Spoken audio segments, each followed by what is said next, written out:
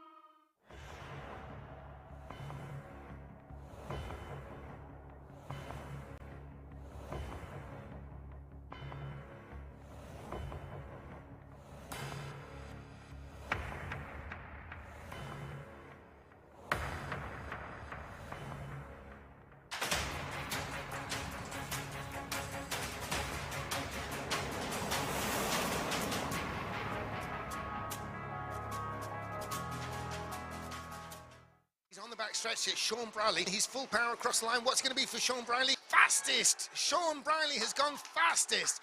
Just one corner now, that's it. And here comes Lewis Manley. What's it going to be? It's third fastest for Lewis Manley. And here is Ruben Bouton. He is in the final, but where's he going to start it from? If anyone's capable of defeating Sean Brierley, it is Ruben Bouton's. Here he is now. He's coming towards the end. He's getting the checker flag. Where's he going to be? Who's on pole? Bouton's 9th. That is a shock.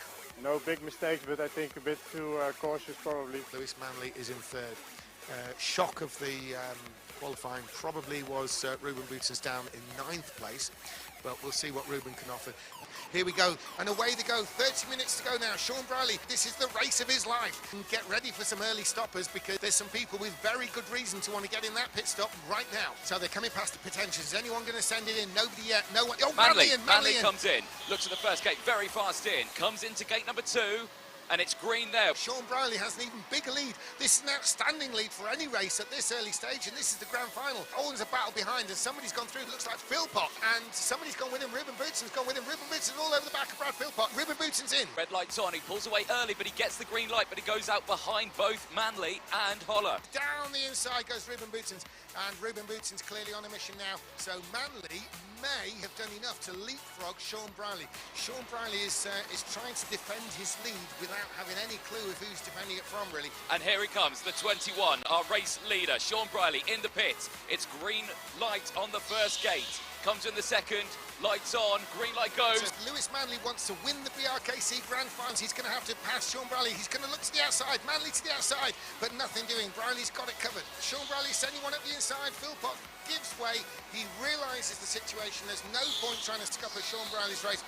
Fastest lap, though, goes to Ruben Boutsen so far. Ruben Boutsen's the fastest on the track. Lewis Manley closed in, but it's not going to be enough. It's not going to be enough. Here comes Sean Brierley. The checker flag is out. Sean Brierley is the British Rental Kart Champion of 2022. It's Sean Brierley. He is the British Rental Kart Champion of 2022.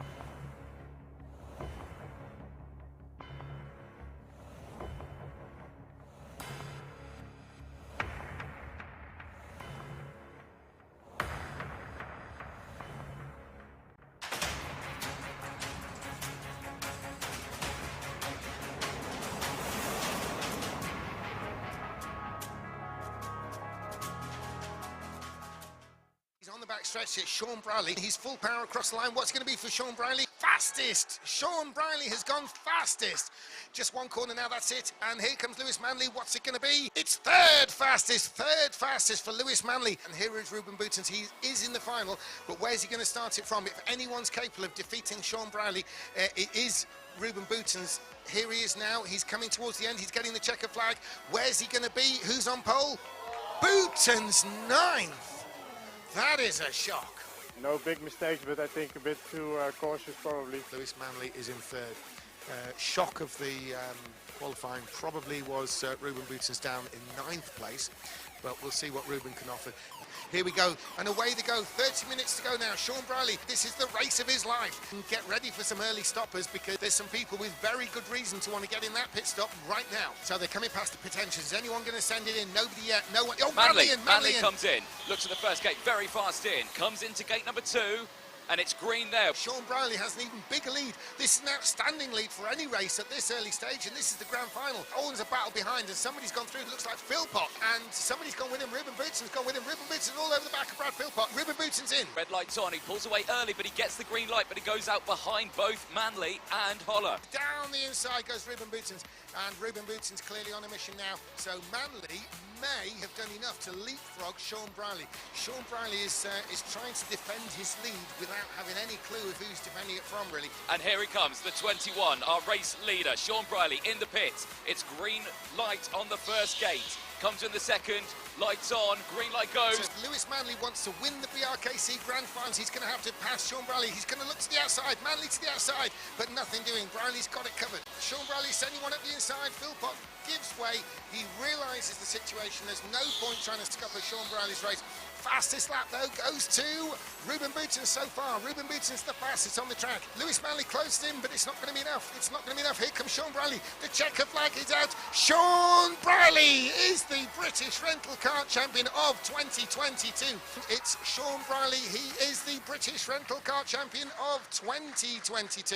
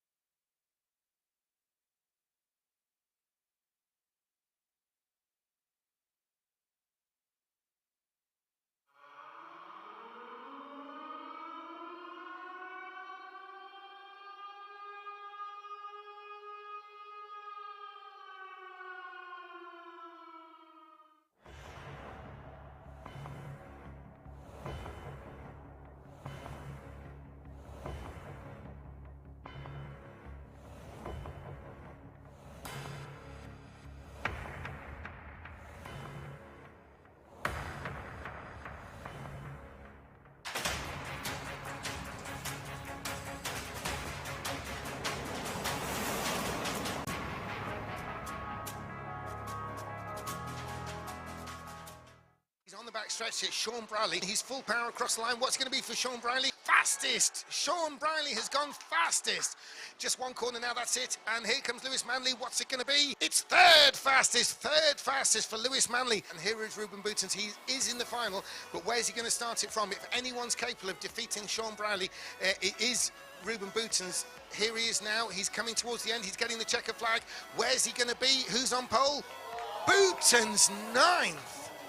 That is a shock. No big mistakes, but I think a bit too cautious probably. Lewis Manley is in third. Shock of the qualifying probably was Ruben Boutens down in ninth place, but we'll see what Ruben can offer. Here we go, and away they go. 30 minutes to go now. Sean Briley, this is the race of his life. And get ready for some early stoppers, because there's some people with very good reason to want to get in that pit stop right now. So they're coming past the pit entrance. Is anyone going to send it in? Nobody yet. No one. Oh, Manley comes in. Looks at the first gate, very fast in. Comes into gate number 2. And it's green there. Sean Briley has an even bigger lead. This is an outstanding lead for any race at this early stage, and this is the grand final. Always a battle behind, and somebody's gone through. It looks like Philpott, and somebody's gone with him. Ruben Boutens gone with him. Ruben Boutens all over the back of Brad Philpott. Ruben Boutens in. Red light's on. He pulls away early, but he gets the green light, but he goes out behind both Manley and Holler. Down the inside goes Ruben Boutens, and Ruben Boutens clearly on a mission now. So Manley may have done enough to leapfrog Sean Briley. Sean Briley is trying to defend his lead without having any clue of who's defending it from, really. And here he comes, the 21, our race leader, Sean Briley in the pit. It's green light on the first gate. Comes in the second, lights on, green light goes. So Lewis Manley wants to win the BRKC Grand Finals. He's going to have to pass Sean Briley. He's going to look to the outside, Manley to the outside, but nothing doing. Briley's got it covered. Sean Briley sending one up the inside. Philpott gives way. He realises the situation. There's no point trying to scupper Sean Briley's race. Fastest lap though goes to Ruben Boutens so far. Ruben Boutens the fastest on the track. Lewis Manley closed in, but it's not going to be enough. It's not going to be enough. Here comes Sean Briley. The checker flag is out. Sean Briley is the British Rental Kart Champion of 2022. It's Sean Briley. He is the British Rental Kart Champion of 2022.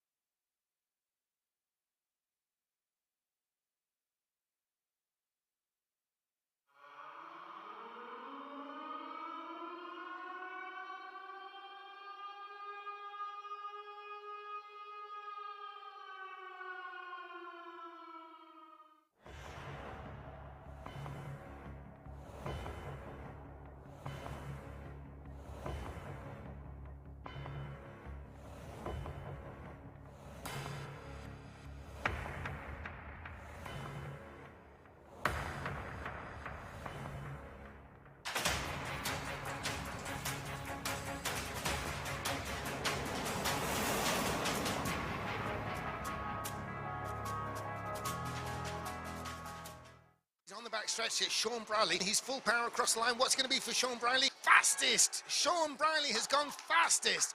Just one corner now, that's it. And here comes Lewis Manley. What's it going to be? It's third fastest for Lewis Manley. And here is Ruben Boutons. He is in the final, but where's he going to start it from? If anyone's capable of defeating Sean Briley, it is Ruben Boutons. Here he is now. He's coming towards the end. He's getting the checker flag.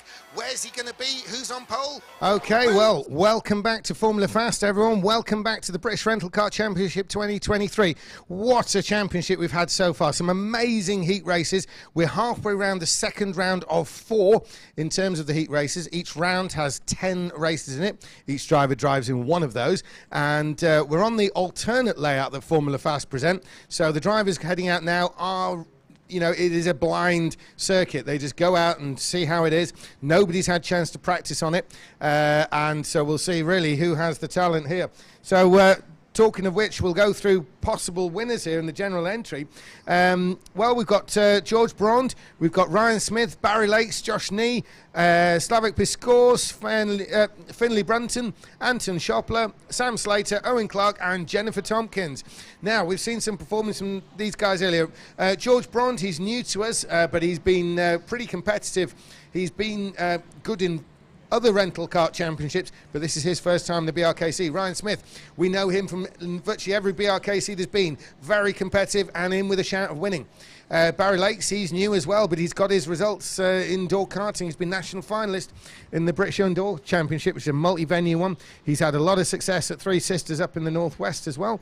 Josh Nye, he was 24th here last year in the whole championship. So Josh Nye is semi-finalist last year. Slavik Piscors, former speedway rider from Poland. We've seen him in action a lot of times here, always competitive, has won before in terms of heat races.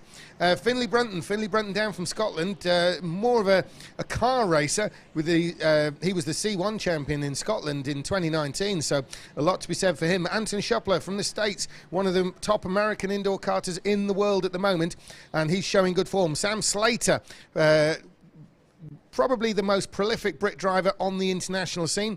Owen Clark and Jennifer Tompkins, who unfortunately we saw getting a penalty on her pit stop last time around. So we'll see if she can rectify that this time and a more appropriate result. So topping the table, it is Sam Slater. We see Sam a lot internationally in terms of karting, and he's got the top spot for the start there. He's going to start in pole position. So, behind him is going to be Anton Schopler. Ryan Smith, the Scotsman, is in third. Jennifer Tompkins, fourth. Josh Nee, fifth. And Slavik Piscors in sixth place there. So a lot to go on in this one. Finley Brunton's running 7th, Barry Lakes 8th, and George Braun 9th. Owen Clark is there in 10th place. However, Sam Slater will lead them round to make the start. There he is at the front. Behind him, the American Anton Schopler, and then the Scotsman Ryan Smith. So we're just waiting for the organisers to give the go-ahead for the half warm-up lap to start. And it's going to be down to Sam Slater. Sam Slater is the one who is going to be controlling that start. He'll be looking for a good getaway, a nice early punch on the throttle, but not so soon that he has to back off to avoid hitting the wall, because Schopler, the American, will be past him like a shot. Okay, so here they are through this final hairpin. And there, Sam Slater's on the gas. Schopler's gone with him. And so is Ryan Smith into the hairpin. This has caused some problems earlier, but it's all good. Round another hairpin in the revised layout there. As they get around, it's all clean, and Sam Slater leads the way. We heard him talking earlier on. He was thinking of 10.5 seconds for the pit stop. Everyone has to make a pit stop, as we know, and he's allowing 10.5 seconds for that. So he's going to be looking to build up a 10.5 second lead if he can. Now, he's already starting to edge ahead of Anton Schopler, the American there, with Ryan Smith behind. And behind that is Jennifer Tompkins.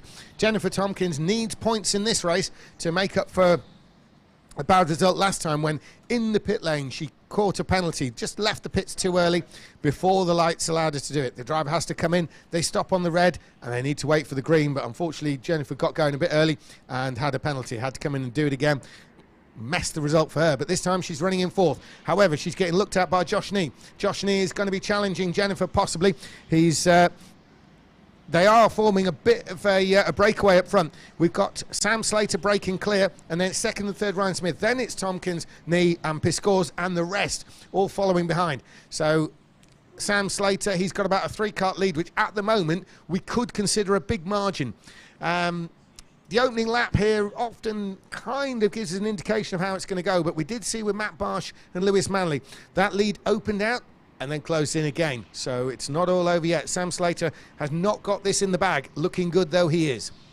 So here he is, round the final turn. He's going to cross the line, and you can see on your picture there, he's crossing the line in the middle of the picture, top middle, and there goes Anton Schoppler, the German. Now this is the battle behind. So Jennifer Tompkins has been passed by Josh Nee. Josh Nee is up into 4th place now, and there he goes.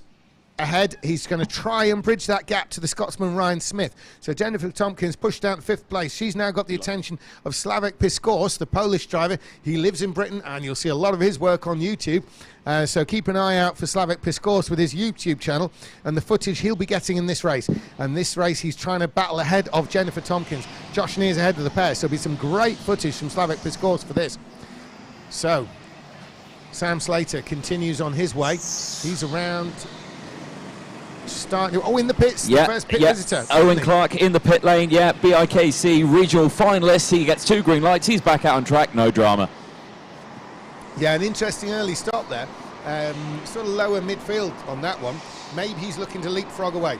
Now, while it's a little bit quiet, just want to update everybody on the Gabriel Kinter situation. We were calling him wrong earlier on. I've got the information here on him, and he is actually quite experienced indeed. Not only is he quite experienced, he's also pretty darn good. In various indoor karting events, he's routinely been finalist. He's had 3rd in championships before.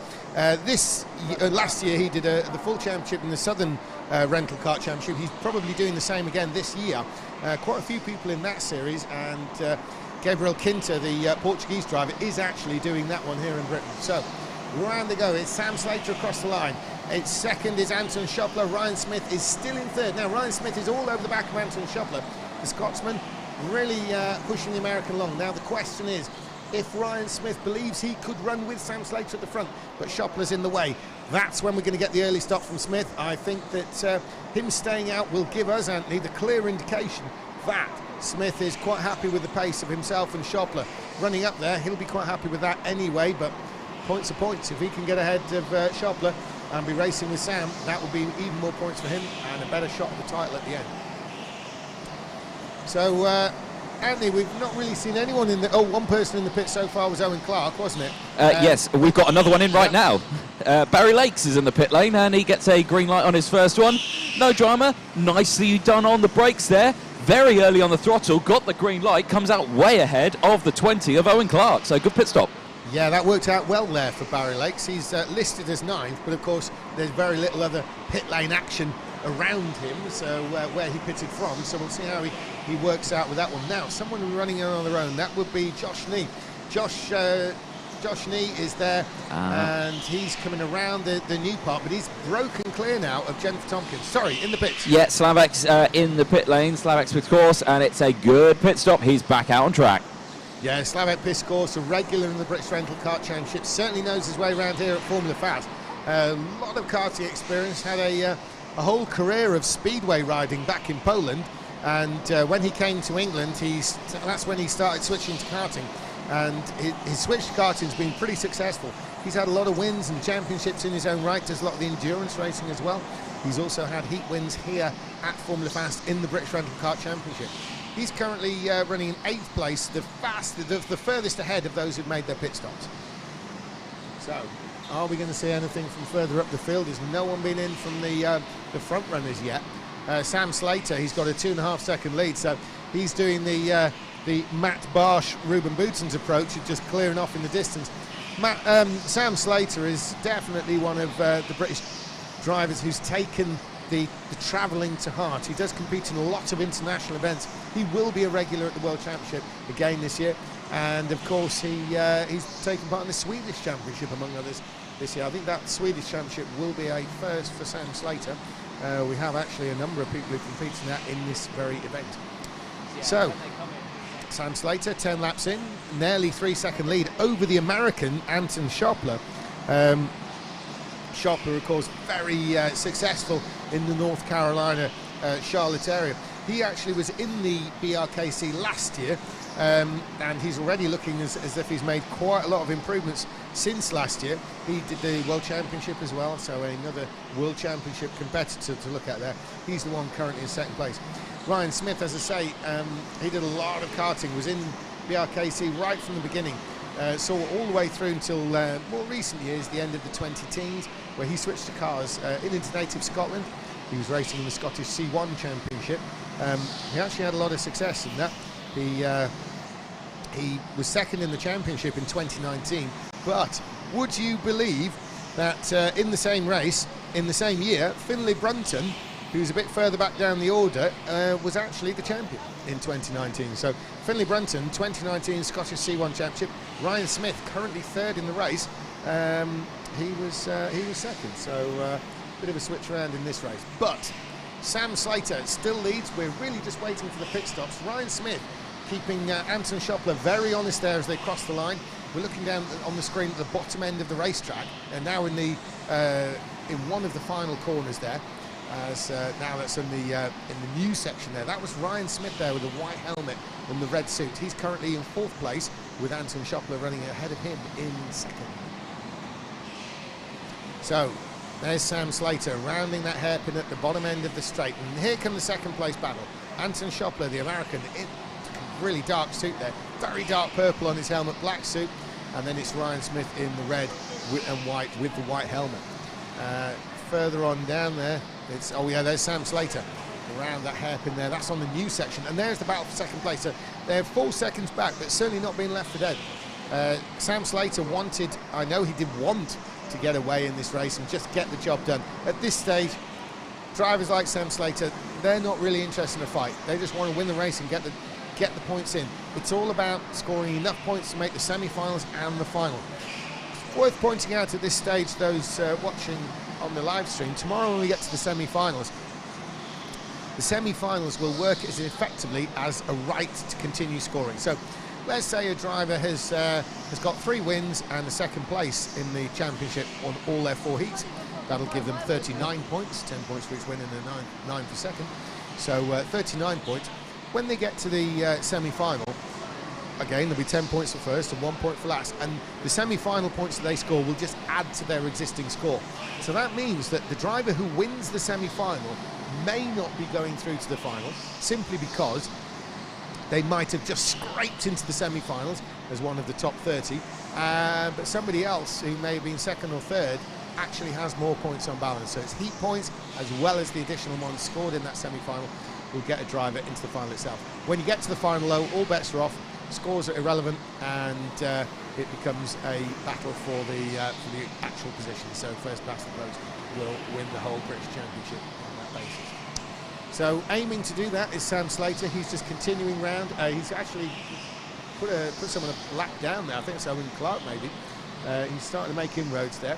We've still not seen any pit visitors beyond the lower 3, Anthony. So I've got one in now. Yeah, it's the number 21. It's Finlay Brunton who's coming to the pit lane. Yeah, I was going to say, we've not had anyone in. I'm bored down here. Nothing's going on. What's happening? He gets 2 green lights. He's back out. No dramas. And it's a drama, though, for Finlay Brunton. He's side by side going into the first corner there. Very, very close. Finlay Brunton trying to hold off, I think it was either Barry Lakes or Owen Clark. We have to have a close look. I think it was Barry Lakes. So Barry Lakes has been leapfrogged by Finlay Brunton. Finlay Brunton, of course, Scottish C1 car champion in 2019. 1 place ahead, would you believe, of Ryan Smith, who is running third place in the battle for second.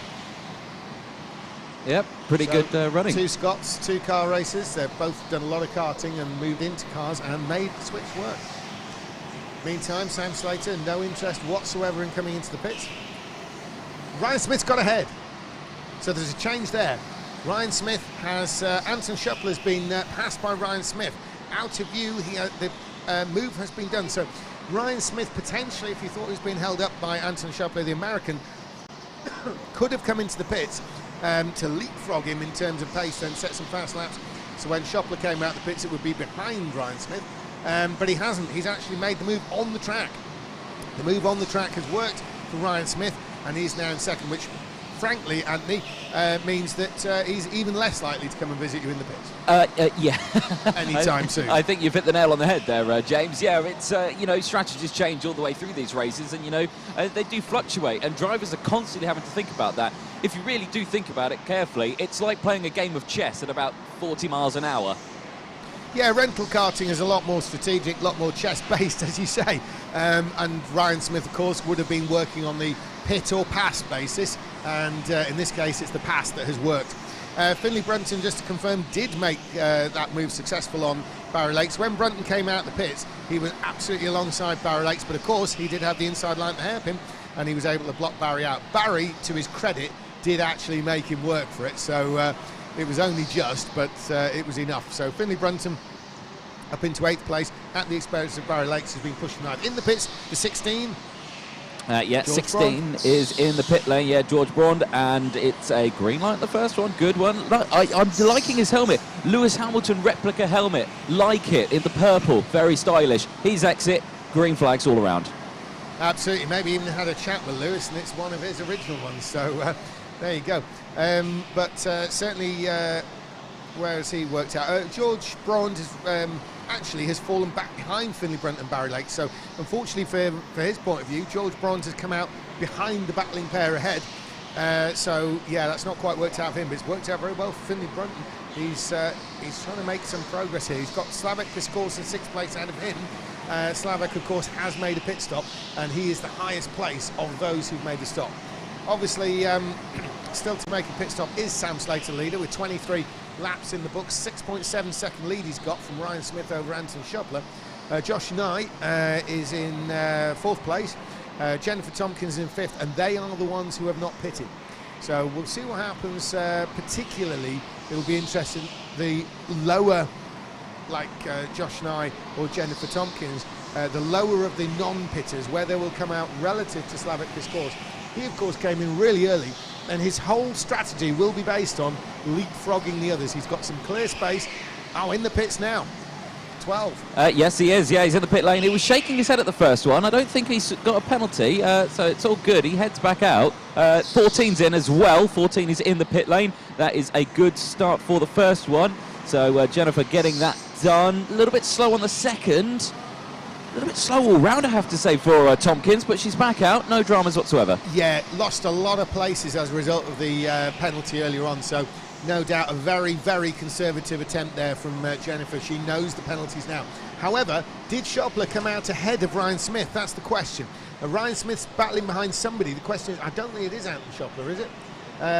It may well be Barry Lakes. Barry Lakes may well be in front of Ryan Smith. Ryan Smith waving a little bit. He's got ahead, though, of Barry Lakes now. And I think it was indeed Barry Lakes. They're on screen. There is Ryan Smith coming down towards the hairpin. Here's Barry. Is it Barry? No, it's not Barry. It looks like it's the 16, which is actually George Braun. George Braun. And we saw him come in the pits. Of course, that's why he's lapped down to Ryan Smith. Ryan Smith has not been in. So Ryan Smith there continues on his way. He's got to make a gap, you see now, to Anton Schopler. Anything that costs Ryan Smith time will be dangerous from a position point of view. If he's to leapfrog Schopler, take 2nd place, and most importantly, 2nd place points from his point of view.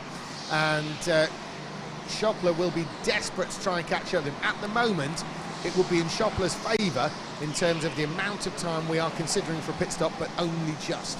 So it could be very interesting any time Ryan Smith comes into the pit. So Ryan Smith crossing the line there, and that looks like Schopler who's around the hairpin. So yeah, I don't think he's got enough time. Anton Schopler crossing the line now. What's the gap going to be?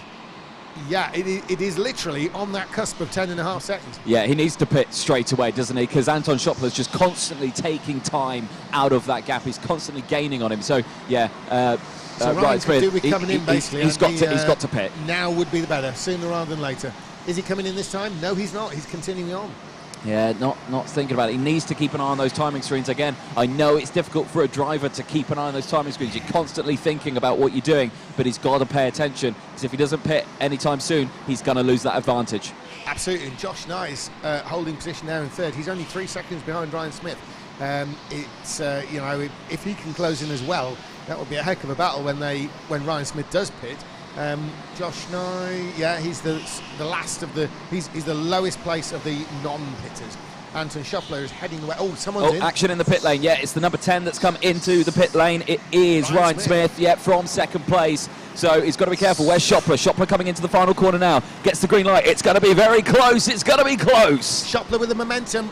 Smith with the line. Smith blocks him out. Schoppler tries the other side. And back again. Is he going to make a move in the hairpin? No. But they have... that was a very tight call there. Ryan Smith has just about managed to hang on. Literally, he couldn't have left it any later, could he, Anthony? And not without a serious risk of losing that spot. Well, yeah, exactly. Dodgy enough as it was. Well, yeah, he timed that perfectly, to be honest. Yeah, I think if he'd waited one more lap, he would have come out behind. Very much so. And, well, it's Sam Slater who's now got 30 laps in with 3 laps remaining. 3 minutes remaining on the timer. He's got a lead of 13 seconds over Josh Nye. So basically, Sam Slater can make a pit stop and continue in the lead. He's achieved what he really would have been aiming for, and that's the ability to come into the pits and come out without any risk of being passed whatsoever. And he's achieved that now. He's got a good 13-second lead. Most importantly, Anthony, as you've been reporting on all day, so many people are getting penalties in the pits. Yeah, they are. Josh Nye in the pit lane in the number 17. He's good on the first gate, comes into gate number 2, and it's all good. He's on his way out in a nice, clear piece of track. Yeah, he resumes in 4th place, which I think he'll be pretty pleased with. A good distance ahead of Slavek Piskors. With the amount of time remaining, surely Piskors cannot close in on him. Admittedly, Josh Nye might not be able to catch Ryan Smith and Anton Schoppler either, so I think he'll be quite happy with his 4th place points on this one. Yeah. That will actually be quite a good points haul, to be fair.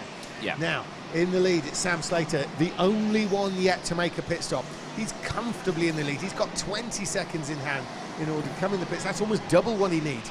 So, quite frankly, Anthony, he has got this one in the bag. Yeah, pretty much. All he needs to do is just nail the pit stop. Hand comes up in the air. This is perfect timing. Let's watch it through then. Stops a little bit early. Was a bit hesitant on the brakes, but he gets the green light. So not the best gate 1 entry. Gate 2 entry, much, much better. Nice. Gets that green light. Exits out. Second place, nowhere to be seen. Absolutely. So, crossing line there was... the Sam Slater, and the 2nd and 3rd are yet to even approach the line.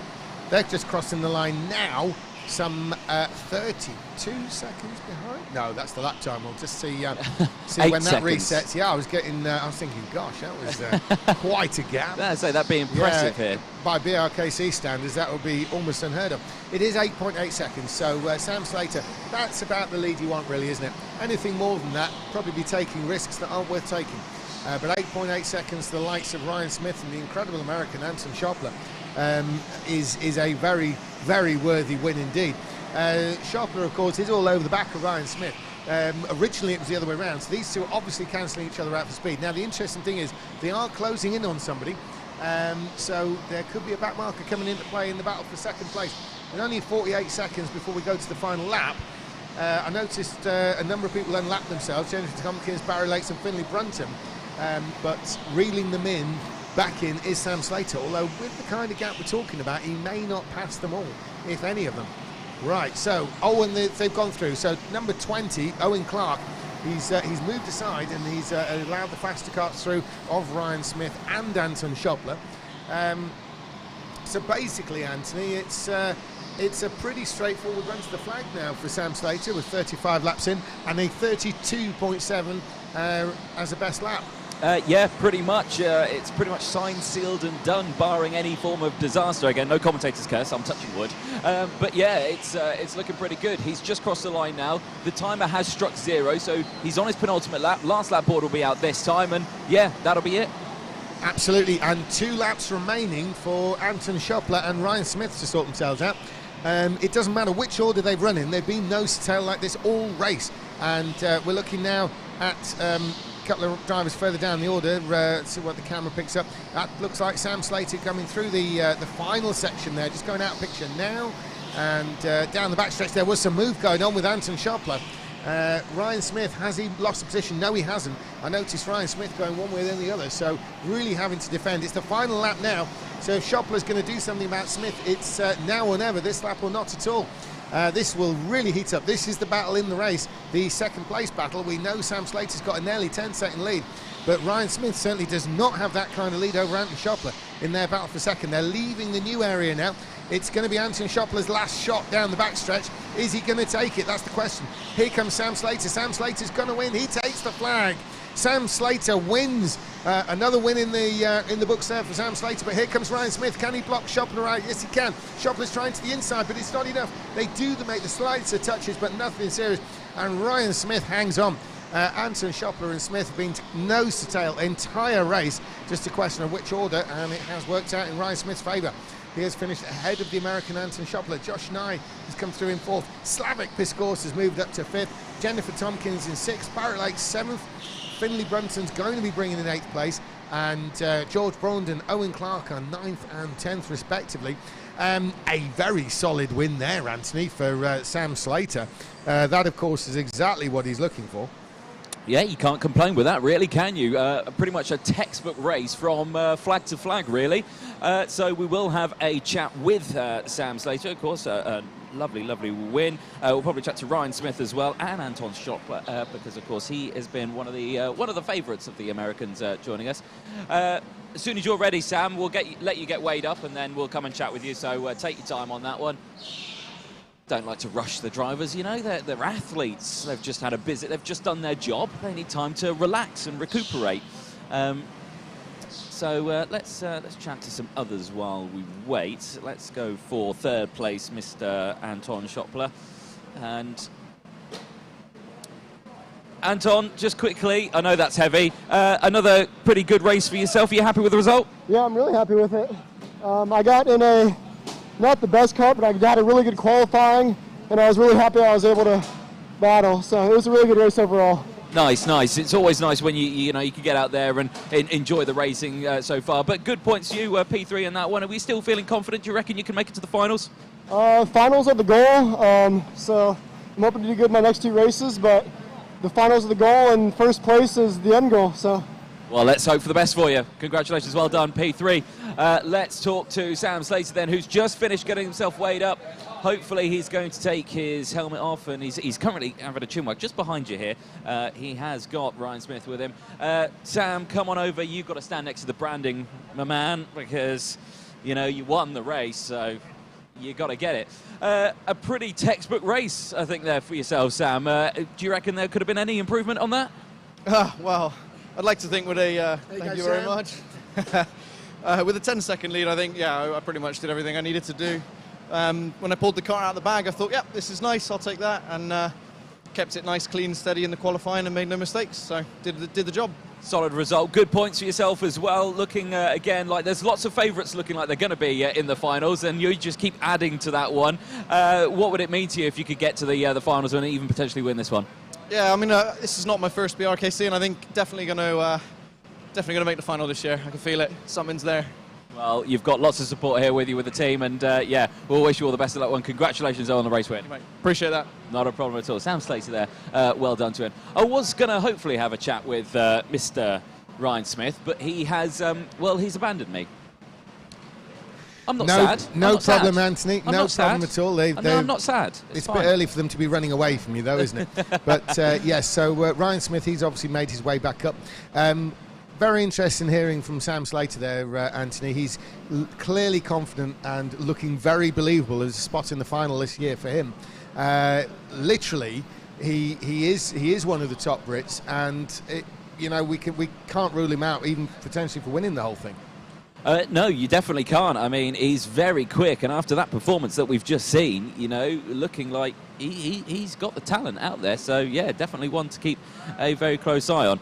Absolutely. He's had quite a busy day. He's been up here a couple of times talking with us, so people on the live stream have been enjoying hearing from Sam Slater, and then obviously enjoying him seeing him get the results. He had a 2nd place earlier on. He's just won that one. That is a lot of points, the kind of points that get you in the semi-final and then the final itself. Now, we're moving to the next heat race, number 7. What's going on in the pit lane there, Anthony? It looks like a bit of action. Well, no, he's keeping his hands warm here in the number 20. It's a tactic. It's a common tactic to put your hands on the engines, despite all the warning stickers telling you not to put your hands near the engines. That's John Paragon, isn't it? I believe so, yeah. And he's cracking up. He's doing a good job. A couple of drivers are doing it. So, yeah. There is some stuff going on here. I'm not sure what's happening. Who have we got here in the... Well, we've got some heavy hitters in this one. At the front there, you've got Kieran Eve.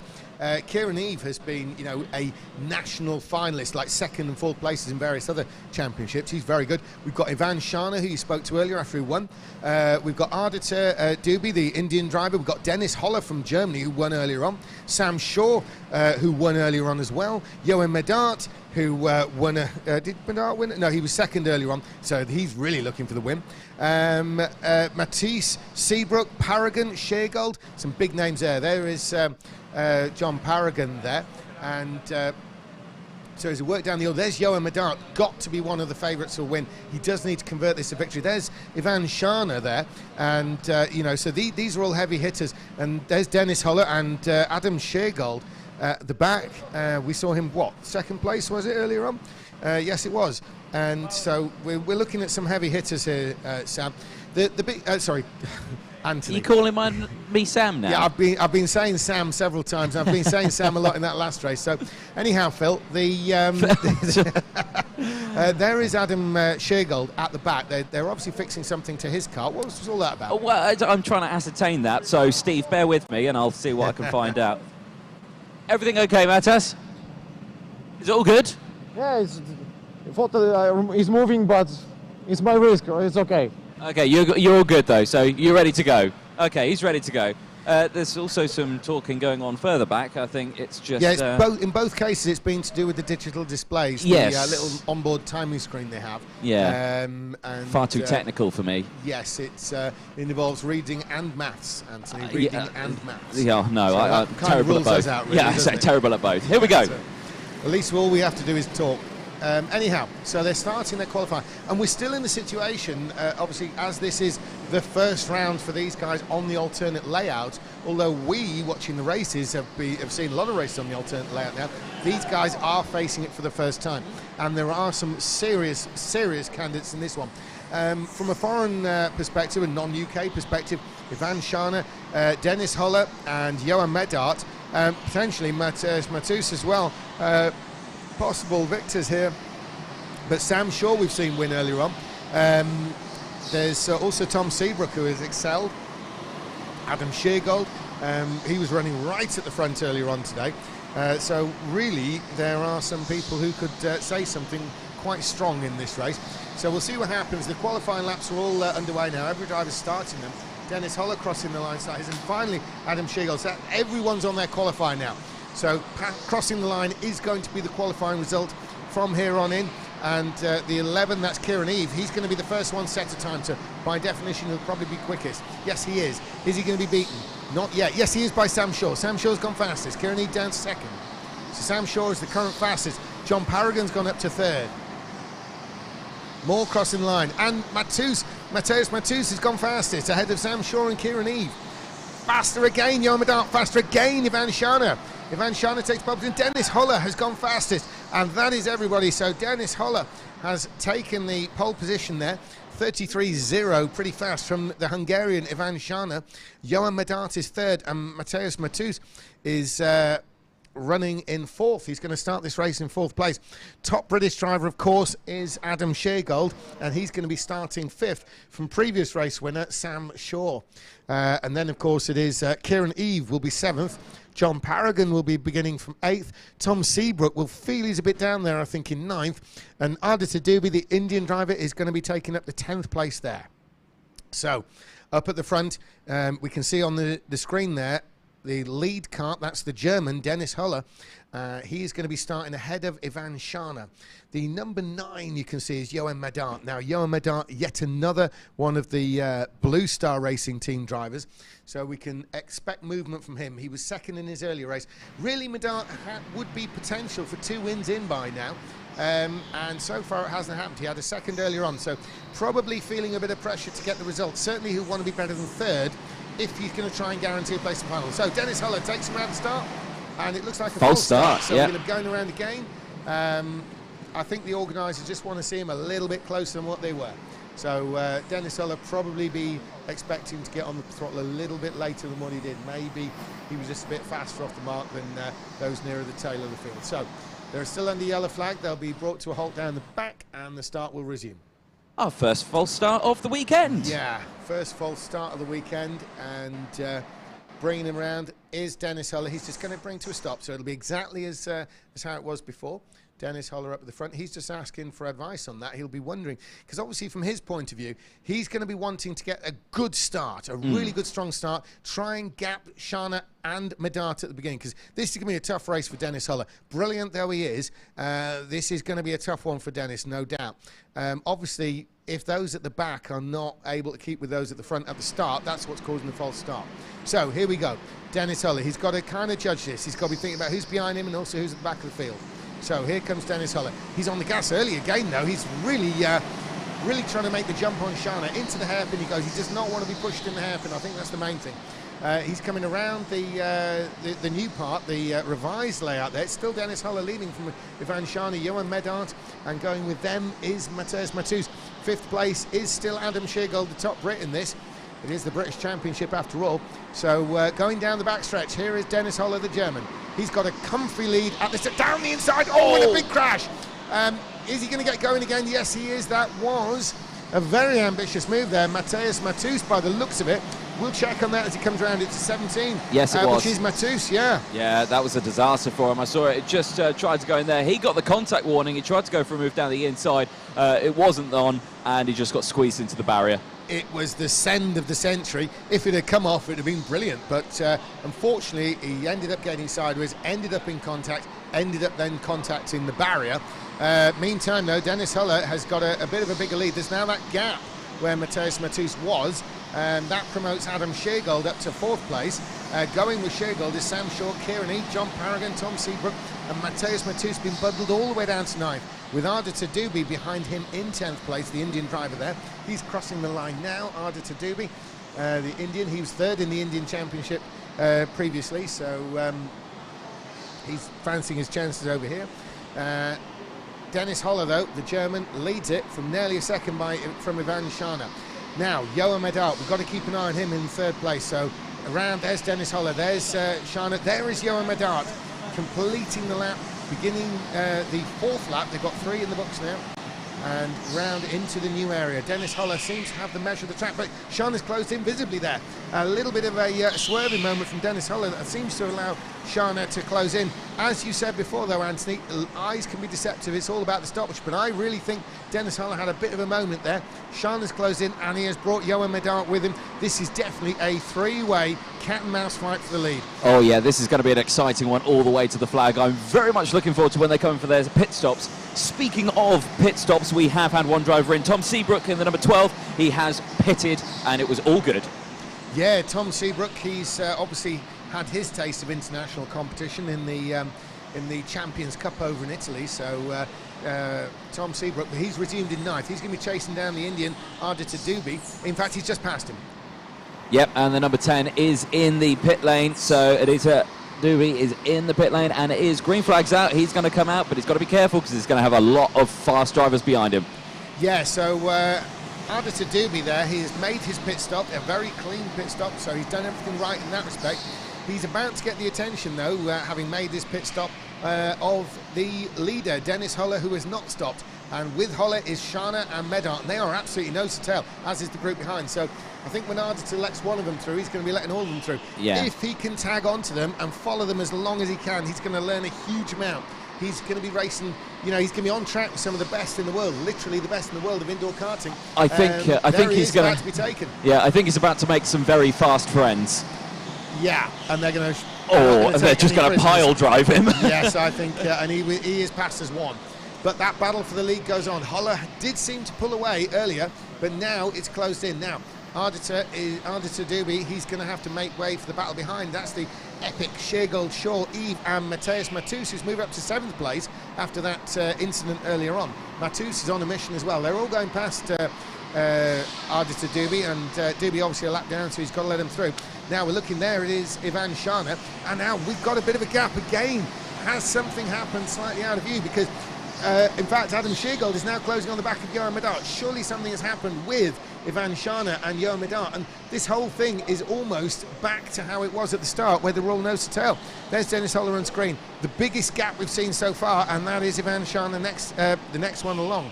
The question is, Anthony, this is going to get all a little bit awkward from a strategic point of view. Should they close up? And it's basically one massive train of karts for first place. Yes, it is looking like that. No one's really broken away in this one. Really, they're all still very, very close. How many seconds separates nearly the entire field?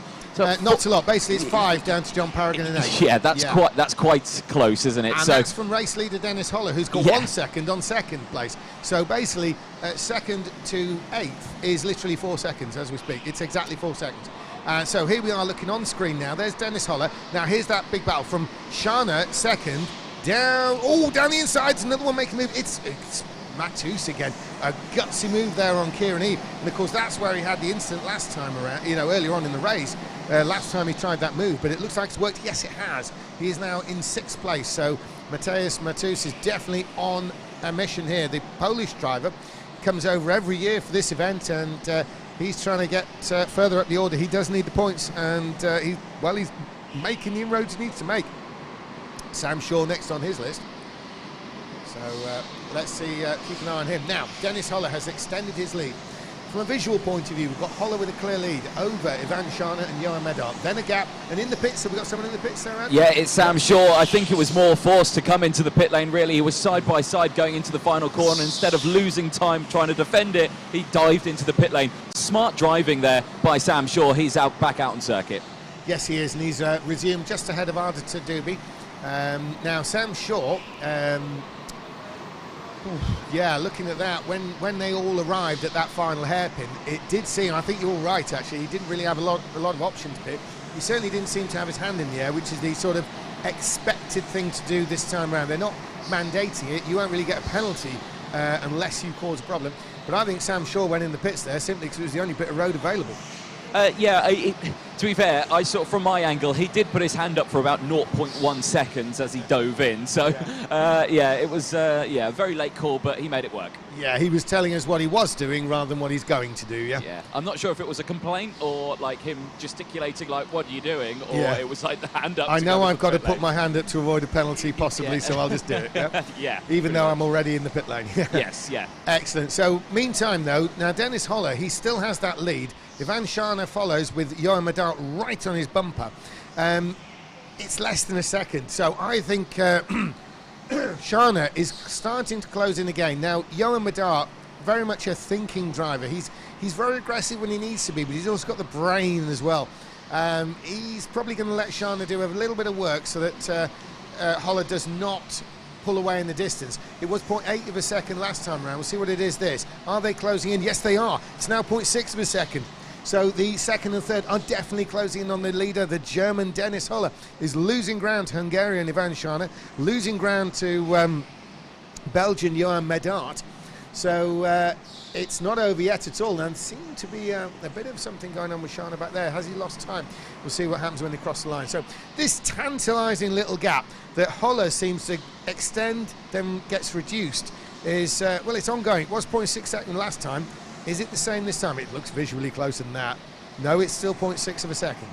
Yeah, he pulled a small advantage, and I say small, 200ths of a second away, so yeah, barely anything. But absolutely, but those watching on at home, they're looking at the battle with Holler in the lead and Shana second and Medart third. There's literally nothing in it. Yeah, of course, Medart is right on the tail of Shana, but neither of them have been dropped by Dennis Holler. In fact, Shana for the first time going defensive there, so maybe he's had a tap or two from Medart further around the track, just reminding him to get a bit of a move on. It's about time to catch the German ahead. 15 laps in now for Dennis Holler, and it's 0.8 of a second the gap, so the gap for Holler has gone up a bit. But to be honest, we've seen this all race long, Anthony. It's going up and down and up and down. Yeah, I think he's just maybe having a mistake on a lap and then just redeeming himself from it. I mean, it's nothing too serious. He doesn't want to be doing that too many times, though. If he does it 2 laps in a row, then he's going to have them trying to go for a move on him. So, so far, though, it's still okay. Still in the same positions. Again, it's just going to be down to who wants to come in for a pit stop. We've only had 3 pit stops so far. Indeed, it's quite late in the race for that as well. Yeah, it is as well. And Dennis Holler, and the gap has come down again. We're looking at Ivan Shana in second. You can see there Dennis Holler up ahead. There they are. So 1, 2, 3. That's the actual first, second, and third in the race. 16 laps in. It's 0.7 of a second. This sort of gap is going backwards and forwards. it's fair to say, Anthony, in motor racing generally, and motorsport all over, to be fair, we deal in tiny fractions as if they were big amounts. A tenth of a second is literally nothing. Half a second is now. So, you know, imagine a tenth of a second being a fifth of that. So we are making a big deal. But into the pits, Johan Medart. Yeah, Johan Medart in the pit lane. It's a good first one. It gets the green light, no drama there. Comes to the second one, and again, scoots up to the fuel tank. I don't know what it is with these Blue Star drivers. They like that position. Yeah, it's the jumping up and down. What does it do? Is it psychological? Is it real? What is it all about? We don't know. I'm not entirely sure they know, but it's got to be, you know, if you don't do it, you think you're going to lose, so you just better do it, whether it's real or not, haven't you? Oh, and now something's just come up on the digiflag here. Number 17 with a bad pass. That is Mateusz Matus. Now, Matus, of course, we saw in an incident earlier, and he has since been making massive moves up the order. He's currently in 4th place. I know some people are coming in like Johan Medart, but he has been making some moves, so you'd have to assume that somewhere there's going to be a bad pass. Now, what's happened with Shana? Is Shana in? No, I've got no one in the pit lane. No, I saw Dennis Holler without Ivan Shana, unless I got confused. No, Ivan Shana's still there behind him. He is, yeah. But it's a bit of a bigger gap then. It's opened up to 1.3 seconds. It's probably the gap I was looking at more than the driver. 1.3 has come back to 1.1, so maybe Shana's clipped something somewhere. There's been a certain, well, no, I think it was a kart going lap down. I think it's, I think it's Arda to Doobie going the lap down there. 2, I think it's somewhere in the middle, possibly John Paragon sort of area of the track. Now, Adam Sheargold, he's not been in the pits. He is 6 seconds off the leader, Dennis Holler. He has not been in the pits, but he's up to 3rd place. He started 5th. But who's right behind him? It's the flying Mateusz Matus, who's clearly willing to take risks. In fact, he's onto him now. He's onto him. Matus, we're just going to get a bit of an eye on where he is. Yeah, there he is. He's there. So there is Adam Sheargold. Matus has dropped back. He's on the back of Kieran Eve. Well, that's where I think the bad pass board came out for him. So I think the bad move was on Kieran Eve, and then he had to give it up, and now Kieran Eve's back in front. And that's cost him the gain he made on Adam Sheargold. Yeah, that would make sense. So Matus has been moved back to 5th place. He's had to give the place back maybe to Kieran Eve, but now he'll just have another go. Is this Sheargold in the pits? This is the number 21. This is Adam Sheargold in the pit lane. Yes, you are right. Green light on the first box, comes into box number 2. Nice move under braking there. Good exit, and he comes out just ahead of the number 16. And he needed to, because Sam Shaw is the number 16 and Adam Sheargold just in front. Sam Shaw is right on his bumper now. Poor old Adam Sheargold. It's pretty demoralising. I know the pit stop cycles they run through, and it depends where you are in the first place. But when you see yourself tumbling down, he's tumbled down from 3rd right the way down to 7th and down near 8th place.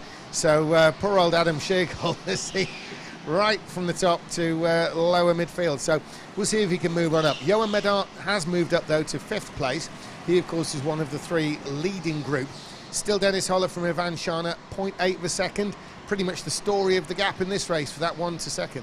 Yeah, it is indeed. We just had Matus in the pit lane as well from Poland. He has pitted, and it was all good for him. Green flags all around. Yeah, and Matus has resumed in 8th place, the Polish driver. He'll be back in action in the Polish Championship in around Easter time. That one organised by Remy Drazga. Always a popular event. That quite a few Brits make the journey there. Always in Szczecin, which is just over from the German border, not too deep into the country. So that'll be around Easter time. And Dennis Holler will probably be in action in Poland, so will Ivan Shana. They are currently 1st and 2nd, and Shana has lowered that gap to 0.6 of a second. Now, in fact, he's in visible contact now. Is it fast? Yes, it's 0.4. So Shana somehow has found some speed, and it's the closest he's been all race long. In fact, he's now on the bumper of Dennis Holler. So Ivan Shana is certainly making a race of this for the win. Dennis Holler will be aware he's got the Hungarian breathing down his neck.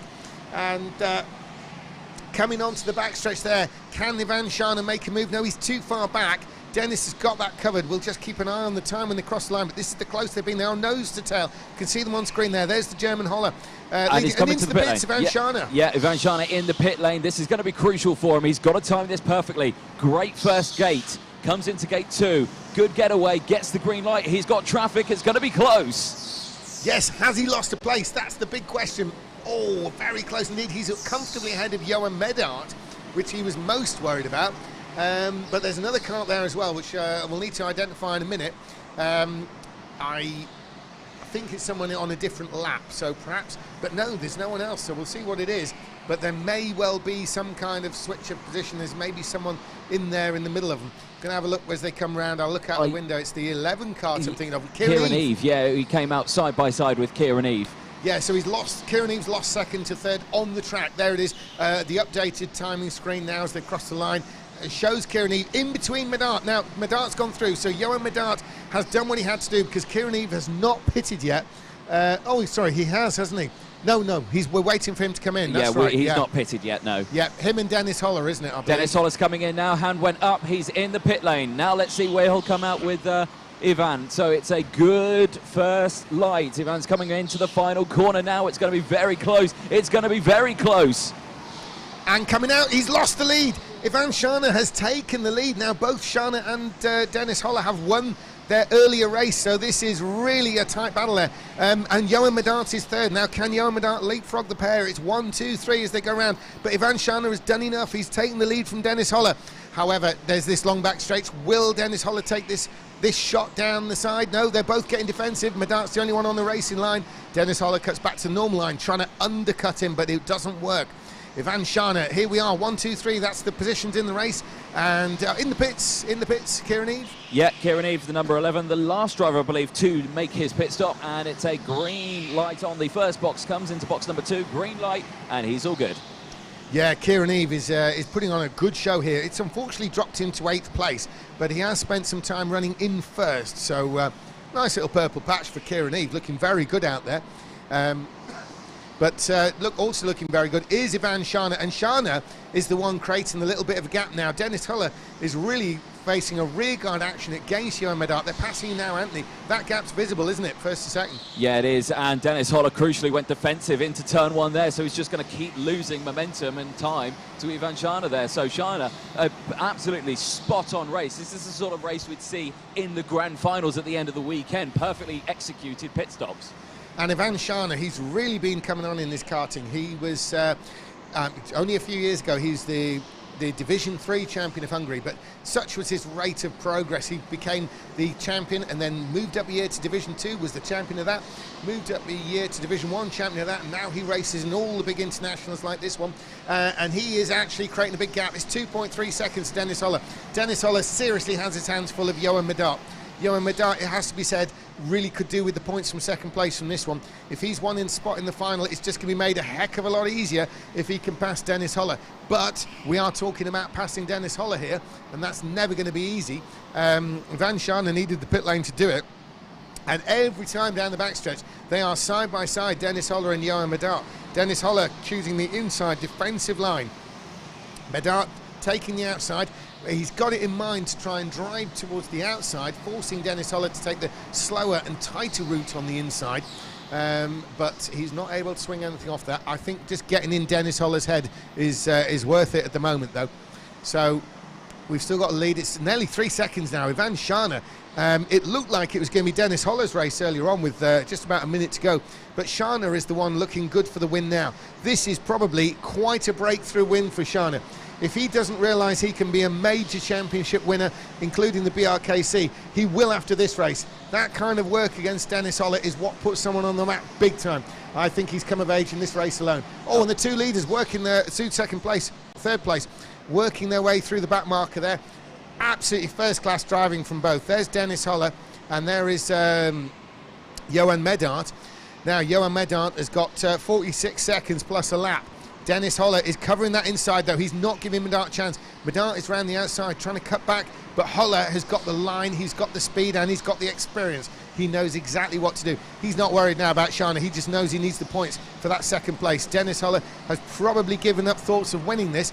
It's just about keeping Medart behind and getting that second place extra point. Anthony, this is really tough with Holler.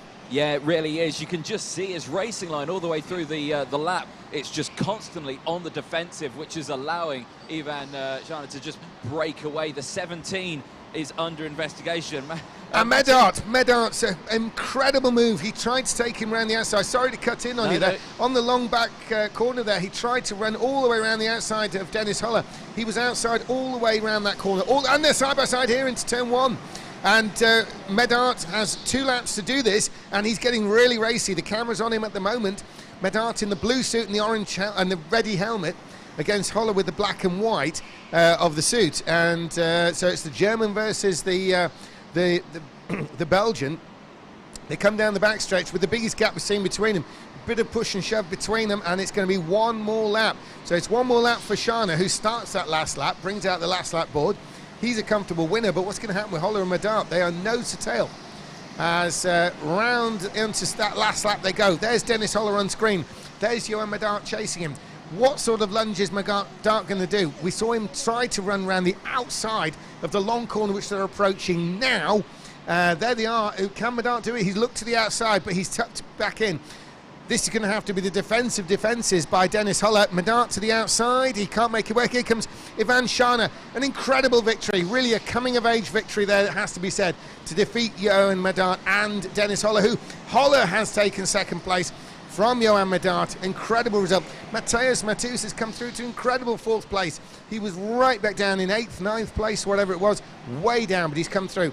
Adam Sheargold is 5th, Sam Shaw 6th, John Paragon 7th, Kieran Eve 8th, Tom Seabrook 9th, and Ardita Doobie rounds him out in 10th. Anthony, that was quite a result. Ivan Shana is going to be very happy with that, but Dennis Holler might have some interesting things to say too. I think he might do indeed. Yeah, we'll definitely try to have a chat with all of our drivers on that one. But that has to have been probably one of our closest heat races that we've seen all weekend. And what a comeback from Mateusz Matus. Yeah, despite the fact that he got multiple warnings and penalties, well, not penalties, but yeah, multiple warnings throughout that race. Yeah, he managed to get away with that one. So let's have a chat with our drivers then. Ivan, when you're ready, come and have a chat with us. Yeah. These two, keeping it friendly, that's nice. Can only imagine what was being said under those helmets. Yes, no, I was defending for my life. Yes, I know, I was trying to overtake you for my life. I can't, probably worse things than that. Dennis, we'll have a quick word when you're ready. Because that looked, well, we'll have a quick chat now. That was a challenge for you. Absolutely, yeah. So the quali went quite well. So I feel beginning the first corner very comfortable with the track actually. So, but I already had the feeling that my car is not quick enough. Maybe that I will be like 1 or 2 tenths off pace. And yeah, as you have seen in the last part of the race, I just had to defend myself. I know it's not very nice for the visitors at home to watch the kind of races, but in the end, we are driving for points, and yeah, this is why I have to defend the second position. Yeah. Yeah. Well, you managed to hold on to it all the way to the flag, so you still come away with some pretty decent points there. So you can be happy with that one, and you're still looking good to get it into the semi-finals and even the finals. Yeah, indeed, I am happy. Absolutely. Thank you. Congratulations, Dennis. Let's chat to our race winner then. Ivan Shana and Ivan, well, what a race that was for you. I mean, you pretty much timed it to perfection for your pit stop. You managed to get the jump on Dennis and get the race lead on that one. I'm really proud of everything, and I didn't even think that I would be here talking with you. I thought that I would be like 5th place in this race. And I don't want to sound too pretentious or anything, but you know, last year I came in as a complete outsider. I didn't know any of the guys. And this year I have a lovely team like BSR Racing. They helped me everything. Matt Bosch told me corner by corner which is flat, where to brake. He told me everything. So I'm really grateful for Matt Bosch. First of all, I'm really grateful for all the team. And I think I worked hard every day for the past few years on this, so I deserve it. It was a great race. It was indeed a great race. Like you say, you made it to the finals last year as well. Like you say, even the fact that you were an outsider this year with the knowledge of the paddock and the circuit and everything like that, you're really proving your worth. And I reckon we could potentially see maybe Andy, even send a win him up here. to us in the commentary if you can. I will certainly have that. I want to win the KWC qualification because, you know, that's more than a month's wages in Hungary. So that's good for us. But I think I'm on for the final now. Excellent. Well, before you go anywhere, if you want, for this next race, you want to join James in the commentary box and you can chat? Yeah? Really? Yeah? I gotta fix my smile first, then I'll do that. Do that and then head to the commentary box, mate. Well done, well done. Well, there you go. You've got some company. You're welcome. Yeah, it's going to be interesting to get his perspective, particularly on this next one. We've got some people that he could be facing later on. Right, so incredible race in there. Really, I think it looked like it was going to be Dennis Holler there, Anthony. Is it really? Okay, fine. Yeah, you thought about it, but yeah, he didn't do it. He didn't do it. Yeah. I mean, he said it may be the kart, but you know. Well, we'll it see. wasn't looking like the kart when he was leading it, was he? And slightly pulling out the early stages. Yeah, maybe it was something happened. Who knows? Yeah. Anyhow, he was still second, so it's great points for Dennis Holler there. A win and second, so that's what you need to be making the final. Now, next race is heat number 8, and this is the first time again for these drivers on this revised course. We got Joseph McVie, we've got the American Tristan Lodell, Ben Pickard, Thomas Hagelstein. We saw him do very well earlier on, an unknown driver to us, but obviously, you know, well known in Europe. Damien Smith, Zach Venn, Mortaza Hassan, James Bosch, Jeff Lund, and Jamie Burke in this one. Now, of course, even Jamie Burke there, he's had podiums in the results, you know, the heat races last year. Jeff Lund and James Bosch, the 2 American aces. The Iraqi driver, Hassan, getting better all the time. Zach Venn, 19th in this championship last year. So, great job by him. Damien Smith, he's won locally in some big indoor karting events. Hagelstein, of course, Blue Star driver. Ben Pickard, great running earlier on. Tristan Lloydell, the American, and Joseph McVeigh, he's been regional champion for his area, and he was 3rd in the London Cup last year, so he's definitely one to watch, Joseph McVeigh. Right, so we'll see what happens here as they start the qualifying. Needless to say, the times we're seeing on the screen are simply the times of effectively the warm-up lap, so they come out the pits straight over that line. We're going to see who's leading the way as they come around to complete the qualifying lap. And there is the number 9, that's Hassan, the Iraqi driver. So he's going to cross the line. He's going to go faster, surely. Yes, he does. So Hassan is leading the way from James Bosch, Joseph McVeigh, and it's still Hassan. He's been pushed down by the American, Jeff Lund. So the Iraqi driver, Hassan, has been now pushed to 3rd. Jamie Burke's gone ahead. Zach Venn has topped the lot. And crossing the line, it's Hagelstein, and he's 2nd. So an epic performance there by Zach Venn. We're really looking for something from this one. For him, he was 19th in the BRKC last year in his earlier heat race. Let's see what we got for him. Well, he wasn't in the top 3, and now he's on pole position. So this is his chance to really kick-start his BRKC 2023 campaign. When do we expect to see that? When do we expect to see it? Right now. Yeah, you need to be getting Dennis Holler to be saying that. Yeah. So anyway, so Zach Venn, he's taking up the pole position. There he is, moving around, ready for the start. He's taking a really wide run there. It's Hagelstein next, and then it's Jeff Lund. Jamie Burke will be 4th, and Mortaza Hassan, we have not seen a result like that from him at all in the BRKCs. This could be quite an interesting one for him. And we're joined in the commentary here by the incredible Ivan Shana. So first of all, congratulations on the wins so far. Thanks, I'm still catching my breath, so you might take some time. Well, you've got a minute to catch your breath. Take this seat here and just, oops, we got other way around. We got the live stream camera. This is what the people at home are seeing. So everyone watching you and hopefully listening now, bring you up right now, because obviously you've got a lot of fans back in Hungary. They will have watched that last race, and hopefully now they'll get the chance to hear you talking about what's going on down here. We've got the pole position there for Zach Venn, obviously one of the British hopes, but again, he was good last year, but not one on everyone's lips. You know, Hagelstein 2nd. They've got a clean start. The start's really important, do you think, Ivan? Yeah, the start is really important. Quite in fact, I always defend on the start because I'm quite afraid.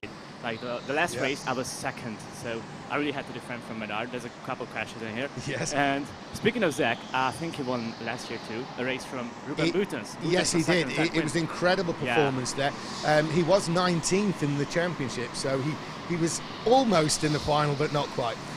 Meantime, though, completing this opening lap in the lead, it is Zach Venn, and there's Thomas Hagelstein behind him, followed by Jeff Lund, the American.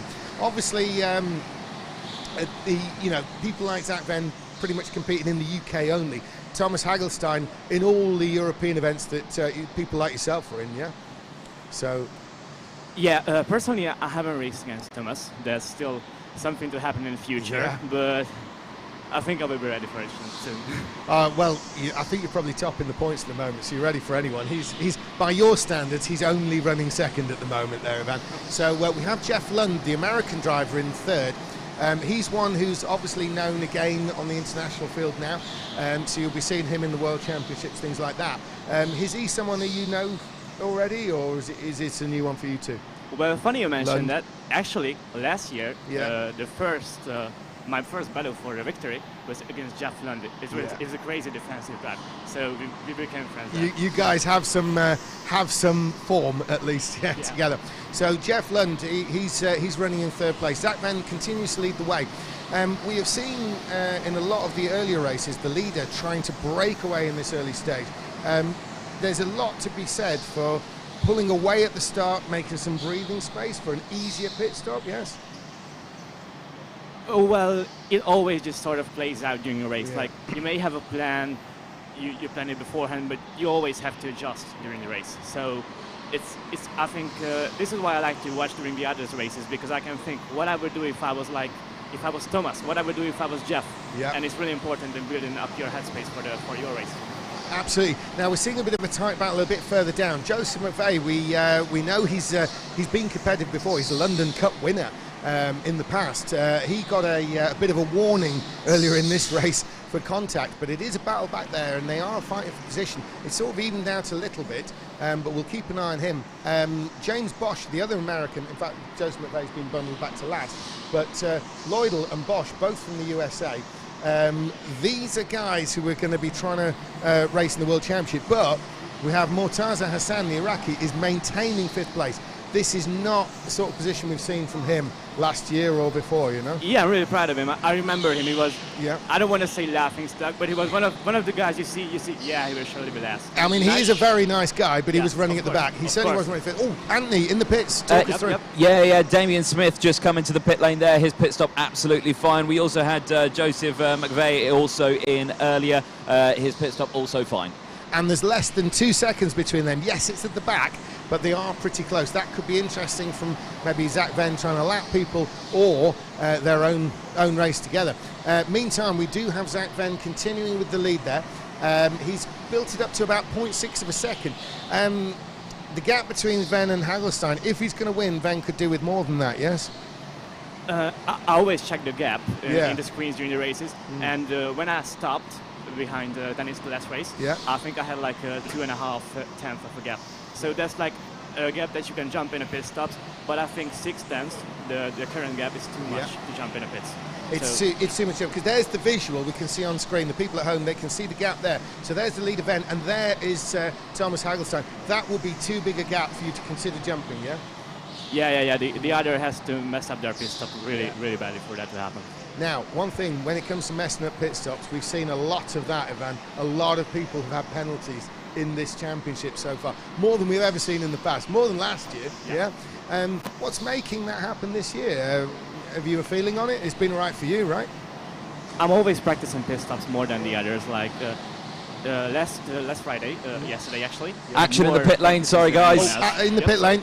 It's the number 9 who comes in, that's Mortaza Hassan, and it's a good pit stop, all clean, he heads back out.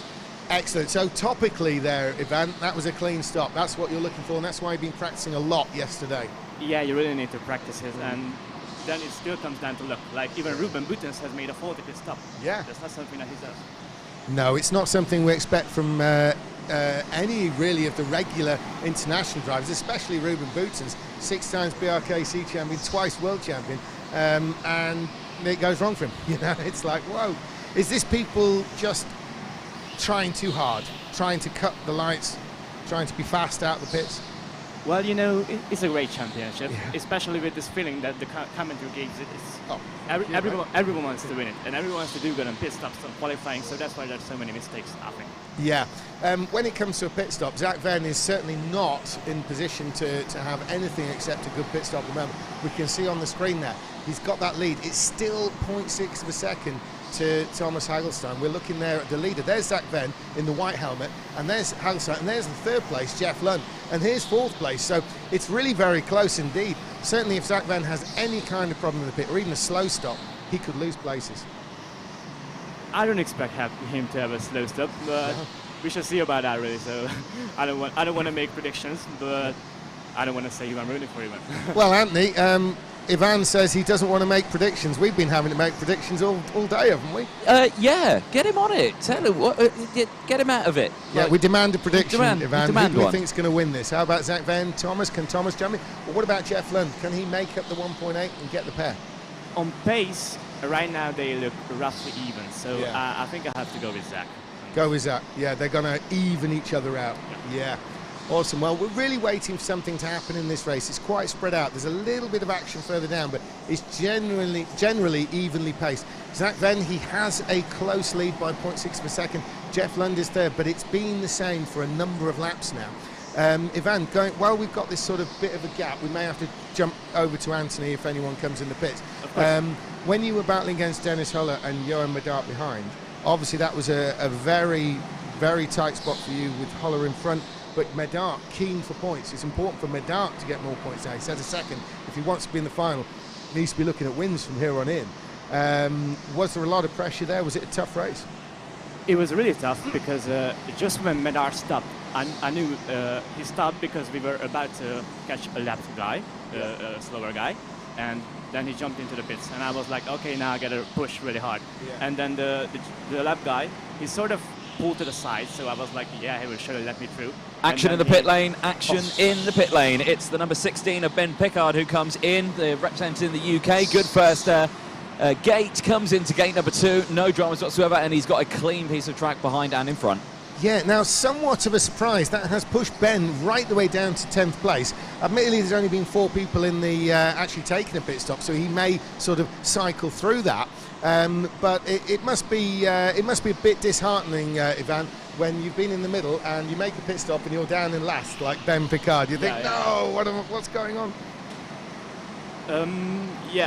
Fortunately, I've never Obviously, you don't have to have that problem, but I when had you lose it in the grand places, finals. It was quite depressing, I can tell you that. Indeed. It's still Zach Venn, though. It's going to be a question of who comes in first. It's now down to 0.4 of a second, so Hagelstein is actually closing in. Obviously, it's the alternate layout on this one, Ivan, and the first time you see it is the qualifying. Is it a tough track to go straight into and be fast? Can we expect people to speed up as the race goes on? I think it's really tough track, because even as the race built up, even after 30 or 40 laps, I was still questioning, like, is this corner just a left or is it a braking point? There's quite a few corners which are like this, so it's quite a challenge, I think. Yeah, but again, I can thank Matt Barsh for the great coaching. Well, Matt Barsh, he may be regretting some of that coaching later on in the tournament here, and it may be the last you get from him, to be fair, so enjoy it. Now, into the pits, we've got someone coming in, Anthony. Yes, we do. The 17 of Tristan Loyes in the pit lane, and it's a good first gate. Shakes up ahead, but it didn't go yellow, so it was all good in that front. Gets the green flag. He heads back out. We also had, as well, James Bosch come into the pit lane a lap before as well, so he did his pit stop absolutely fine. Yeah, so of the 3 American drivers in this race, we've got Jeff Lund running third, but those running sort of mid-pack are further back, and we can see the positions have actually resumed pretty much what they were when they went in. But I think the biggest sort of winner in the pit stops is Joseph McVeigh, because he was right at the back and he's now come way forward. Notably, he's moved ahead of Mortaza Hassan, who actually is doing great in 6th place. You know, last year we were saying he was near the tail. He's firmly in the mid-pack there. So Joseph McVeigh is looking good.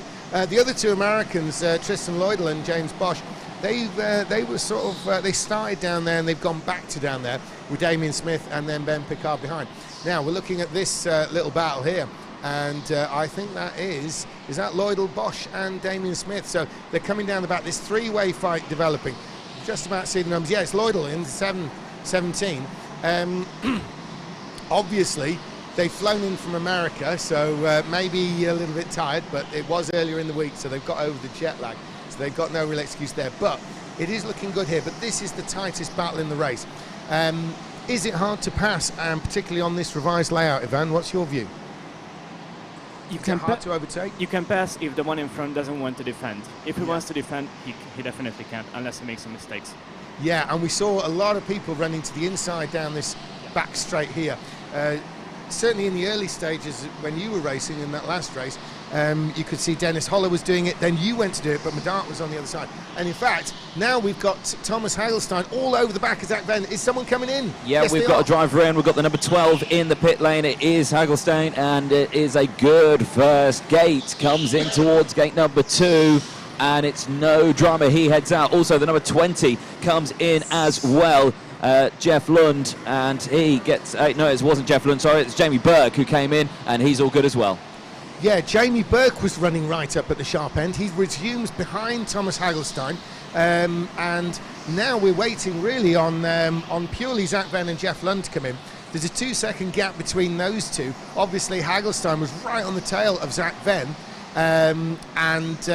you know, he had Jeff Lund on him, but Lund has not been able to sort of fill that gap. We've seen Ivan where people have been running, say, 3 at the front.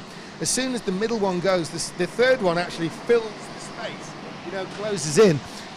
Obviously, the track encourages that kind of close driving, yeah? Yeah, quite. In fact, we have quite a few close battle in a few races, and I think we have quite a few close battles remaining for tomorrow. So I think all the races are worth watching. Absolutely, because what we're thinking here is with the times. Now, I was talking to Sam Slater last night, and he reckoned the pit stop is going to be, you've got to allow 10.5 seconds. Is that what you're working on, or are you working on a different number for the amount of time in the pits? So if you think, okay, I've got 10-second gap on that guy, I'm going to be before him or behind him, or are you not thinking of that?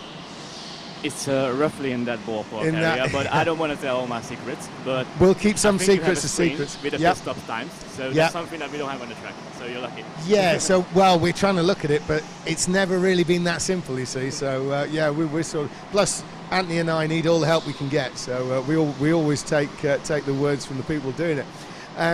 Thomas Hagelstein, though, has closed in to 10.8 seconds to Zach Venn. Now, obviously, Hagelstein was closing in anyway. We saw that time coming down, the gap. Hagelstein now is released to run at his own pace. He does not have Zach Venn in front.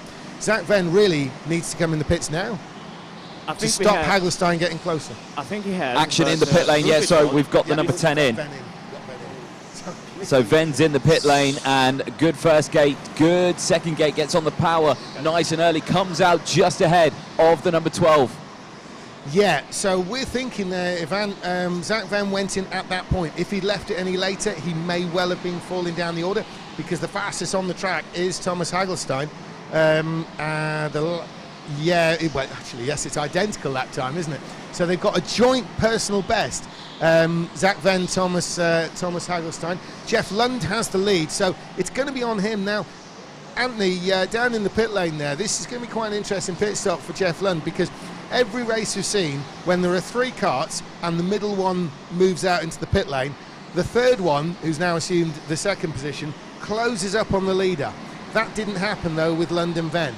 So maybe Lund can be faster on his own than when he's trying to follow Zach Venn. We'll find out. We'll have to see. I mean, looking at the times, it still looks like he is pulling away from Zach Venn, but yeah, the gap is only just under 8 seconds. So yeah, it's going to be a close one if he pits now. If he pits now, he's definitely going to be in third place, right? Yeah, 100%. Yeah. And so Hagelstein is, he's probably the furthest he's been away from Zach Venn any time they've actually been in contact with each other. But Zach Venn has a back marker he's coming up to. Is that the 16? That's the 16. That's Ben Picard. Ivan, have the back markers been all right this year, or a bit of a problem? Yeah, they caused some problems for me. Actually, in the last race, in the most important lap, after Medar pitted, and quite in fact, I shouted at him. I cursed him out in Hungarian, so I hope you didn't hear it in the commentary.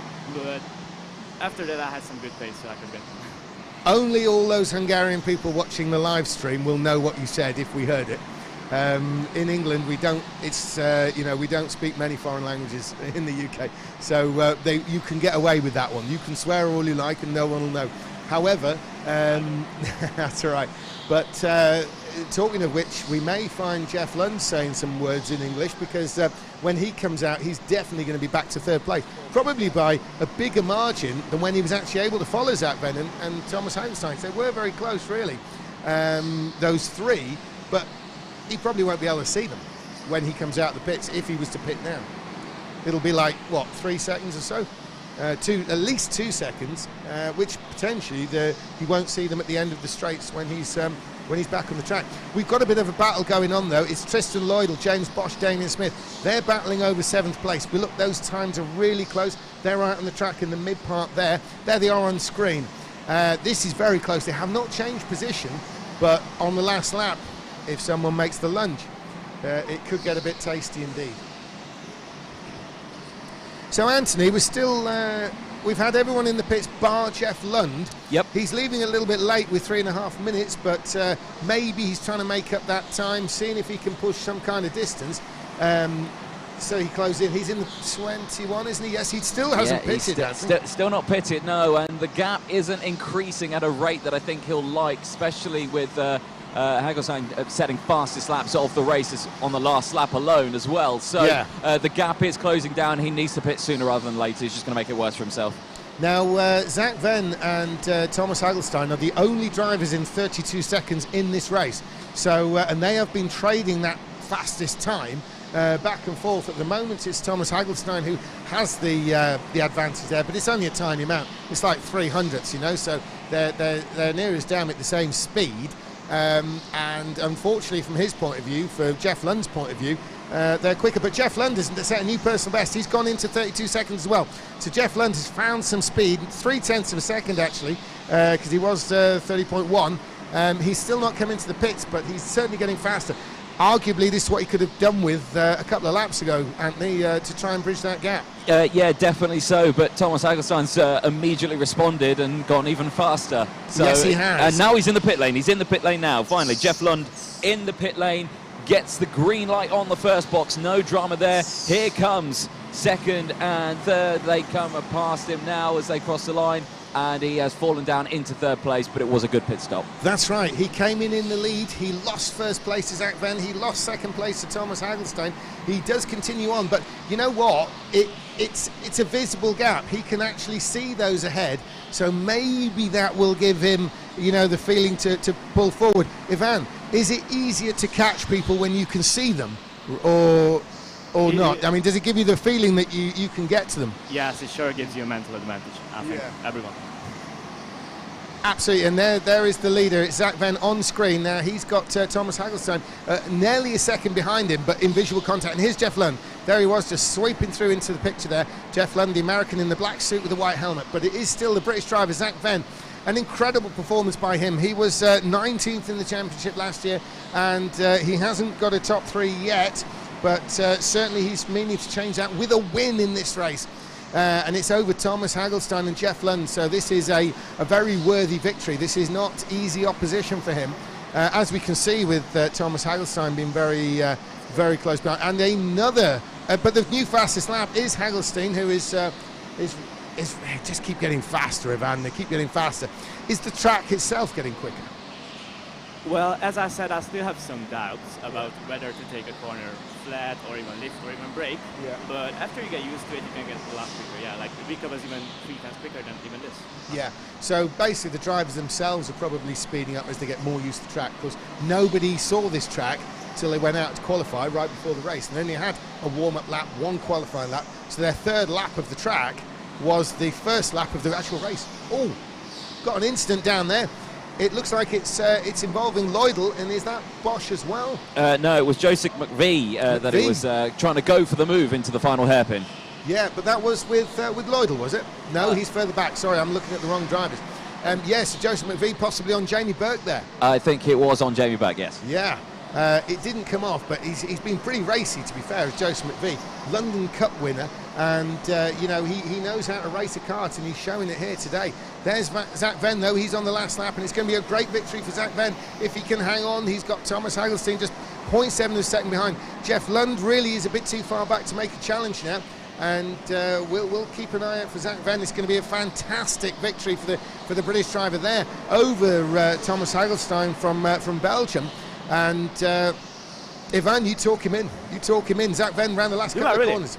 Here they are. After winning last year, he's winning this year too. Is Zach Venn for the victory? Zach Venn takes it. That's great, yeah. Zach Venn wins from Thomas Hagelstein. Now, Zach Venn's got a whole load of points for first place, but Hagelstein has 2 second places. That's good when it comes to points, right?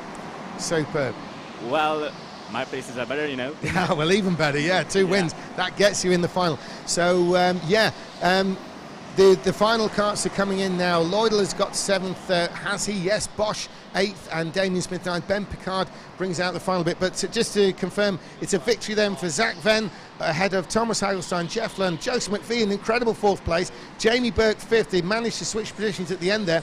Murtaza Hassan has come through in 6th place, and then Lloydel, Bosch, Smith and Picard. So it's going to be down to you in the pit lane, Anthony. Ivan Shana, it's been a real pleasure having you up here. Well done on 2 victories. Keep it going. All right. Thank you. You want to say anything in Hungarian to people watching at home? Nagyon köszönöm szépen, hogy követtek engem, és átadom a szót Anthonynak, de imádlak titeket. Fantastic. Down to you now, Anthony. I think I've just determined that I'm never going to learn Hungarian because that sounded quite difficult to pronounce. I'm sure you can get there. I probably would, yeah, I'll probably get there. Right, let's chat to some drivers, shall we? Let's find them. Everyone's carrying their weights in. They're going to get weighed up. Let's chat to Mr. Zach Venn once he's got sorted out. Zach, weigh yourself. How much? Oh, you're just good. You're just good. Zach, dump your weights. Zach, let's come and have a chat.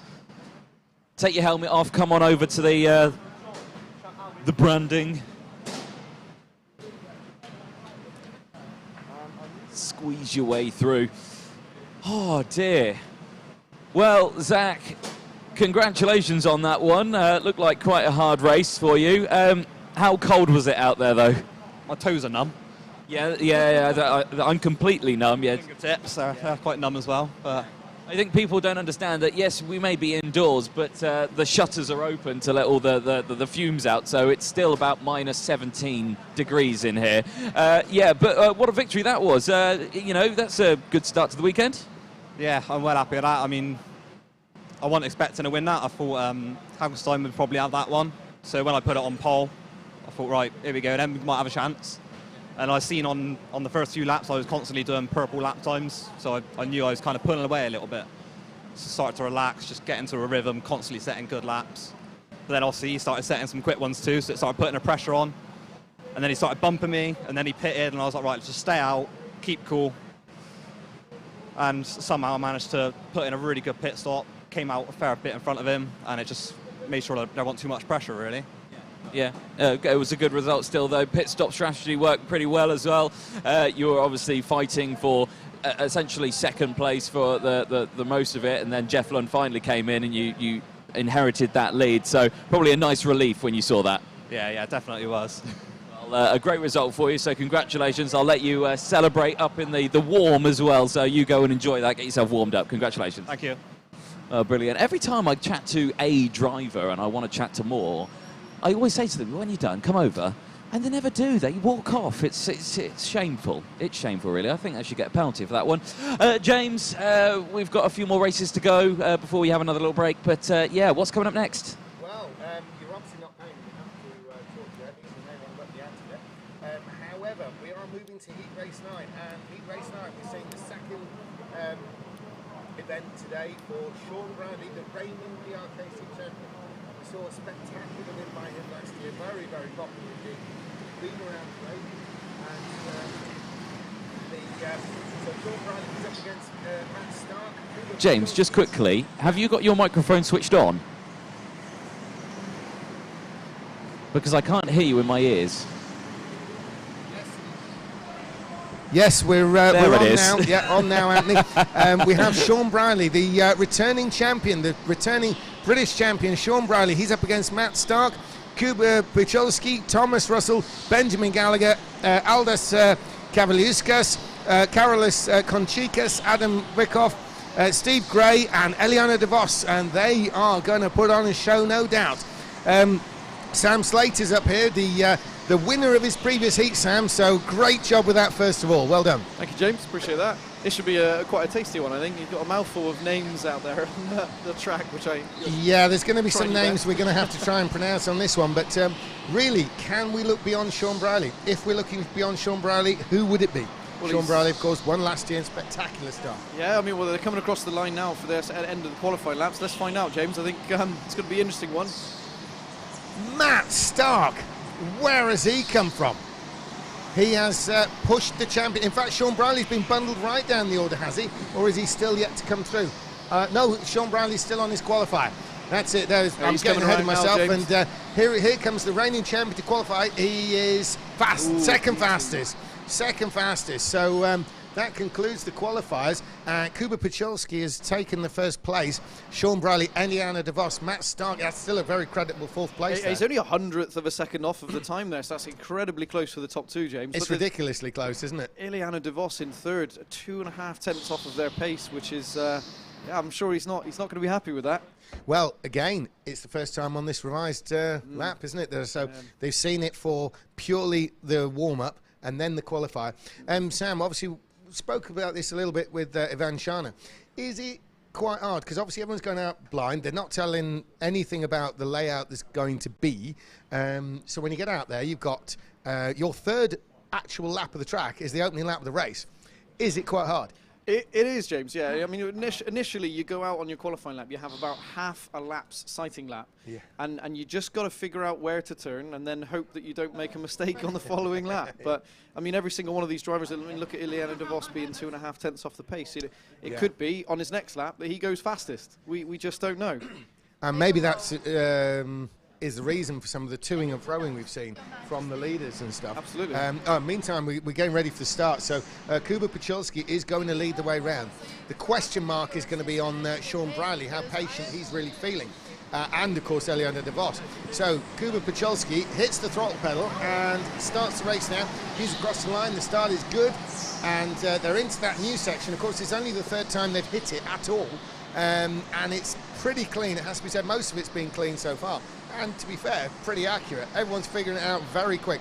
I suppose fast learning is the key to all of this. That is quite literally it, James. I mean, you've got a lot of people here which are very talented drivers that can rock up at any go-kart track in the country and just be quick. So you change the layout here, it doesn't do much. They just know what they're doing straight away.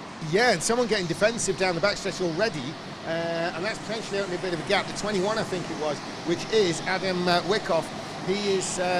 he's from the USA, and he was really having to get defensive down the backstretch. So obviously had a bit of a slower run off that corner that leads onto the backstretch there. But it is Kuba Puchalski. Sean Brierley is second place now. In Brierley or the De Vos position, Sam, we saw you win earlier on. Would you be looking at making an early pit stop, or would you just sit there? They are making a bit of a gap, to be fair. I mean, if I was De Vos in this position here, I'd be looking to take the position off of Sean very early. On the track or in the pit? It's got to be done on the track. Yeah. If you go pit early, I think what could happen is that any of those back markers that stay out for the full run, you could catch them. It's a tough call to make. Generally, it's better to stay out for as long as you can, I think. Speaking... What's interesting, look at the gap between the top 3 and 4th place already. Just want to cut in there. Sorry, Sam. Anthony, there was a pit stop, yeah? Yeah. Speaking of pitting early there, Benjamin Gallagher there just did his pit stop. Green lights on both. He's back out, so he'll be working to just get through the field now. Yeah, now that's interesting because we've seen someone pit from the back of the field there, Anthony, and that has been a bit of a feature today. Is there another one in? Yes, there is. There is, yeah. It's the number 20 that's in the pit lane now, Steve Gray, and he comes in. It's a good first gate. Second gate is also good. He heads back out looking confident. Yeah, he was up here earlier on. Adam Davis back in Blackpool is going to be watching this, assuming he's even awake. Apparently he's really ill, so get well soon, Adam. The Steve Gray situation, he's kind of been struggling a bit. We've seen him running at the front, Sam, but... Sam, we've seen Steve Gray running at the front in the past. He's not really had the results this time around, though, has he? I mean, okay, it's only the second race for him, but he's down the order again. Yeah, he's had a bit of a tough race earlier today, I think, his first race. I'm not sure what happened. You might have to remind me. Well, he was back down there. Yeah. I think did he have his pit stop messed up earlier, I believe? Probably. I think it went wrong. We'll ask him later. A lot of races. I'm a little bit, I could say the wrong thing.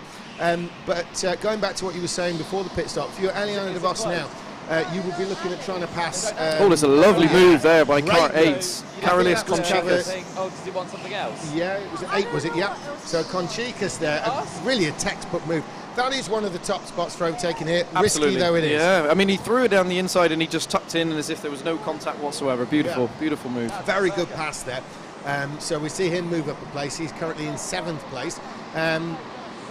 But Eliana De Vos, you're thinking now, him on Sean Brierley, if you were De Vos, is sooner rather than later making that pass, or has he got time? I don't think he's close enough, James. I mean, looking at the gap at the moment, Sean is doing just enough to keep him out of attacking range, but they are both dropping off of Kuba, so... Yeah, so basically from De Vos at the moment, it's all he can do to stay where he is in terms of distance. I don't think he can do anything at the moment, James. He looks like he's got his foot to the floor, and Sean's just out of reach. Yeah, just hanging in there, basically.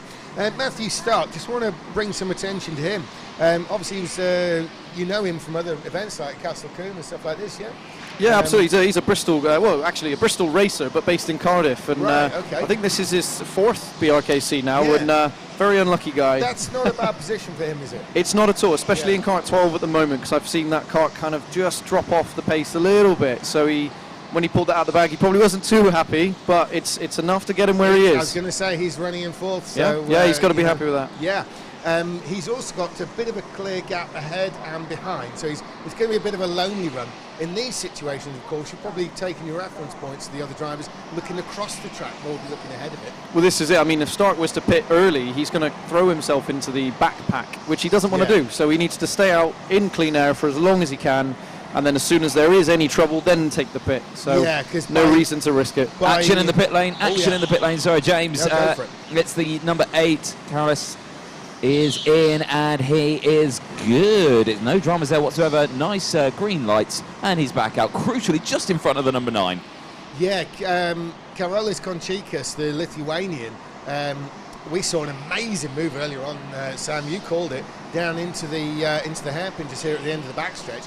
He's now made a pit stop, but that's pushed him further back. He's going to have to make up 3 seconds if he's going to tackle Steve Gray. Of course, that'll be on the road because they're both pitted. Well, this is sometimes the benefit to... you got another pit there? Yeah, we do indeed. Yeah, the 16 is Thomas Russell. He is in. Bit slow on the old pit stops there, but he gets the green light, so no penalties there. Comes out just ahead of the other 2. Oh, collision. Yeah, big collision there, and Conchicas, normally the driver who's got the momentum, who's already on the track, has been staying left to try and pass them to the outside. This time Conchicas went to the inside, tried to make the inside move, as Thomas Russell was trying to cover both sides, and there was definitely contact. No real harm done, and probably not even any kind of penalty. He had to try something, obviously, Sam. I think his car went a bit airborne there, I saw as well. It was very, very close.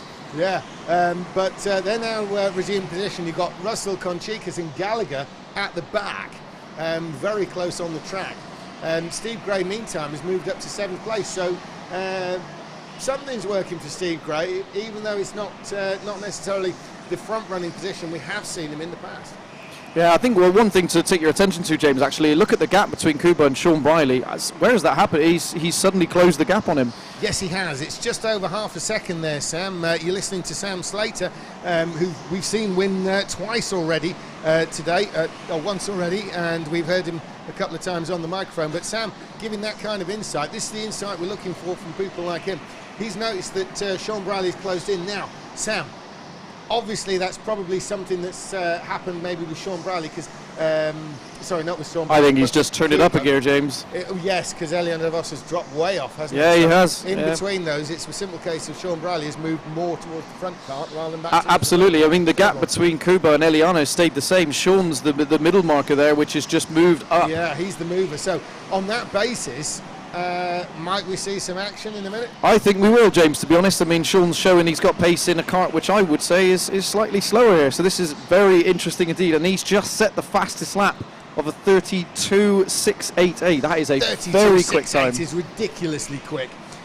Possibly the fastest lap we've seen on this layout so far. No, yes, it is actually, I think. I believe Matt Barsh did a 32.5, I believe. Yeah, that's right, 32.5. But Sean Brierley, he's now lowered that gap to 0.4 of a second, which actually is like, you know, he's taking a third of that time away. Sean Brierley, we know, is certainly not afraid to get his sleeves rolled up and get into the action there. So I don't think Pachulski is going to be dealing with the driver who's going to try and pit his way around him. With Sean Brierley, he can expect that lunge somewhere. Well, this is where the tactician comes into it, James, because if Sean was to pit out of the way of Kuba now, he will come out right in front of Adam Wyckoff. But then he's going to have Matthew Stark in his way after a bit of chasing him down. So does Sean pit now? Does he try to jump Kuba, or does he just wait for Kuba to make a mistake and go for the overtake? Well, he's got three options, really, isn't he? He's got. He could try to pass Kuba. He could just sit there and stay with Kuba, or he could come in the pits now. You tell me how you would do it in a second, but I would say the pit stop would be the third option. I quite agree. Sitting there doing nothing would be the second option, although it might end up being a joint first. And because at the end of the day, they're both going very quick. He's still able to set the sort of lap times that are potentially winning times. He's still the fastest because Kuba's going very fast indeed. It's only the top three who are into the 32s. But when you look at it, they're seriously into the 32s, as opposed to the others who are quite solidly in the 33s. Well, another interesting thing you point out there is Ileana de Vos has set a faster time. Oh, there we go. Kuba's just set the new fastest time. So it's because just swapping. He's realised Sean's there, and he's just like, nope, you're not coming any closer. And that's undone that little game that Sean made. It's back absolutely up to 0.6 of a second. And if we have a little visual look at it, sometimes it does get confused with the concertina effect in the corners, but a little bit of a visual, you would almost say Kuba has breathing space, but look at the battle they're arriving at. It's that Russell Conchicas Gallagher battle, and they're going to be on it in a second. You know, if you look at it, there's the three going ahead. If we look on screen here, Sean, they're going out of view, the back marker battle, but here's the lead battle with the yellow colours. So going out to the right, that's the back marker battle of three. And here's the lead battle of three coming into picture now on the right-hand side of the screen. As those three back markers have actually pitted, they will be shown the blue light, which is helpful for the leaders, but sometimes not enough. It can cause problems. True, but there's three of them. There's three of them, so it could cause some problems. Will they actually trip over each other, not realising who's a lap up, lap down, etc.? That's it. I mean, what you often find is that they'll let Kuba through and then they'll cut Sean off. Yeah, so you've got to be careful. In this new section as well, there are some parts where, you know, with the best will in the world, a fella can't be nowhere. He's got to be somewhere, hasn't he? Yeah. And it's very difficult between turn 1 and turn 3 to not be in the way. Well, I think we are about to find out because they are closing in on the back end of them now. So I think now, you give it one more lap. A pit stop from one of the three leaders. This is exactly where you need to do your pit. So Sean realistically now should be thinking about his pit. They need to get a bit closer, I think, and then they should do it. But I mean, at the moment, if they get the back of them and the blue flags cause some problems and nobody pits, then it's an opportunity missed. Get exciting. Well, it could get exciting for Eliana de Vos. He may well make some ground on the two leaders here. This could be the slight hesitation he's looking for. Yeah, absolutely. I mean, there we go. So Kuba is now on the back of that train of three drivers. The first blue flag has been issued. He's got past him. Can Sean get through, or is Sean going to get held up? Yeah, Sean cannot afford Kuba to have a cart between them. He's managed to do it, but the loser there arguably was Eliana de Vos. And obviously the driver in front's trying to let him through, but he can't be nowhere, you know. There's only a certain place he can be. Yeah, it's difficult in that situation, Sam. Yeah, I think of this as, again, one of those situations where, I mean, Iliano could have pitted here and maybe got away from all of the overtaking and gained on the leaders. So, would you have looked at that if you were in that lead battle? Would you consider a pit stop? Funnily, you asked that because Sean and I had a battle 2 years ago in this exact same situation. Sean chose to stay out and not pit. I chose to pit and I jumped him. Well, there's the answer. I'm sure he's going to love that I've brought that up on his own race stream, but it is just the fact of it. You know, if you have to take into consideration the drivers that are in your way that are going to be blue flag, they are still a problem. And talking of being in the way, there is a back marker between Sean Brierley and Kuba Pachulski. And it's costing Sean Brierley tons. And in the pits. Yeah, Matthew Stark, number 12, he pits, he gets 2 green lights, he's back out, no drama whatsoever. I've got a feeling as well that Eliano de Vos is going to be in this time. His pit crew came in and waved him in, so I suspect he'll be coming in now. So the Blue Star boys are dictating the moves here. They're calling shots. He's not in. No, he didn't come in. He's carrying on. Well, he's either ignoring specific orders from high command, or it's going to be one more lap and he's in. That could be the other option there. That could be that. Yeah, we'll see. But so far, I've been pretty lonely in this pit lane. Yeah, there was a flurry early on, wasn't there? But if you look at it, and you sort of put your thoughts to this as well, Sam. Both of you guys, we've had a situation all through the championship where there's been a load of early pit stops from those in the lower half of the order. and then all the front runners have been pitting later, and that's created a lot of these back marker situations. We don't get a lot of situations with back markers in the BRKC, but this year it's been exacerbated by them all making early pit stops. So it seems. If there's one thing I can recommend to anyone in the bottom half of the race, is to stay out as long as you can. Always stay out as long as you can, because if you pit early from 8th or 9th or 10th position and those leaders catch you, because they will, you're putting yourself at risk of being blue flagged and slowed down, and then you lose your own fight between 9th, 7th and 8th, wherever you are. It's very risky. Yeah, absolutely. I agree with you there. In fact, we've got someone in the pits. Yeah, action in the number 11 is in. So this is Eliano De Vos. He pits early. So here we go. Green light on the first. Gets the red, gets the green. He's back out. Wasn't happy with the stop, but it looked good from my end. Yeah, so long as it's not got that amber light on, anything that's not involving amber lights seems pretty good today. Eliano De Vos, of course, he's really not trying to stay ahead of anybody. What he's trying to do is close that gap into Sean Briley, which, it has to be said, especially with the back markers there, he was just losing. It was just getting worse and worse from his point of view, the gap. I mean, I think that gap's up to about 3 seconds between Eliano and De Vos now. So using using the Sam Slater pit stop measure, we would look at that and think, yes, it's there's 1.1 to 14, and so he's definitely going to be behind Sean Briley. Well, with a gap. Soon find out when Sean does make his pit as to how much that gap goes down. But I would say on this layout, it's about 10 seconds, 10 to 10 and a half. Yeah, and we've got just under 6 minutes really to go. 4 people yet to make a pit stop. Interestingly, and probably the one in the mix there, is going to be Aldous Kavaliauskas, because he's going to be pitting out 6th place. You add the time to that, and that's getting near what they're going to come into. He's going to throw himself into the mix for the fight for 8th, isn't he? Yeah. So obviously they probably won't know that, or they'll be busy driving, so won't do the maths. But oh, here he is. Oh, in. Yeah, Aldous in the pit lane now. His green light on the first one. Green light on the second. All good. He's shaking his head. He had a bad lap on his last one. He absolutely clouted the pit exit, or the pit wall, when he exited down the final corner. So I think he's just a bit tired out there. Yeah, and that brings him into that battle. He's got, there's Thomas Russell, Conchicas, Kavaliauskas and Gallagher there. They're all running a lap down. Steve Gray is up into 6th place now. Steve Gray, of course, made a very early pit stop. He's gradually crept forward. So in that case, maybe the early strategies worked. He's a couple of places ahead of where he started, Sam.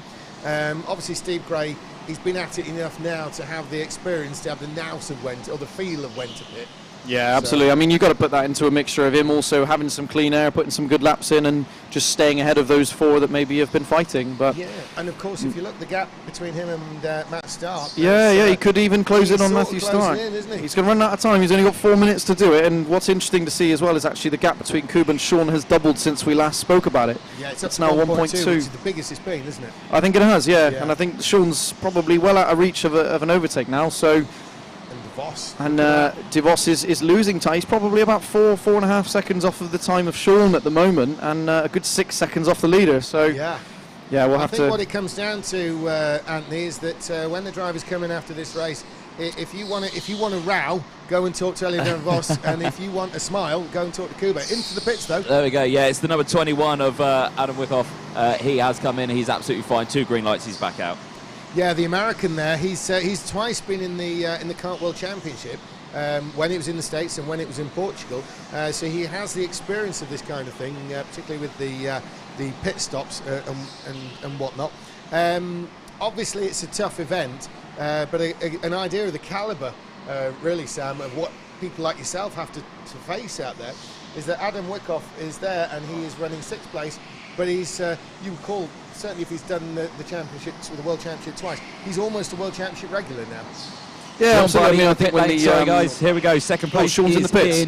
Yeah, the number 17, good pit stop on the first block, comes in late on the brakes, gets the green light, he's back out, shakes to the head, and he comes out with traffic though.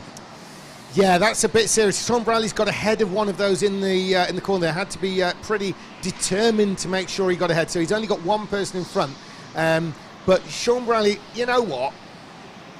I would say that I'd expect Sean Briley to shake his head regardless. He's going to be looking. I think you're right there, James. Race leader's in. Race leader. Race leader is in. The number 14. And it's all good so far. So Kuba Pacholski gets the 2 green lights. He's back out crucially ahead of Sean Briley. Yep, that's right, Sam. It is indeed a 2-second lead. Yeah, you're right there. However, Kuba has 2 karts in front of him, and there's nothing between him and Sean Briley. Sean Briley will see this. Surely this will give him heart, Sam. I don't know, 2 seconds is a pretty big lead, even if the blue flags are out now for car 8 to move aside for Kuba to get past. Now, I think he's going to have to do something dramatic for Kuba's race to allow that gap to close. It's only 2 minutes remaining. Yeah, and Conchicas does let the leader through there, Pacholski. There's a bit of a gap now before Pacholski catches the next person, Thomas Russell. Sean Briley, has he been able to make any inroads in all of that confusion? Not really by the looks of things, Sam. It's slightly. It's down he below has. 2 seconds. Yeah, he has just set the new fastest lap of this race, so 32.626. I mean, that's what you want to see when you're chasing someone down for the lead, James. Absolutely. Yeah. Now, on the track there, Sam, obviously we look at the last lap, 0.3 of a second difference. Will Sean have seen that? Will Kuba look actually closer to him than he was before on the track? Yeah, for sure. I mean, I think that's the main thing that we look at when we're driving around is, one, the purple sector. Are you the one that's purple? Yeah. Or is it the guy that you're trying to chase? Because if it is, then you know you're not catching him up. Yes, but it's game over then, isn't it? that 2.2 second gap going down to 1.9, I can guarantee you Sean would have noticed that. Well, we're into the final minute of time, and then obviously we look to the final lap board. We've now got Steve Gray is actually the man on the move in this race, because he's come up from about 8th or 9th place right the way up to 5th. He'll take that, I think, won't he? Yeah, I think he will. Obviously, Matt Stark, he might have felt he could race it, but when he's only a couple of seconds behind, so maybe he does think he still can race him. Eliana Vos, Sean Briley, Kuba Pacholski. Steve might have figured that would be the top 3 anyway, so it's not a bad result from him. As I say, he has moved a lot of places up by comparison. Yeah, I mean, Matthew Stark had a 2nd place earlier today, and he was leading that race at some point. So, Steve Gray is probably maybe saw that and realised that, well, actually, if I lost to him, it's not too bad. Yes, although Steve Gray is a winner in his own right, he has actually won more than one BRKC race, I believe. So he's, of course, there was an epic one where I famously said, apparently, about the unthinkable has happened and Steve Gray has won. But obviously it's not going to be this time. But I'm sure he appreciated that as well. Yeah, well, he named his whole team after this statement, so they are the unthinkables. But I would not say the unthinkable, but certainly the pretty impressive has occurred, with Steve moving up from near the tail of the field after qualifying up there to that 5th place. Certainly, that's a nice grab load of points there, isn't it? Yeah, absolutely. I mean, Adam Wyckoff is only 0.8 seconds behind him, so... Yeah, it is close. And let's have a look out the window, see where all that... We're on the final lap now, actually. On the final lap. It's going to be Pacholski winning by 2 seconds by looks of things. He's on the far side of the track at the moment. I'll be coming into view in a second. Down the backstretch now. This is Kuba Pacholski. This is the race leader, the Polish driver there, turning in to that hairpin. And there is Sean Briley, the reigning champion. It's 1.9 seconds. Sorry, Sammy, a point. Yeah, there's 2 people side by side there as Kuba just crosses the line and takes the victory over Sean, actually. So there is your victory. Kuba Pacholski has won this heat race.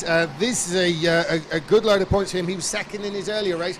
Sean Briley now has he's gone into the top 3 in terms of result. He's the reigning champion.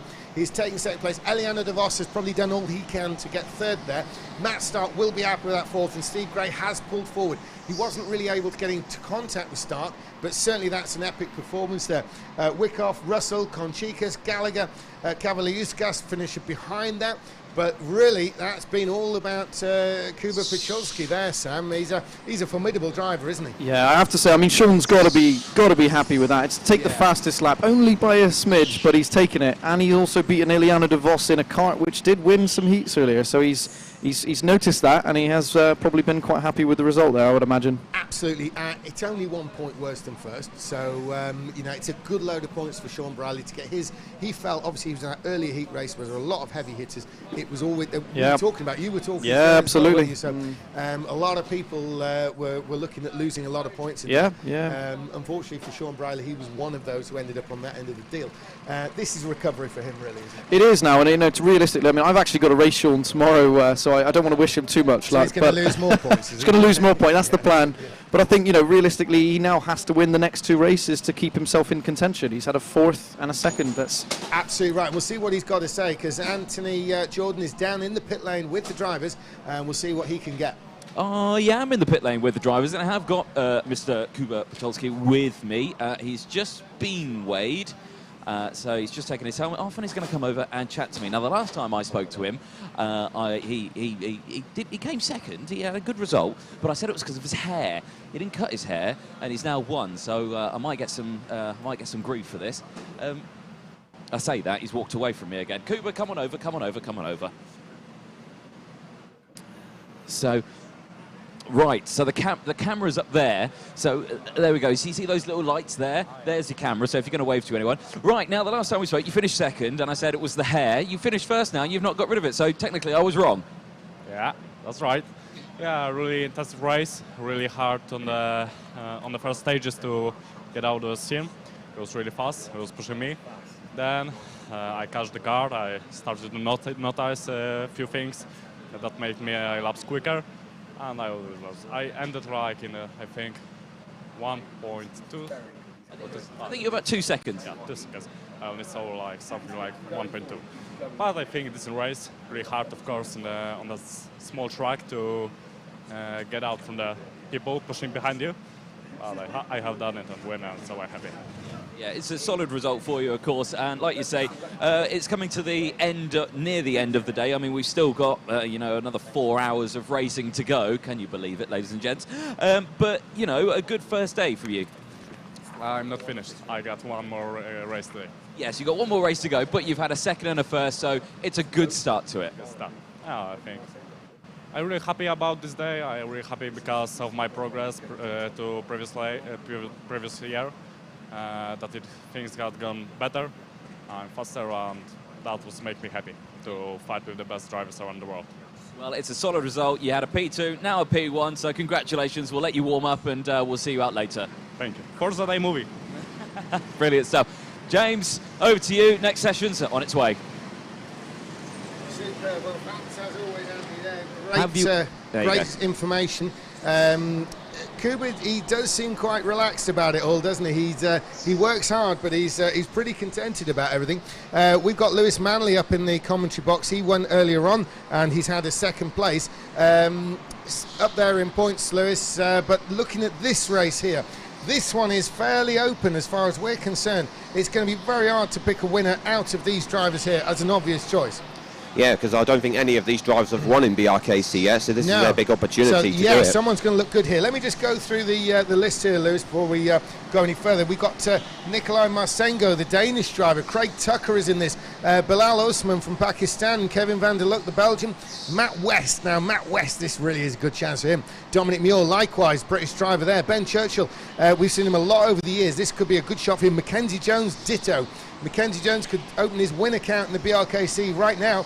He was a champion in the BIKC in the intermediate category. Luke Evans and Sam Cox. Now they're completing their qualifiers. This is pretty wide open. Mackenzie Jones has indeed got fastest from Kevin Van Lock. Luke Evans is in third. Ben Churchill fourth. Craig Tucker, Sam Cox. Marsengo, Nikolai Marsengo has gone right to the top there. Followed by Mackenzie Jones, and that is everybody. I'm actually honestly a bit surprised there, Lewis, about the position of Dominic Muir in 8th and Matt West in 9th. Yeah, quite well down. Obviously first time on this layout, and I think I saw 9th place was a second away from pole. As you predicted, that Marsengo's got the pole position, so that's half the job done. It was very tight between first and second, just 0.015 of a second in it. So absolutely right, and there he is. That's Nikolai Marsengo, the Danish driver. Now, he's probably going to see this as a good opportunity. He's got pole position there. He hasn't got anybody like Ruben Bootsens, etc. in the race. The number 8 kart is waving about something. That's Luke Evans. He's calling the marshal over. We're not sure about whether it's about the timing screen, so there's obviously something going on. Maybe it's worked loose or something like that.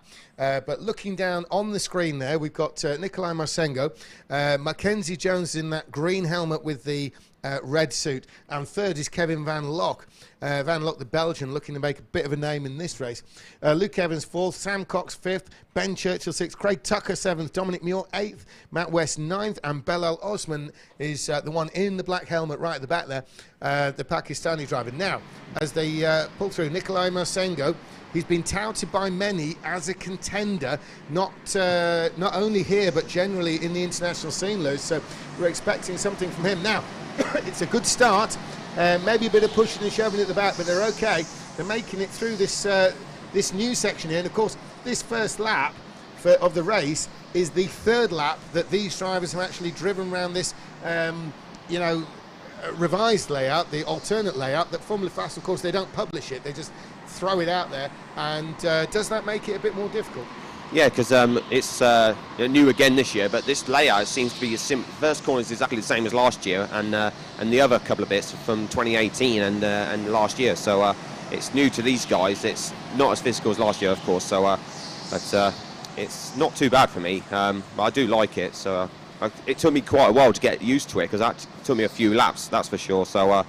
Hopefully I can, in my last race tonight, hopefully I can do a lot better. Indeed. Certainly doing very well right now is Nikolai Marsengo. He's leading the way down the backstretch, and Mackenzie Jones is with him. They're actually opening up something of a gap to Kevin Van Lock. Obviously you get the concertina effect, but you can see there's an element of freedom there to Mackenzie Jones to start trying moves on Nikolai Marsengo should he choose.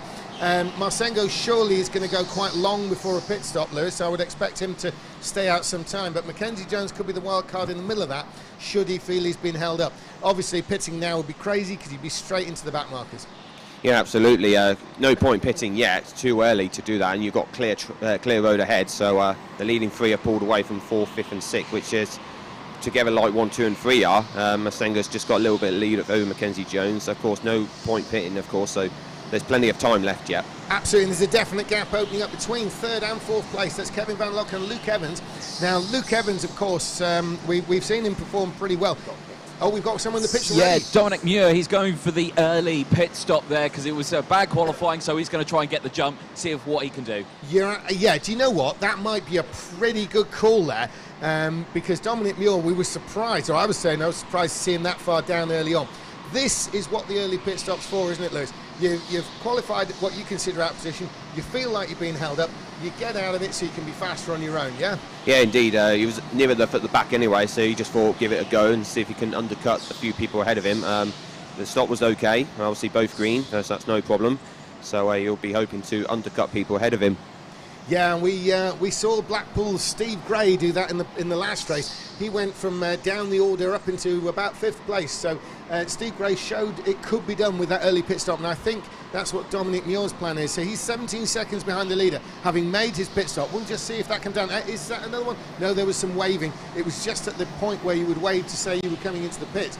There's no hard and fast rule, but it is asked for that the drivers will raise a hand when they come in the pits to avoid any confusion. There have been some incidents in the past where people have been caught out by people slowing down for the pit. Lewis Manley, that's obviously not written in stone. You're not actually going to get a penalty for it, but they are asking pretty strongly that people do it, right? Yeah, indeed. It's pretty uncomfortable actually when you raise your arm, because through the long right-handers, then you could go a little bit offline, and so it could be quite tricky. So that's why the why. very accident you're trying to avoid, right? Well, exactly, because you might not go into the pit lane as smooth as you can. So obviously raising your hand, probably the best way to do it, and the best way to get it done is like probably this little straight before the pit entrance. So because when I do it, I'm okay with it, but it's just a little bit uncomfortable compared to when I don't raise my hand. Yeah. Just looking at the positions here, we can see the 3 leaders on screen now. There's Marsengo and Jones and Van Lock. Now look there, that 4th place, that's the former Welsh champion, Luke Evans. Now he's got a bit of a solo drive there. So I've got action in the pit lane. Yeah, it's the number 11 who's come in. This is Mackenzie Jones. So he has pitted relatively early from a good position. Good pit stop. He's back out on track. Yeah, that's a bit gutsy. It might be too gutsy. We'll see how it works out for Mackenzie Jones. This is either going to be brilliant or awful, and it depends on who pits ahead of him. He's come out, by looks of things, behind Bilal Osman, and he's following him. He's managed to take Osman on track. So Mackenzie Jones making the moves he needs to make right now. He's got a couple of seconds before he's going to get to Matt West, but Mackenzie Jones, having made his pit stop, he can't pit his way around these karts near the tail. He's going to have to pass them on the track. Now, we have seen an awful lot of people making early pit stops from from the back of the field. And unfortunately, from Mackenzie's point of view, that is not happening in this race, so it seems. So basically, Mackenzie Jones is going to have to do the work on track. He's got that pit stop out of the way, gets a bit of clear air before he gets to Matt West. Lewis Manley, that was quite a bit of a bigger gamble than it looks from Mackenzie Jones. It was because he was behind Osman and he got past him. I think he might have let him through, so he knew he wasn't fighting with him. So he's got clear track now, and the stop wasn't too bad, around about 10.8 stops, so it's pretty steady. Of course, you obviously want to make it more circumspect than yesterday. He's got clear track at the moment, but he is coming up to a little bit of back markers, which will be battle for position, so he's got to try really hard to get past them. Yeah, and of course, looking at it out there, when you consider Bilal Osman's point of view, he may well have thought he'd seen a front runner in Mackenzie Jones coming up behind him. He may well have thought that was actually going to lap down. So he's not really fighting Mackenzie Jones. He could have done, because it would have been actually for position on the road. But, Mackenzie, I'm sure, was being pretty definite about the passing move. We're going to have to keep an eye on how Mackenzie Jones gets through, because he's really making inroads now into Matt West. It's now just a couple of seconds, I think. It's certainly visual on the track. He can see Matt West right in front of him. Still 10 laps in now, Nikolai Marsengo, and Marsengo has Kevin Van Lock behind him because of Jones disappearing. But crucially, and bring you in on this, Anthony, we've seen when there are 3 karts in the position and the middle one pits out, the other 2 tend to get closer together. Yeah, definitely. I feel like you just get that bit of a cleaner air, and yeah, you can just quite easily latch onto the back of the driver in front. So yeah, it is a common thing, and we've seen it for the majority of the day. So yeah, I think we'll just have to see how this one plays out. We've seen early pit stops. Let's just see if it plays out. It's a bold call, like you say, from Mackenzie Jones. Let's just see if it plays out for him. Absolutely, and we're looking now at the race leader, Nikolai Marsengo. Now, Nikolai Marsengo is one serious indoor kart racer. Last year alone, he was the Danish champion and the Swedish champion. So this is a guy who can pedal a kart around an indoor track. He's having to fend off the Belgian Kevin Van Lock, but certainly Nikolai Marsengo, who actually, he's not even that old. He was the junior champion back in 2019, which is, it's 4 years ago, but it's not that long ago. And then straight away into the senior levels, and he's already a double national champion last year from both his home nation of Denmark and from Sweden up over the sea there. So Nikolai Marsengo and Kevin Van Lock is doing wonders to stay with such a driver. But of course, we keep looking at Mackenzie Jones. He's now right with Matt West, and Matt West is right with Craig Tucker. So Lewis Manley, this is going to be a bit of a test for Mackenzie Jones. He's going to try and make short work of Tucker and West if he's going to get back to the front. He can't afford hold-ups. He hasn't got time for that. Excuse me, no, absolutely not. Kevin Van Lock's the fastest one on the track so far, and there's a pass down the straight. Yep, and Mackenzie Jones has got past, so that's it. That's a key move. A beautiful move there by Mackenzie Jones, straight down the inside on Matt West. Next on his hit list is Craig Tucker. Craig Tucker, obviously pretty formidable in his own right, but Mackenzie's doing a great job of this, Lewis. Yeah, absolutely. He's only half a second away from the leader, so very close down the straight. I don't know if they want to pit yet, and might be coming out into some karts. Yep, 17's in. That's Kevin Van Lock. He's with you now, Anthony. He is indeed, yeah. Kevin's in the pit lane. It's a good first gate, so that's not too bad. Comes into gate number 2. A little bit slow that time around getting away, and he does the little wiggle technique to get out, and he comes out next to Tucker. And Mackenzie Jones is trying to pass him. Yes, Mackenzie's on one side, but no, he's blocked out to the left, blocked out to the right. And Kevin Van Lock has come out ahead of Mackenzie Jones. Now, this is crucial. Mackenzie Jones pitted ahead of Kevin Van Lock, and the whole idea would be to come out still ahead, but he's actually behind. Now, Mackenzie Jones, though, we've seen him make some great moves. Will it be down the inside here? No, it's not. Kevin Van Lock is comfortably ahead, so we're looking on screen now. That is Craig Tucker, and there's Van Lock in the blue suit with the black helmet, and there's Mackenzie Jones. It's not worked out strategically for Jones, so he is in contact though, so maybe he can make the pass on the track. Lewis, do you see that happening? I think so, yeah. He's going to try everything he can to do that. There's coming up to halfway through the race, as Marsenga's not pitted yet.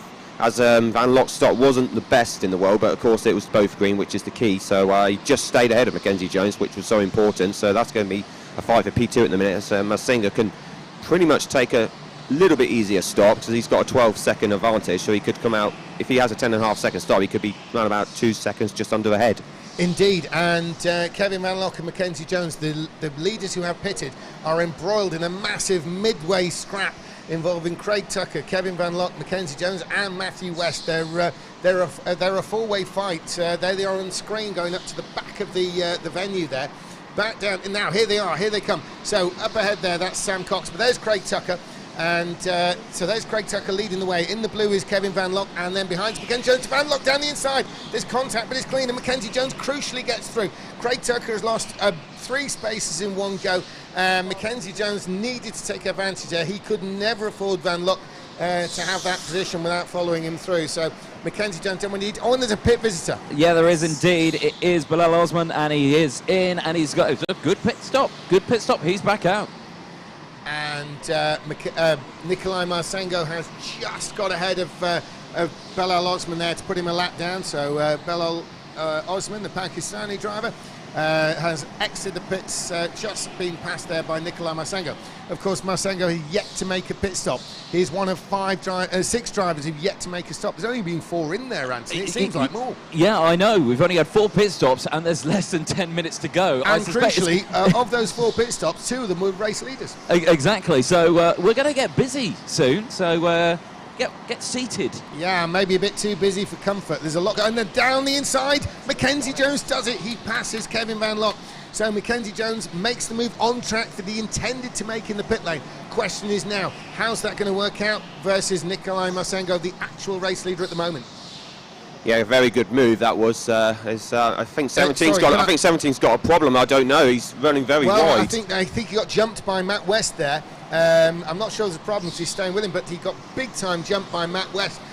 So we'll see what happens there. If Kevin Van Lok has a problem, I'm sure he'll be straight in the pits. But big jump there with Matt West. Now Matt West is doing what he can to stay with the flying Mackenzie Jones, who's up to 5th place.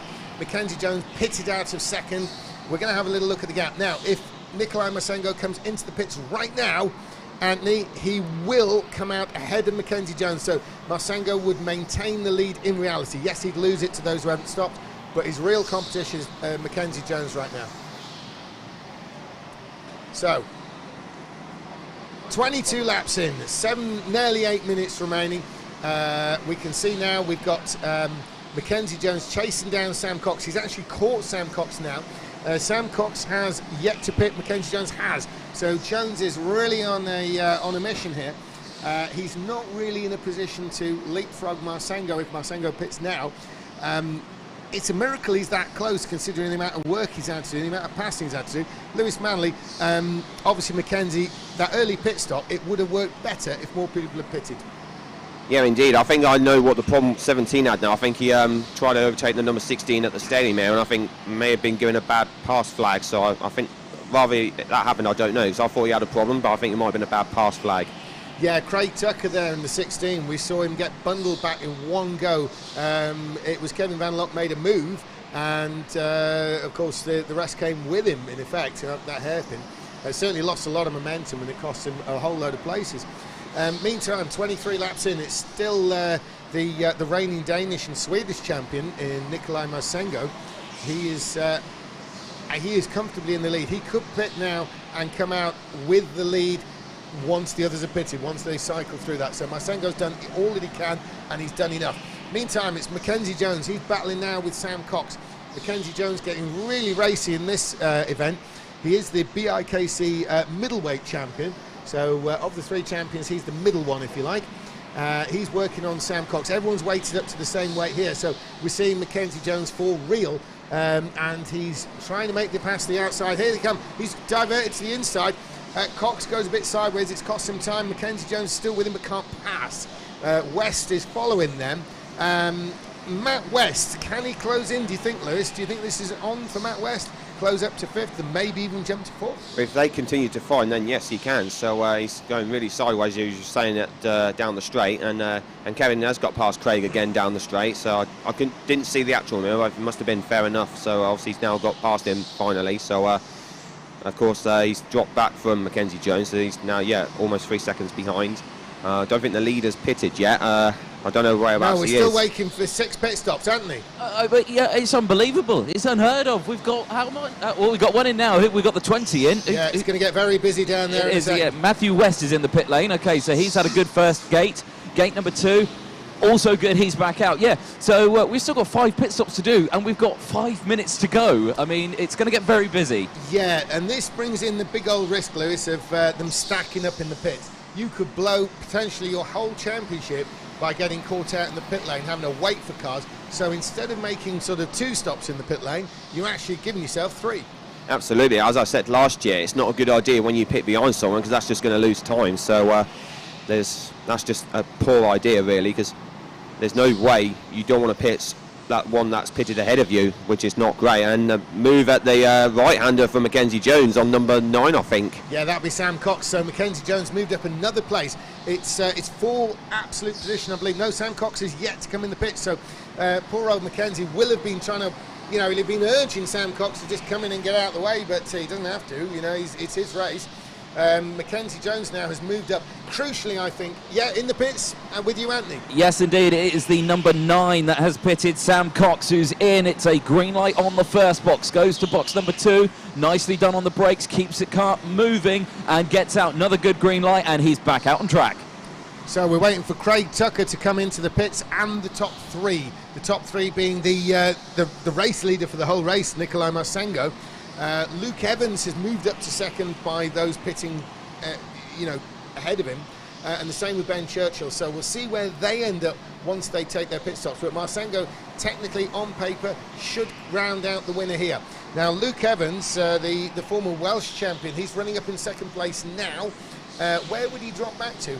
Actually, he may. Who's in? It is our race leader. It is Nikolai Marsengo, and it's got a green light on gate 1. He's happy with that. He had a nod of the head there. He was pleased. Good exit on the second one. Comes out side by side with the number 10. Yet the number 8 is in as well. So this is Luke Evans who pits. He drops now into the P3. He's had a good run. 2 green lights. He's back out on track.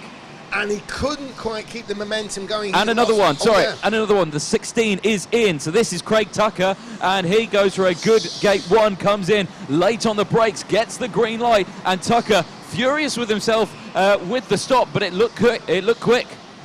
And you've only got 1 pit stopper left. That is Ben Churchill, who we've got listed in 2nd place at the moment. Is he in? Yes, he's in. Yes, he's coming in now. Yeah, so this is our final pit stop. Finally, getting it done. They're better late than never, really. Good in gate 1, comes to gate 2. Nicely late on the brakes. The 11 is under investigation for something, but it's a good pit stop for our final driver. Yeah, the 11 is Mackenzie Jones, who had a lot of work to do. He was an early pit stop. He kind of rolled the dice a bit on that one. It's worked out, but only because he can race. And when I say race, he's able to get stuck in, sleeves rolled up, and get into the action. Mackenzie Jones is back up into the 2nd place, which he always intended, but probably not been able to. He's had too much work to do to leapfrog Nikolai Marsengo, who is the race leader, which was probably his idea all along. Indeed, when he pitted early in the race, and then he came up to traffic as Marsengo's been in the clear air, and now he's got a very comfortable lead of nearly 8.5 seconds with just under 2 minutes to go, so he's really got this one in the bag, that's for sure. And Mackenzie Jones has probably literally had the hardest race of anybody all weekend so far. Mackenzie Jones has he really just about everybody's he's passed, he's had to do on track, especially important people like Kevin Van Lock and such, and Matt West, the people he's had to literally, and Sam Cox. He's had to fight his way through. No one's pitted in front of him. No one's sort of got out of his way as maybe he would have hoped. But he was just basically seen a raft of late pit stops. If Mackenzie Jones had been in any other race today, that pit stop strategy would have worked out a whole lot better. But I think Mackenzie Jones was made to work simply because everyone in this race has just chosen, for one reason or another, to leave it as late as they can. Yeah, absolutely, and Kevin Van Lock's right on Mackenzie Jones again for P2, so as when he got the bad pass earlier, and then he's come back right back on him, there's less than a minute to go, so it's still anything can happen yet, so rather he'll get him at the end, who knows. Absolutely, so we are looking at the race leader being Nikolai Marsengo. Mackenzie Jones is in second place, and of course that's it, everyone has been in, so Mackenzie Jones is there, but he still has the attention of Kevin Van Lock. There's about less than a second, 7 tenths between them, so it's a bit of an ask from Lock, but we've seen it before, the desperate lunge on the last lap, because just gone out of camera. We're going to see him crossing the line in a second. Here comes Mackenzie Jones over the line there, and there is Kevin Van Lock on screen. So that is the actual gap, second to third. So Van Lock, it will be an ambitious move, but we've seen after things tried before, Lewis. Absolutely, he's going to try everything he can in these last couple of laps to go. P2 and P3, that's the key battle towards the end of the race, as the leader's going to start, his last lap, as the time's now run out, so he's got one more lap to go to win this race. Absolutely, and the lap times are 30, the best lap has been 32.8 by Nikolai Marsengo, so maybe not the fastest fastest laps we've seen this afternoon on this layout, but Nikolai Marsengo has certainly made it look a lot more straightforward than it probably was from his point of view. He's 36 laps in, he's going to complete it, he's going to be coming around any second now to win the race. They're bringing the checker flag out, ready for the current Danish, the reigning Danish and Swedish champion. There he is, he takes the win, that's Nikolai Marsengo wins. Mackenzie Jones, is he going to do it into second? Yes he is, because the back marker has become involved there, and Mackenzie Jones is taking second place from Kevin Van Lock. So Mackenzie Jones rolled the dice early.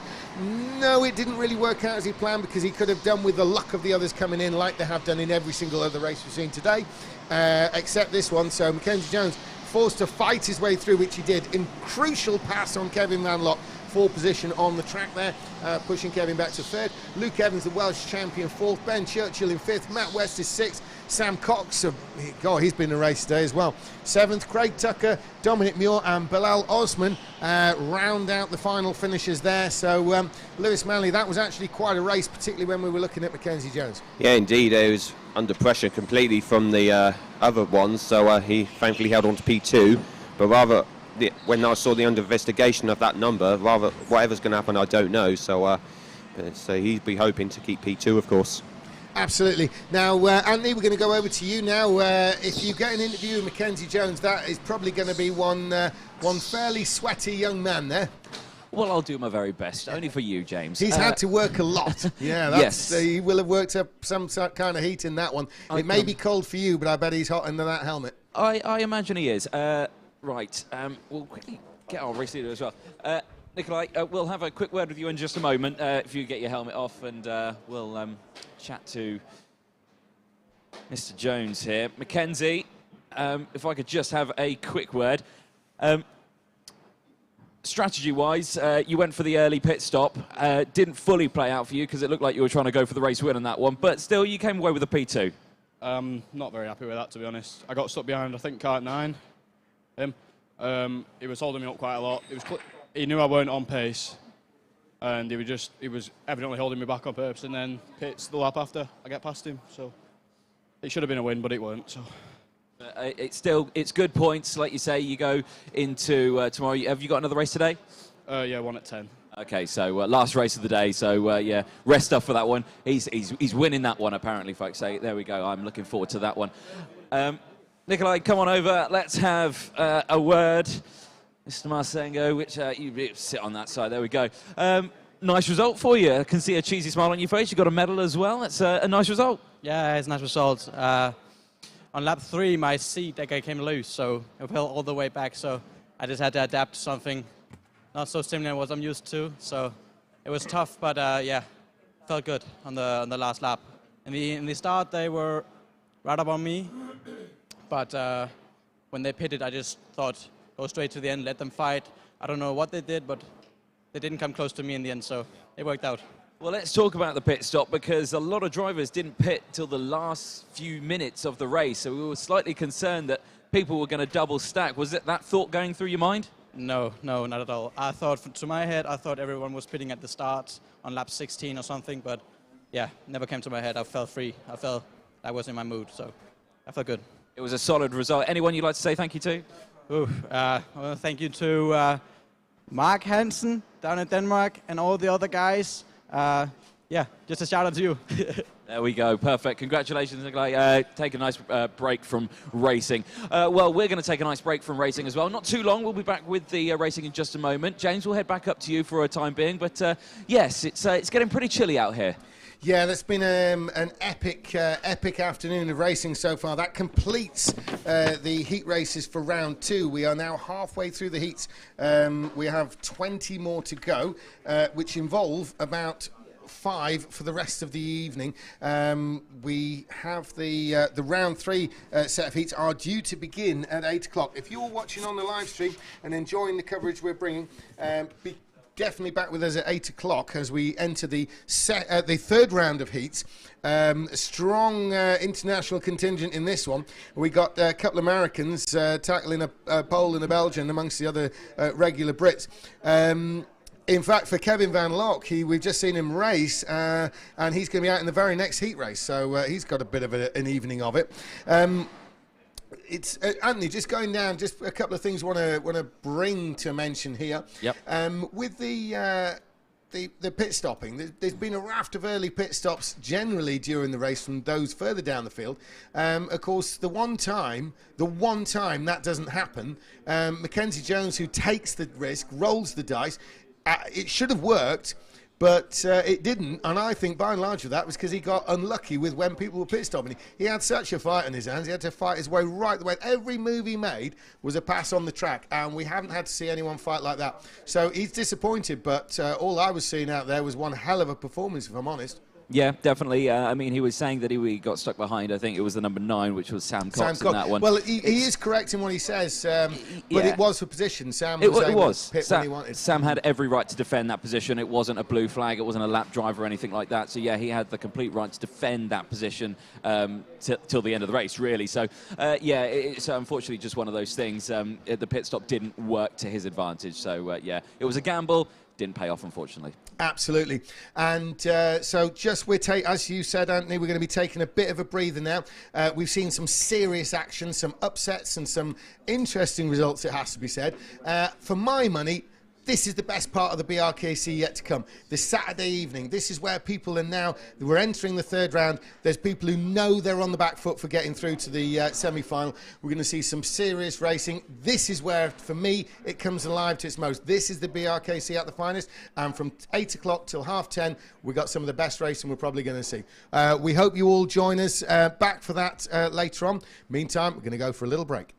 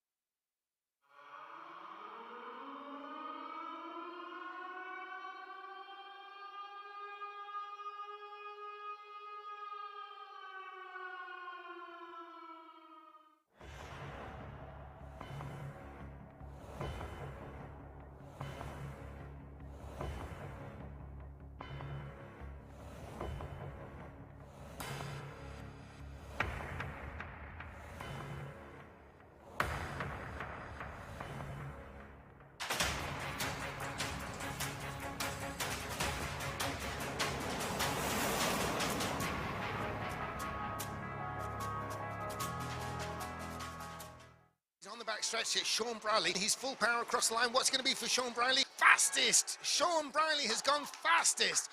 Just one corner now, that's it. And here comes Lewis Manley. What's it going to be? It's third fastest for Lewis Manley. And here is Ruben Boutens. He is in the final, but where's he going to start it from? If anyone's capable of defeating Sean Brierley, it is Ruben Boutens.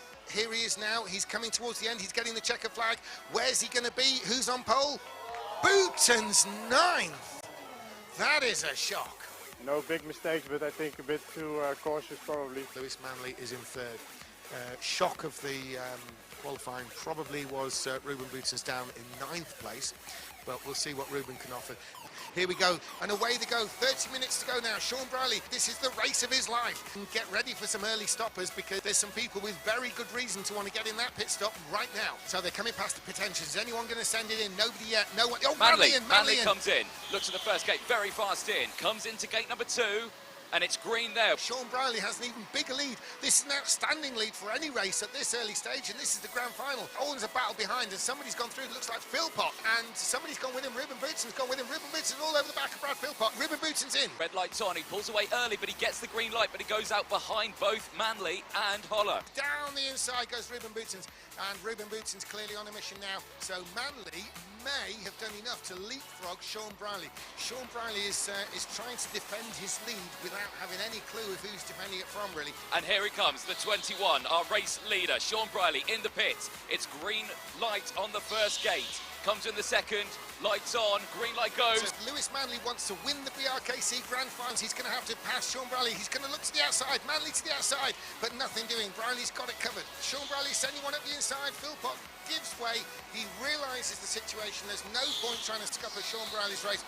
Fastest lap, though, goes to Ruben Boutens so far. Ruben Boutens the fastest on the track. Lewis Manley closed in, but it's not going to be enough. It's not going to be enough. Here comes Sean Briley. The checker flag is out. Sean Briley is the British Rental Kart Champion of 2022. It's Sean Briley. He is the British Rental Kart Champion of 2022.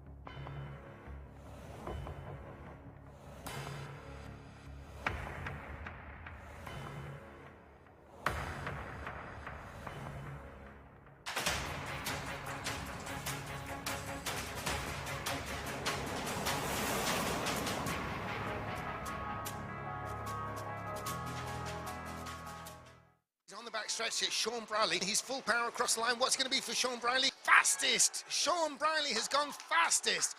Just one corner now, that's it. And here comes Lewis Manley. What's it going to be? It's third fastest for Lewis Manley. And here is Ruben Boutens. He is in the final, but where's he going to start it from? If anyone's capable of defeating Sean Briley, it is Ruben Boutens. Here he is now. He's coming towards the end. He's getting the checker flag. Where's he going to be? Who's on pole? Boutens 9th. That is a shock. No big mistakes, but I think a bit too cautious probably. Lewis Manley is in third. Shock of the qualifying probably was Ruben Boutens down in 9th place, but we'll see what Ruben can offer. Here we go, and away they go. 30 minutes to go now. Sean Briley, this is the race of his life. Get ready for some early stoppers because there's some people with very good reason to want to get in that pit stop right now. So they're coming past the pit entrance. Is anyone going to send it in? Nobody yet. No one. Oh, Manley comes in, looks at the first gate, very fast in, comes into gate number 2.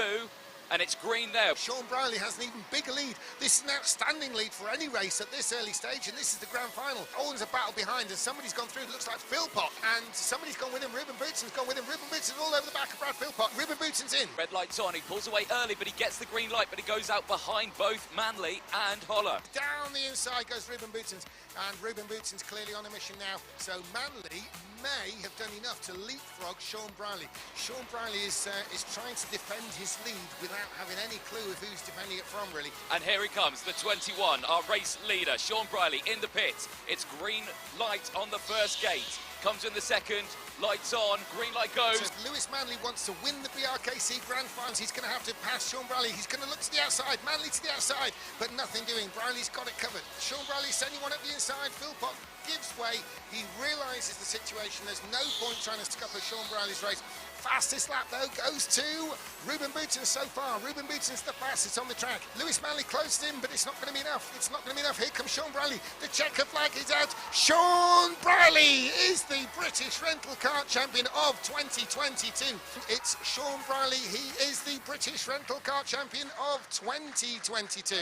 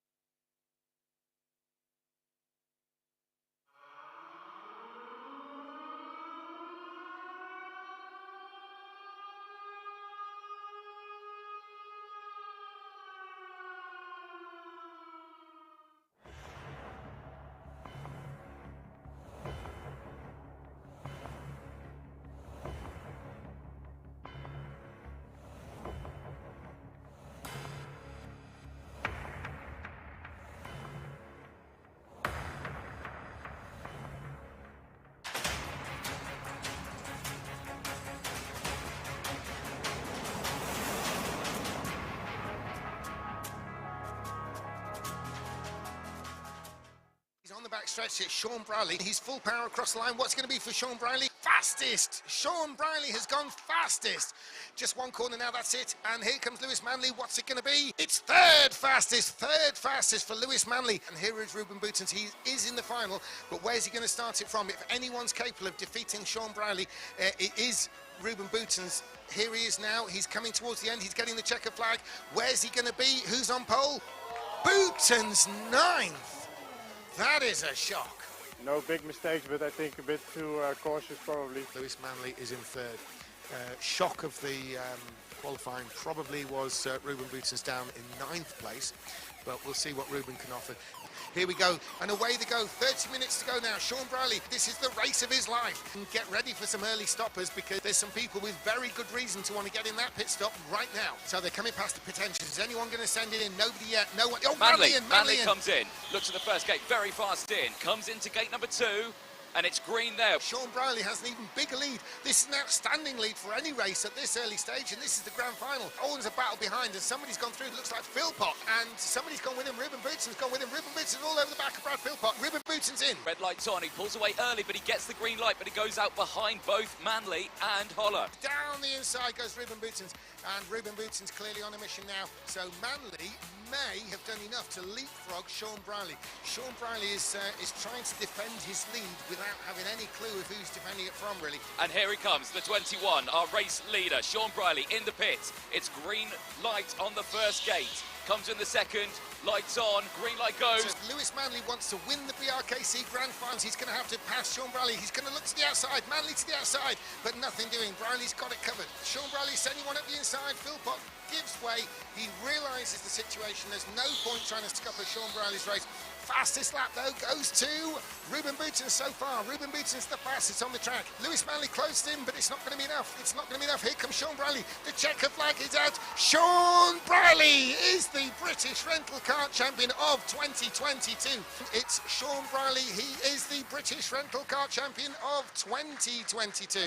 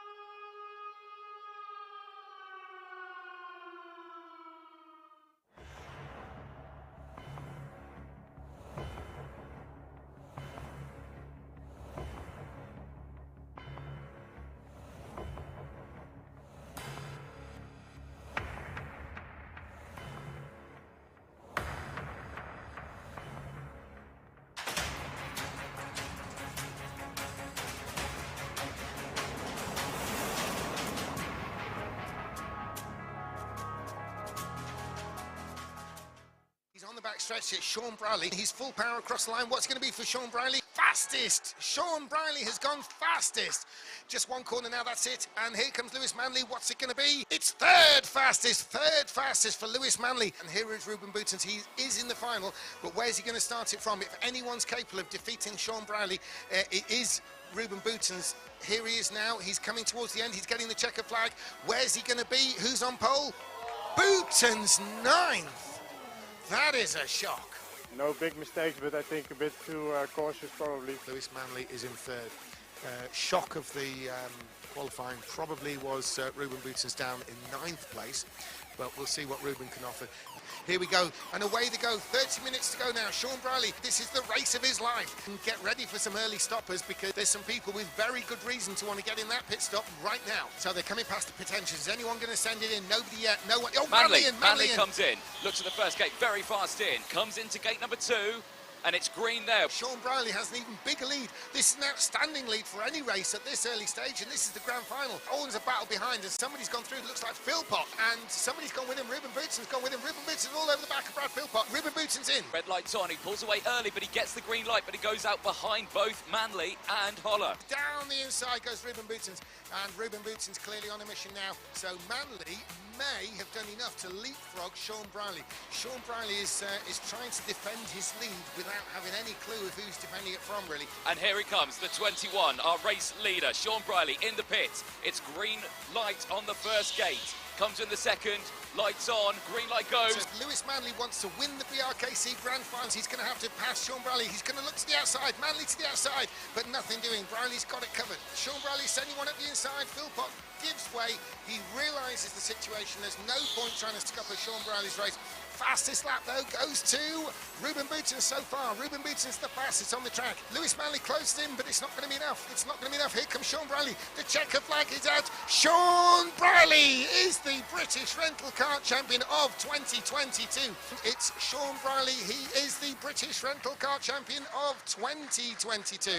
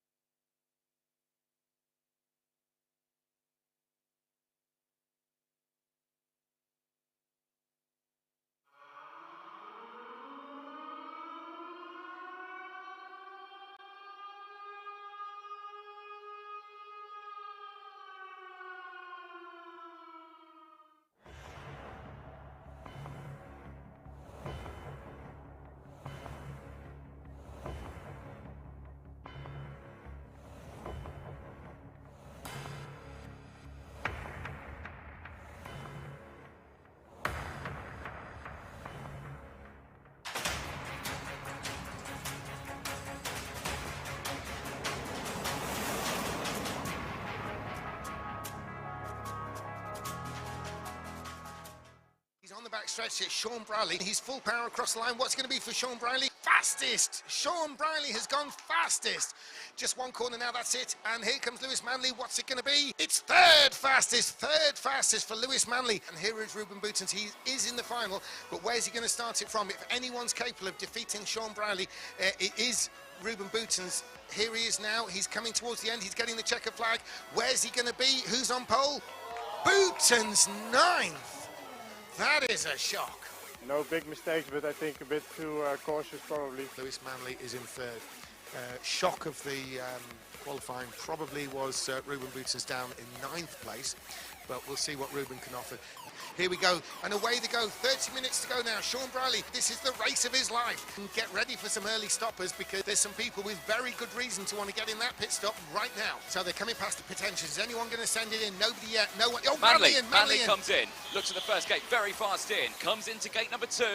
and it's green there. Sean Brierley has an even bigger lead. This is an outstanding lead for any race at this early stage, and this is the grand final. Always a battle behind, and somebody's gone through. It looks like Philpott, and somebody's gone with him. Ruben Boutsen's gone with him. Ruben Boutsen's all over the back of Brad Philpott. Ruben Boutsen's in. Red light's on. He pulls away early, but he gets the green light, but he goes out behind both Manley and Holler. Down the inside goes Ruben Boutsen's, and Ruben Boutsen's clearly on a mission now. So Manley may have done enough to leapfrog Sean Brierley. Sean Brierley is trying to defend his lead without having any clue of who's defending it from, really. And here he comes, the 21, our race leader, Sean Brierley in the pits. It's green light on the first gate. Comes in the second, lights on, green light goes. So Lewis Manley wants to win the BRKC Grand Finals. He's going to have to pass Sean Brierley. He's going to look to the outside, Manley to the outside, but nothing doing. Brierley's got it covered. Sean Brierley sending one up the inside. Philpott gives way.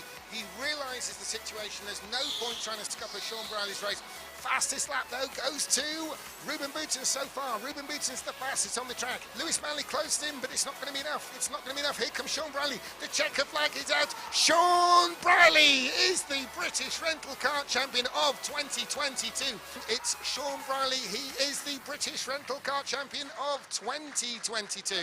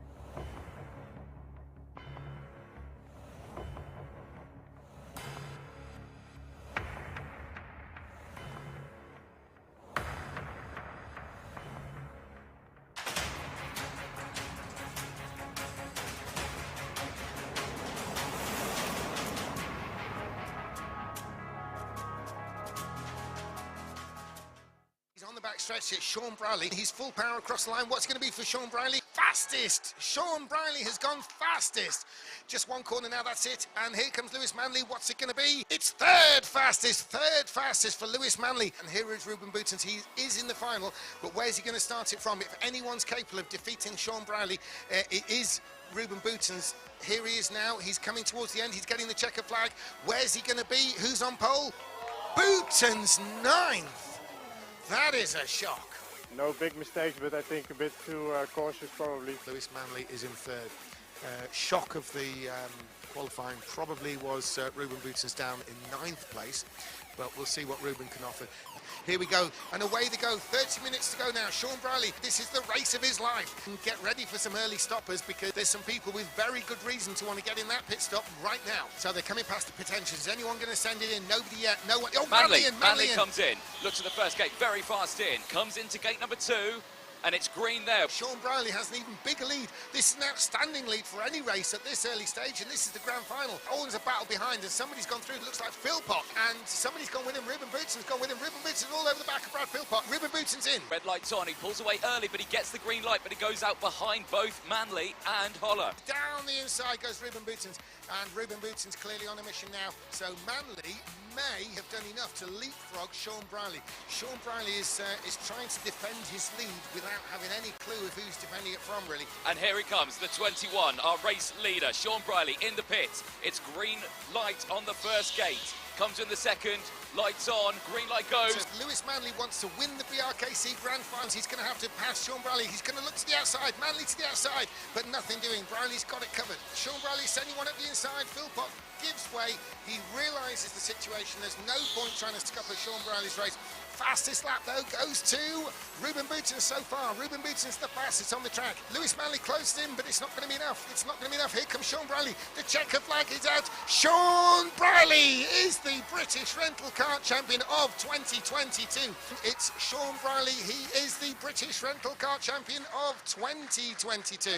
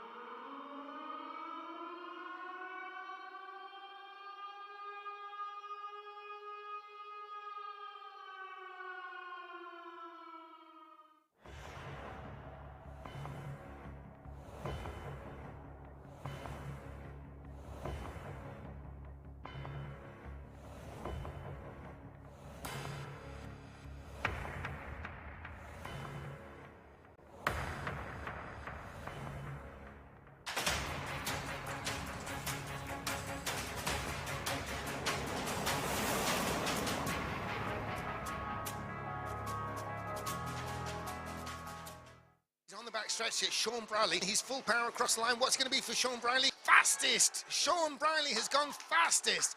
Just one corner now, that's it. And here comes Lewis Manley. What's it going to be? It's third fastest for Lewis Manley. And here is Ruben Boutens. He is in the final, but where's he going to start it from? If anyone's capable of defeating Sean Briley, it is Ruben Boutens. Here he is now. He's coming towards the end. He's getting the checker flag. Where's he going to be? Who's on pole? Boutens, 9th. That is a shock.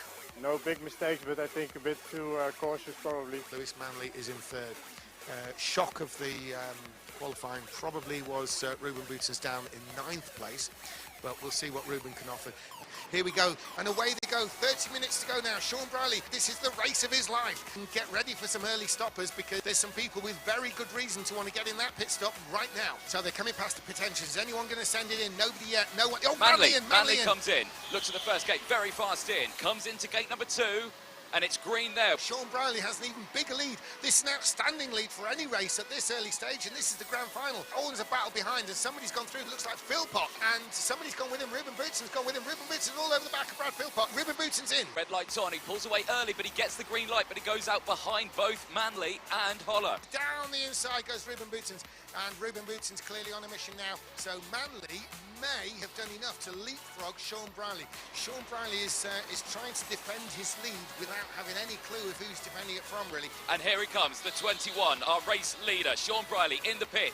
It's green light on the first gate. Comes in the second, lights on, green light goes. So Lewis Manley wants to win the BRKC Grand Finals. He's going to have to pass Sean Briley. He's going to look to the outside, Manley to the outside, but nothing doing. Briley's got it covered. Sean Briley's sending one up the inside. Philpott gives way. He realises the situation. There's no point trying to scupper Sean Briley's race. Fastest lap, though, goes to Ruben Boutens so far. Ruben Boutens the fastest on the track. Lewis Manley closed in, but it's not going to be enough. It's not going to be enough. Here comes Sean Briley. The checker flag is out. Sean Briley is the British Rental Kart Champion of 2022.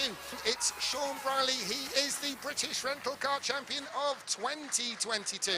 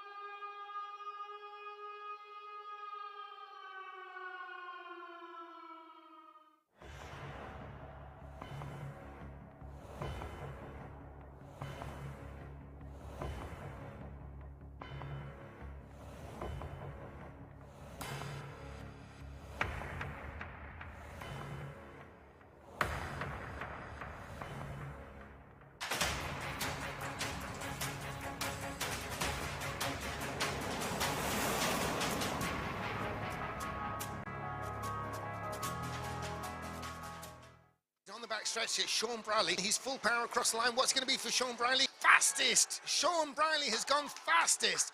Just one corner now, that's it. And here comes Lewis Manley. What's it going to be? It's third fastest for Lewis Manley. And here is Ruben Boutens. He is in the final, but where's he going to start it from? If anyone's capable of defeating Sean Bradley, it is Ruben Boutens. Here he is now. He's coming towards the end. He's getting the checker flag.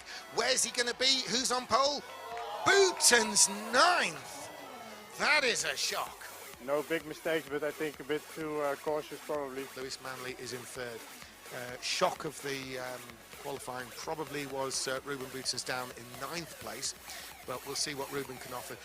Here we go, and away they go. 30 minutes to go now. Sean Bradley, this is the race of his life. And get ready for some early stoppers, because there's some people with very good reason to want to get in that pit stop right now. So they're coming past the potentials. Is anyone going to send it in? Nobody yet. No one. Oh, Manley Manley comes in, looks at the first gate, very fast in, comes into gate number 2.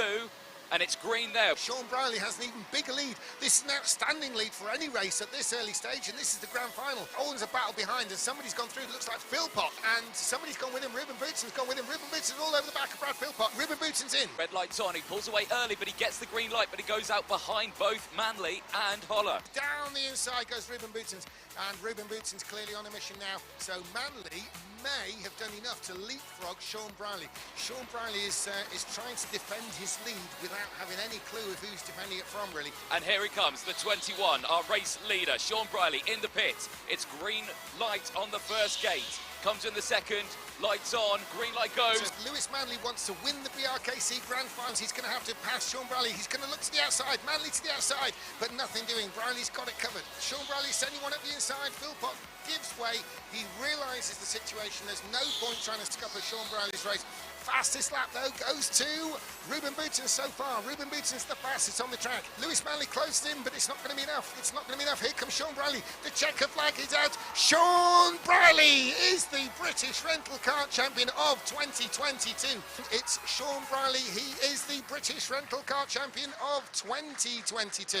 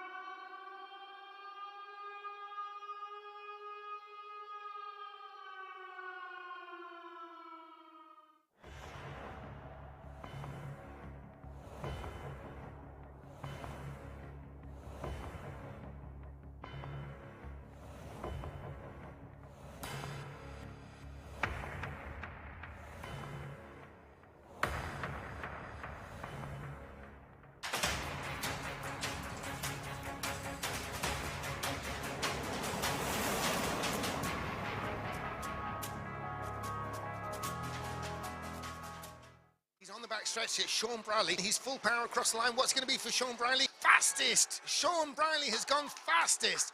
Just one corner now, that's it. And here comes Lewis Manley. What's it going to be? It's third fastest for Lewis Manley. And here is Ruben Boutens. He is in the final, but where's he going to start it from? If anyone's capable of defeating Sean Bradley, it is Ruben Boutens. Here he is now. He's coming towards the end. He's getting the checker flag. Where's he going to be? Who's on pole? Boutens 9th. That is a shock. No big mistakes, but I think a bit too cautious probably. Lewis Manley is in third. Shock of the qualifying probably was Ruben Boutens down in 9th place, but we'll see what Ruben can offer. Here we go, and away they go. 30 minutes to go now. Sean Bradley, this is the race of his life. And get ready for some early stoppers, because there's some people with very good reason to want to get in that pit stop right now. So they're coming past the potentials. Is anyone going to send it in? Nobody yet. No one. Oh, Manley comes in, looks at the first gate, very fast in, comes into gate number 2. and it's green there. Sean Brierley has an even bigger lead. This is an outstanding lead for any race at this early stage, and this is the grand final. Owen's a battle behind, and somebody's gone through. It looks like Philpott, and somebody's gone with him. Ruben Boutsen's gone with him. Ruben Boutsen's all over the back of Brad Philpott. Ruben Boutsen's in. Red light's on. He pulls away early, but he gets the green light, but he goes out behind both Manley and Holler. Down the inside goes Ruben Boutsen's, and Ruben Boutsen's clearly on a mission now. So Manley may have done enough to leapfrog Sean Brierley. Sean Brierley is trying to defend his lead without having any clue of who's defending it from, really. And here he comes, the 21, our race leader, Sean Brierley in the pits. It's green light on the first gate. Comes in the second, lights on, green light goes. So Lewis Manley wants to win the BRKC Grand Finals. He's going to have to pass Sean Brierley. He's going to look to the outside, Manley to the outside, but nothing doing. Brierley's got it covered. Sean Brierley sending one up the inside. Philpott gives way. He realises the situation. There's no point trying to scupper Sean Brierley's race. Fastest lap, though, goes to Ruben Boutsen so far. Ruben Boutsen's the fastest on the track. Lewis Manley closed in, but it's not going to be enough. It's not going to be enough. Here comes Sean Brierley. The checker flag is out. Sean Brierley is the British Rental Kart Champion of 2022. It's Sean Brierley. He is the British Rental Kart Champion of 2022.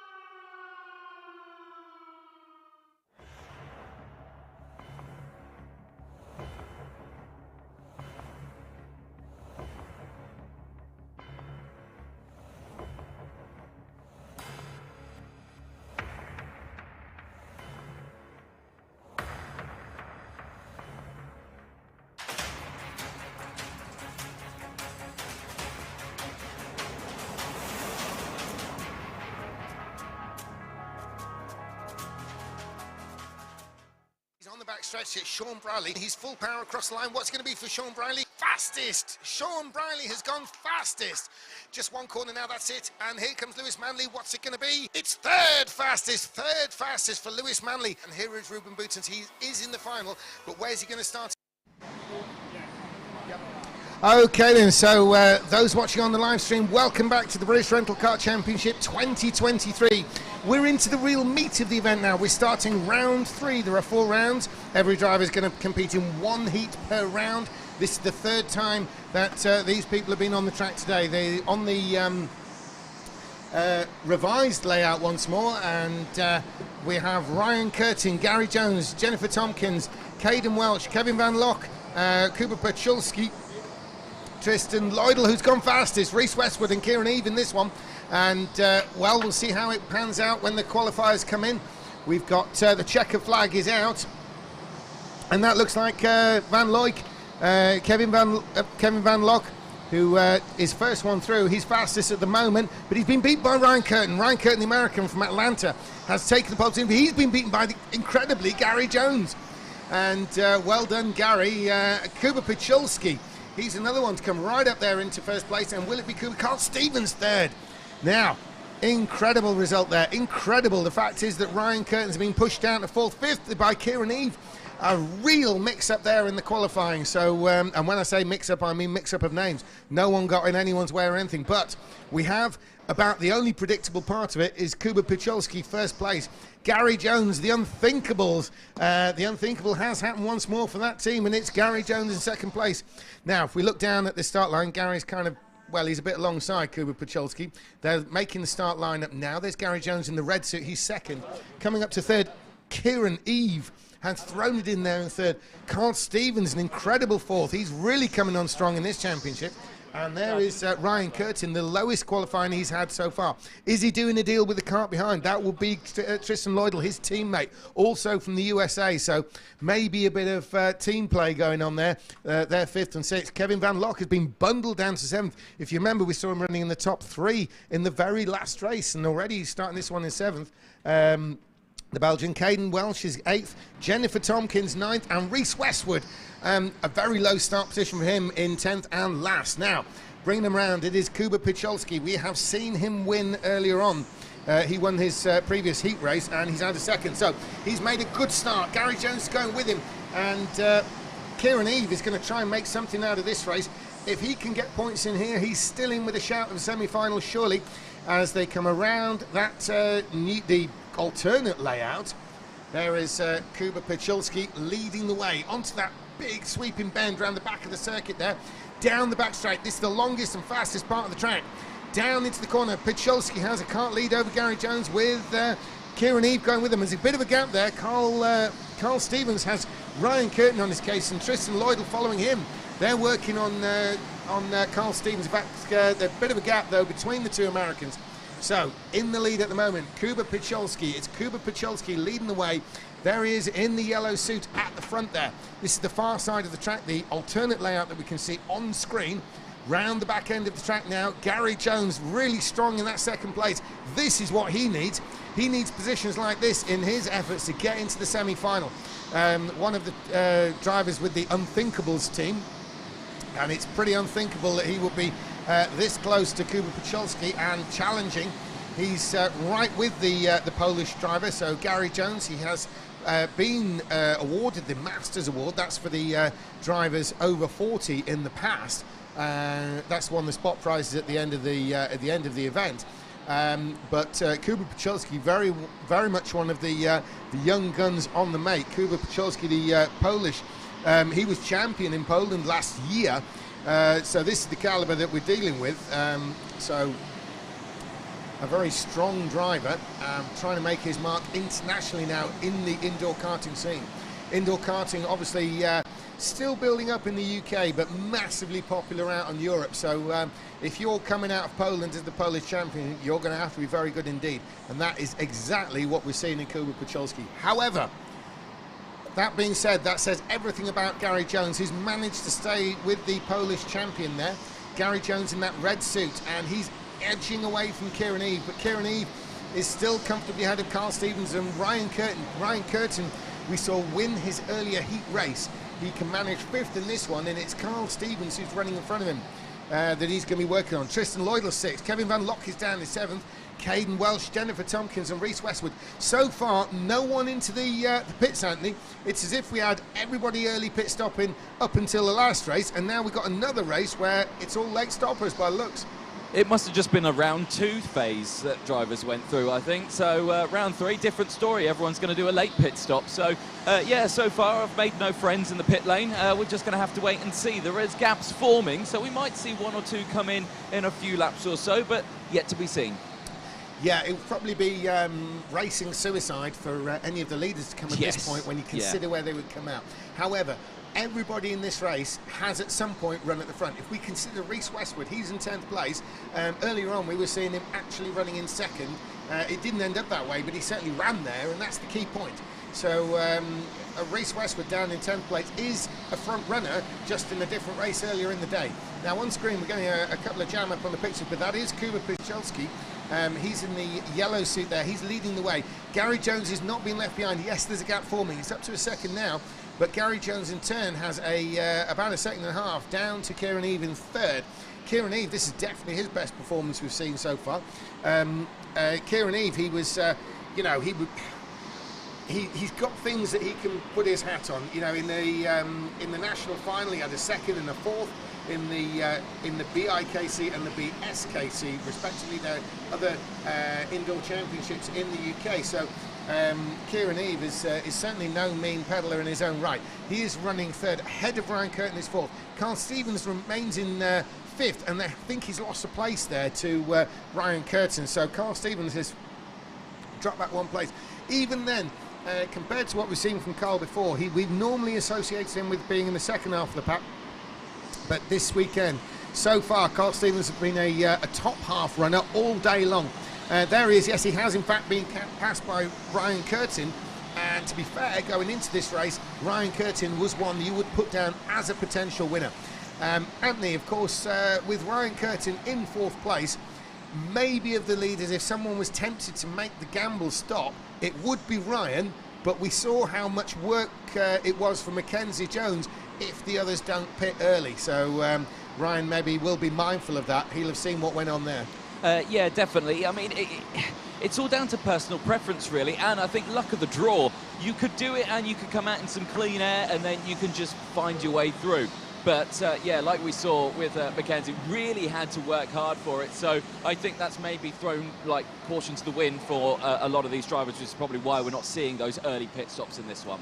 Yeah, and of course that can then lead to the other problem, which is what we've seen a lot in previous British Rental Kart Championships, where people who aren't used to that format of racing then by definition leave it way too late. And what happens is you have a massive sort of pylon in the pit lane with just 2 laps to go, and people are in a position where they've got no choice but to pit, even if it's a less preferential situation, and they're being caught out by the drivers. It often gets a bit messy just on the other end of the scale. Oh, in the pits. Yeah. We've got Caden Welch. He's our first driver to do a pit stop, and it's a good pit stop. He now goes to the back of the field, but I think that was okay. Yeah, Caden Welsh, he was sort of running in the lower half of the order there, Anthony. That's not a bad gamble for him. I think it may well work out for him when others, do pit. He may actually come through from 10th because he's going to be on a bit of a mission, but he can probably see those in front of him in the form of Reece Westwood and Jennifer Tompkins. We'll definitely be keeping an eye on him as there's 21 Westwood. So yes, Caden Welsh is actually in sight. He can just about see the back of Reece Westwood. He'll know it's Reece Westwood, and he'll know what Reece Westwood has done so far today, which is run at the front. So if he can just stay with him, it's kind of a bit of a proven front runner that he's chasing. But look at Kuba Pacholski. He's now starting to edge out, but Gary Jones has also created a similar gap behind. Gary Jones, can he stay in that second place? Do you know what, Anthony? It'll be amazing if he does. I mean, it'll be amazing in a good sense. Not amazing because he can't do it. He can do it. He's won races before. Yeah. But this will be a really good thing for Gary Jones. Oh, yeah. He was happy when he finished second earlier on today. So if he can get another one, then, yeah, 100% he'll be chuffed with that one. So, it's good. And I think, he's a fan favourite here at Formula Fast for the BRKC. When he came in, a lot of people were cheering, like, go on, Gary. And it was just like, yeah, he's a fan favourite. Yeah, he really is somebody that everybody likes, and getting the big points will be a popular thing. Of course, that whole team is massively popular. They're all from the sort of northwest area. Action in the pit lane. Yeah, it's the number 21, Reece Westwood. So he's pitted now from essentially second from last, so P9 so far. Good pit stop. He comes back out. Crucially, he's going to come back out in front of the race leader, though. Yeah, now this can be quite interesting because it's not as if we're talking about Reece Westwood being slow. He was running up at the front last time. Last time he was out, we've seen him running in second place for an awful long time in a race, and competitively too. So Reece Westwood is not somebody who's a slouch around here. And so Kuba Pacholski, it may take him some time to catch Reece Westwood. Now, I hope that's the case for Westwood's sake, because what I don't want to see is Westwood going a lap down ridiculously early in the race and having to give way to the race leader, and the time it's going to cost him to do that. But Pacholski is actually really reining him in. There's some very fast laps from Pacholski. What's he on? 32.8 already. I think that's the earliest we've seen someone into the 32-second mark in this championship. Yeah, despite the fact that as well that we've just had like a 40-minute break from track action as well. The track had cooled down, the tyres had cooled down, so to get it up to temp that quick and throw in such a competitive time this early on, yeah, very impressive. Yeah, that's saying, and Kuba is now with Reece Westwood. Reece Westwood is going to have to give way to the race leader. They're coming around. They're on screen now. Kuba Pacholski is the second of the two in the mostly yellow suit. And Reece Westwood, well, it's a question of where can he do it. This is a difficult place to be letting people through. I don't think any blue flags have come out. If they have, maybe not to the sight of Reece Westwood, because he's certainly not moving out of the way. He is running dead last and therefore the first person to be caught, but it shows just how quick he's going. Okay, so Kuba now has moved into that spot ahead. Obviously he's putting Westwood a lap down. I can see Westwood staying with him for some time. Gary Jones, of course, has his sights on Kuba Pachelski. He may well be a bit perturbed that there's a kart between them, but I don't think he should worry about it too much at this stage. What he might want to worry about is what's going on behind, because Kieran Eve has now been caught by Ryan Curtin. Oh, sorry, action in the pit lane, James. Yeah, it's the number 16. This is Tristan Lodel who's in, and it's a good first gate. Gate number 2, also good. He comes back out just behind Caden Welch. Yeah, now Caden Welch, gradual progression to the front. The early pit stop does seem to have worked for him. It's not the kind of gamble that's worked out well so far much today. And of course the most extreme example was in the last race from Kenzie Jones. It really didn't pay off for him there. He had a lot of work to do, although he got back up to second. Certainly I think Caden Welch may well be creeping up the order there. Jennifer Tompkins ahead of him has not pitted, but she's only 5 seconds ahead, so when she comes in, obviously that'll be another spot for Caden. Kevin van der Lok might be a slightly different proposition, but if Caden Welch can keep this sort of progress going, he may actually finish this race a little bit further ahead than where he started. Oh, in the pits yet? Or is that no? No, we got one in the pits, yeah. It's the number 10, it's Ryan Curtin, and he has a very good gate 1, comes into gate 2, accelerates early, bit hesitant on the throttle, but gets that green light and he heads out.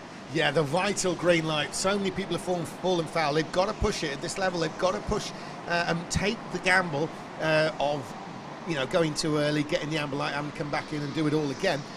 But, if you don't do that, if you're not operating at that level, you're not really going to be in contention for the win because others are. Another one in the pits. Yes, indeed. It is the number 17, Kieran Eve, who comes in.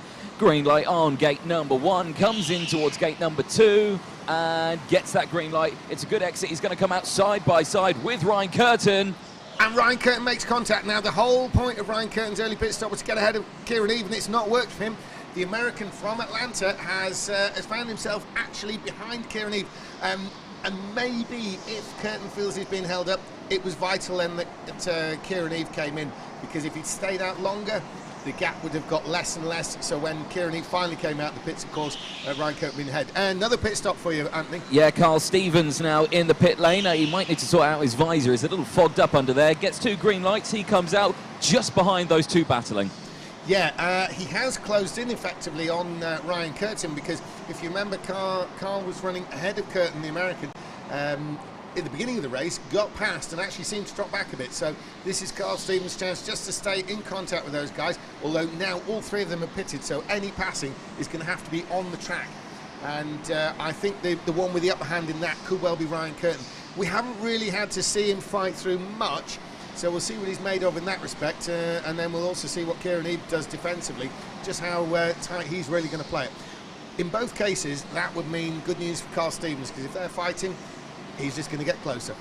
Yeah, exactly. So it's all going to be down to what they can really do out on track. And, the pit stops have been coming in pretty steady, actually, throughout this one. It's not been a big bulk at the start, not been a big bulk at the end. It's just been a nice trickle all the way through the race. It's kind of kept me company. It's quite nice. Yeah, it's sort of been the proverbial one after another going on down there, hasn't it? So a nice even gap between them.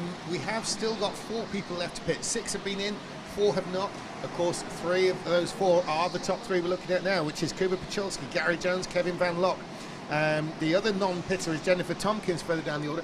We saw her have problems in her first heat race with pit stops, had to take the penalty, come back in again, but the second one was fine. Has to be said with Jennifer, that was that second race, she really didn't want to repeat of the first, did she? It was a pretty conservative stop, that one, making sure absolutely that it was clean. It was, yeah, but I mean, can you blame her? So, oh, 100% not. Yeah. No, so when, if she comes in this time, hopefully she's going to build up a bit more confidence, thinking, I'm going to give that another go, otherwise I'm just going to come last in this race. So, that becomes that factor. She's still not come in as the number 10 is under investigation. That is Ryan Curtin. Ryan Curtin, the American. Now, I'm wondering what he might be under investigation for. We can only assume it would be some sort of contact, possibly. He is, of course, following very closely Kieran Eve, so maybe something has happened that we didn't spot on the TV, or neither of us saw anyway. Ryan Curtin is actually ahead of Kieran Eve, so maybe there was a bit of a marginal pass, but Curtin, he's just got to really stay in there. If they tell him to give the spot back, at least Kieran Eve's right behind him. However, if we look one place further back, now on both of them is Carl Stevens. Carl Stevens is running in 6th place, but he is now in contact with those two ahead. He was looking for some kind of problem between them, I think. Now there's a gap opened up, so Carl Stevens, if he wants to make inroads on Ryan Curtin, is going to have to pass Kieran Eve pretty quick. Yes, he will do. He'll have to get to bar sooner rather than later. Opportunity there into the final corner. It wasn't close enough for that move. So he's just, you know, he's a driver that I've not actually seen go for any overtake. Excuse me, a hiccup there. As a driver that I've not really seen go for an overtake yet. Yeah, Carl Stevens is a driver who came to the BRKC a couple of years ago. He was running at the tail, and he was running mid-pack, and now you know, he's competitive with front runners, but he's a fast driver. We've not really seen him tested as such. Oh, have you got someone in the pits? Yes, we do. Yeah, the number 12 has come in. This is Kevin Van Lock, and he gets a green light on the exit. Very slow getaway from the green light, though. This will be a slow stop, but it will be legal. He comes out just ahead of the number 11. Yeah, and that's important. He just got it. And Caden Welsh, of course, number 11, the first stopper. Now, from Van Lock's point of view, he didn't appear to be really in contact with anybody, and that is what happens when someone comes in really early. They're out of contention, people forget them. It would have been hard to spot that Caden Welsh, from his point of view, was that close to him, really. And I think that Van Lock was probably pretty much fixed on having a third place there. And really, he's kind of, luckily, from his point of view, being able to come out ahead of Caden Welsh. We'll see how this shapes out, because actually Kevin Van Lock has dropped back somewhat, because Ryan Curtin, Kieran Eve and Carl Stevens have all made pit stops, and somehow Van Lock, from what we'd seen when he was running at the front before, now finds himself a bit down the order. Yeah, I'm looking at the timing, and like we were saying, now that we've had the majority of the pit stops come in, we've still got 3 left to go. And our top 2 are still those drivers who have yet to do it. Now, Ryan Curtin's there in P3, but he is 17 seconds further down the road. Here comes Jennifer Tompkins into the pit lane from the number 8. Green light on gate number 1, comes to gate number 2, stops nice and early, quite cautious, but gets a good pit stop. Race and that's leader. Good. Race leader's in, yeah, number 20. Kuba Pacholski is in. He has a good pit stop, he's back out. No worries there for him. 17 seconds in front of third place of Ryan Curtin, who's not even reached the start-finish line yet. It's all going to be down to now Gary Jones. Yeah, I think the top 2 are sealed. The big question is over Gary Jones. Gary Jones has now assumed the lead. Can he pull out enough of a gap? Probably not, 'cause he's only 3.8 seconds ahead of Kuba Pacholski. We're working on the Sam Slater theory of 10.5 seconds in the pit. Now, we were waiting for 3 drivers to come in. 2 of those have pitted. That was Jennifer Tompkins and it was Kuba Pacholski. So the only one yet to pit is Gary Jones. Gary Jones, if he comes in now, will be in second place, but it's close.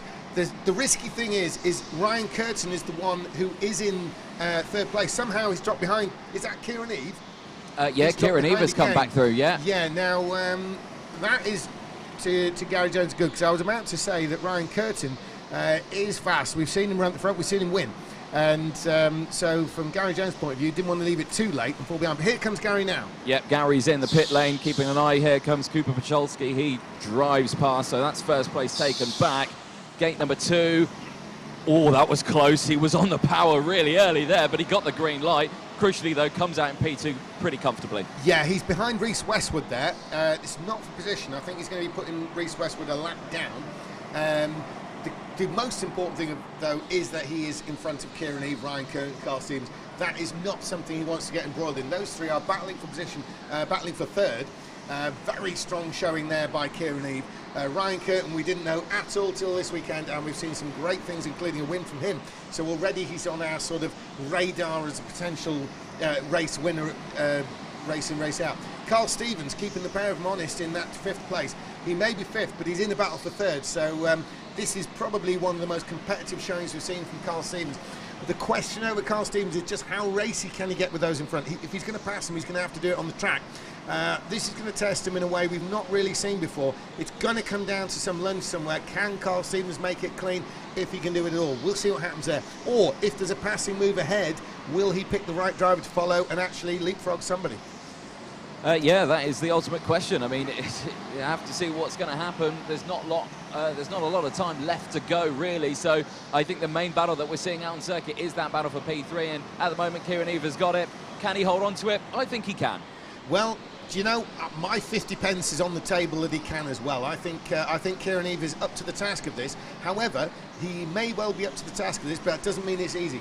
He's the least little thing he does wrong, he's going to have one or the other on top of him, because if he makes a mistake and, say, Ryan Curtin is inconvenienced, then Carl Stevens is just going to go straight past the pair of them. If he makes a mistake and Ryan Curtin isn't inconvenienced, then Ryan Curtin's going to go past him. Either way, he's going to lose spots and it's going to get messy. However, Gary Jones, I just want to draw attention back to, he is absolutely bang in the middle of the running between the leader, Pachulski, and Kieran Eve. He has moved ahead of Reese Westwood, so that does put a cart between him and the ones who are chasing him, which from his point of view can only be a plus. Yeah, definitely. He's got no dramas there. Clean track in front and behind. It's just cruising to the checker flag, really. And last lap board will be out this time as well. So, yeah, I think it's signed, sealed and done. Absolutely, they're on their penultimate lap. It is Kuba Pachulski. Kuba Pachulski from Poland. He's leading the way on this one. And we know he has what it takes to win this thing. Obviously you'll be interviewing him, but I have to say, Anthony, just as they're getting ready with the checker flag, you've had to tackle some haircuts this weekend. I have, yes. Yeah. There's been quite a few. They've flared out. As soon as they take the helmet off, I've nearly had my eyes taken out, but yeah, they've been okay. Kuba Pachulski being no exception. When you were talking to him earlier before, that's when I thought about all this, and I thought how boring we must look by comparison with our fairly standard haircuts compared to all these youngsters with pretty wild hairdos going on. No, best haircut in the building we've got, James. Best haircuts in the building. Excellent. And best driving in this race is Kuba Pachulski, who's just taken the checkered flag. And here comes Gary Jones. This is a fantastic result. The unthinkable has happened, and Gary Jones is through into second place. A ton of points for himself and that team. Third place, it's going to be Kieran Eve. Yes, it is. It's Kieran Eve from Ryan Curtin. Carl Stevens, a very creditable fifth there. And he has matched that position before, but he's getting really fighty out there now, Carl Stevens. We're seeing him improve a lot. Kevin Van Luck has actually pulled himself up the order to probably the best result he could have got, having dropped back earlier on. Caden Welch, well, it looked like he'd actually really lucked in, if you like, with the early pit stop, or, you know, made the right decision. He is down to 7th, Tristan Lloydell 8th, Jennifer Tompkins 9th, and Reese Westwood brings him up in 10th place. Yeah, an interesting race there, Anthony, and a ton of points for Pachulski. He's got to feel like he's got a hand on the semi-finals, or maybe even the final itself. I reckon he possibly has a hand on the trophy, you know? Yeah. Yeah, he's had a great day today, and we're definitely going to have a chat with him when he's ready. And well done to Kuba. Kuba, once you're ready, come and have a chat with us. Yes, I'll let you get yourself weighed up. I want to chat to this man, Mr. Gary. We've spoken to you once already today. We'll speak to you again, just very briefly. Camera's there, smile and wave, smile and wave.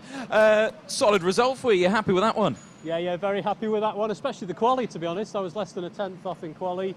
Yeah, I've just kind of kept with Kuba at the start, really, and I think there were 2 or 3 behind me fighting, so I was just able to make a gap. An easy pit stop, really, and then came out easily in second. Really pleased with that. Solid drive, solid result, great points for you as well. I suspect you're going to be pretty high up in the points there. Do you feel confident that you could make it to the finals? I could maybe make a semi if I get a 2nd or 3rd, because I had an 8th place earlier on, which wasn't great. So I think if I get a 2nd or 3rd tomorrow, maybe. Well, we'll wish you the best of luck for that one, Gary. Congratulations, well done on that one. Kuba Pachulski is over here. It's the 3rd time I'm going to speak to him today. He's making a common theme of this one. Kuba, stand over there. Come on, you know the drill by now. Come on. Well, again, another race win. Congratulations. Looking like a fan favourite for tomorrow. Oh, I hope so. Yeah, just again, tough race because of the car. I started like it was, I was thinking like it was slowing down through the race, but anyway, I think it was a nice ride. And no, the kart wasn't slowing down. What was happening there is you were winning so well, you were easing off at every lap. Yeah, you know, at some stages of the race, the cars are not getting enough fresh air, and it sometimes happens. But anyway, like I said, it was a nice ride for me. Exactly. Confident for tomorrow. Nice set of points that you've earned today. You can sleep tonight, get well rested. You're not going to go out partying, are you? I hope. Oh, of course.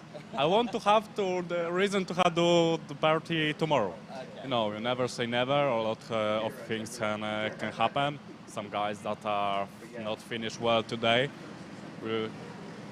Before the sleep thing, I need to get maybe P2 here, P1 here, and everyone will be pushing tomorrow. So it's not gonna be easy one, but I hope for the best result.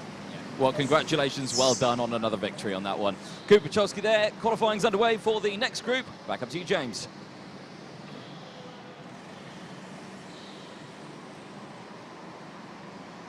Okay, so, yeah, an interesting interview there, Anthony. And Pachowski really, as we said when he came in, surely from our point of view, has got to be one of those in with a shout. Talking of being in with a shout, in this race we have two drivers who are definitely in with a shout of the championship, if not, you know, just the final itself, and that is Ivan Shana and Vika Schlets. Vika Schlets and Ivan Shana surely are the favourites going into this race, but beyond that, this is open. This is about as open as you could want.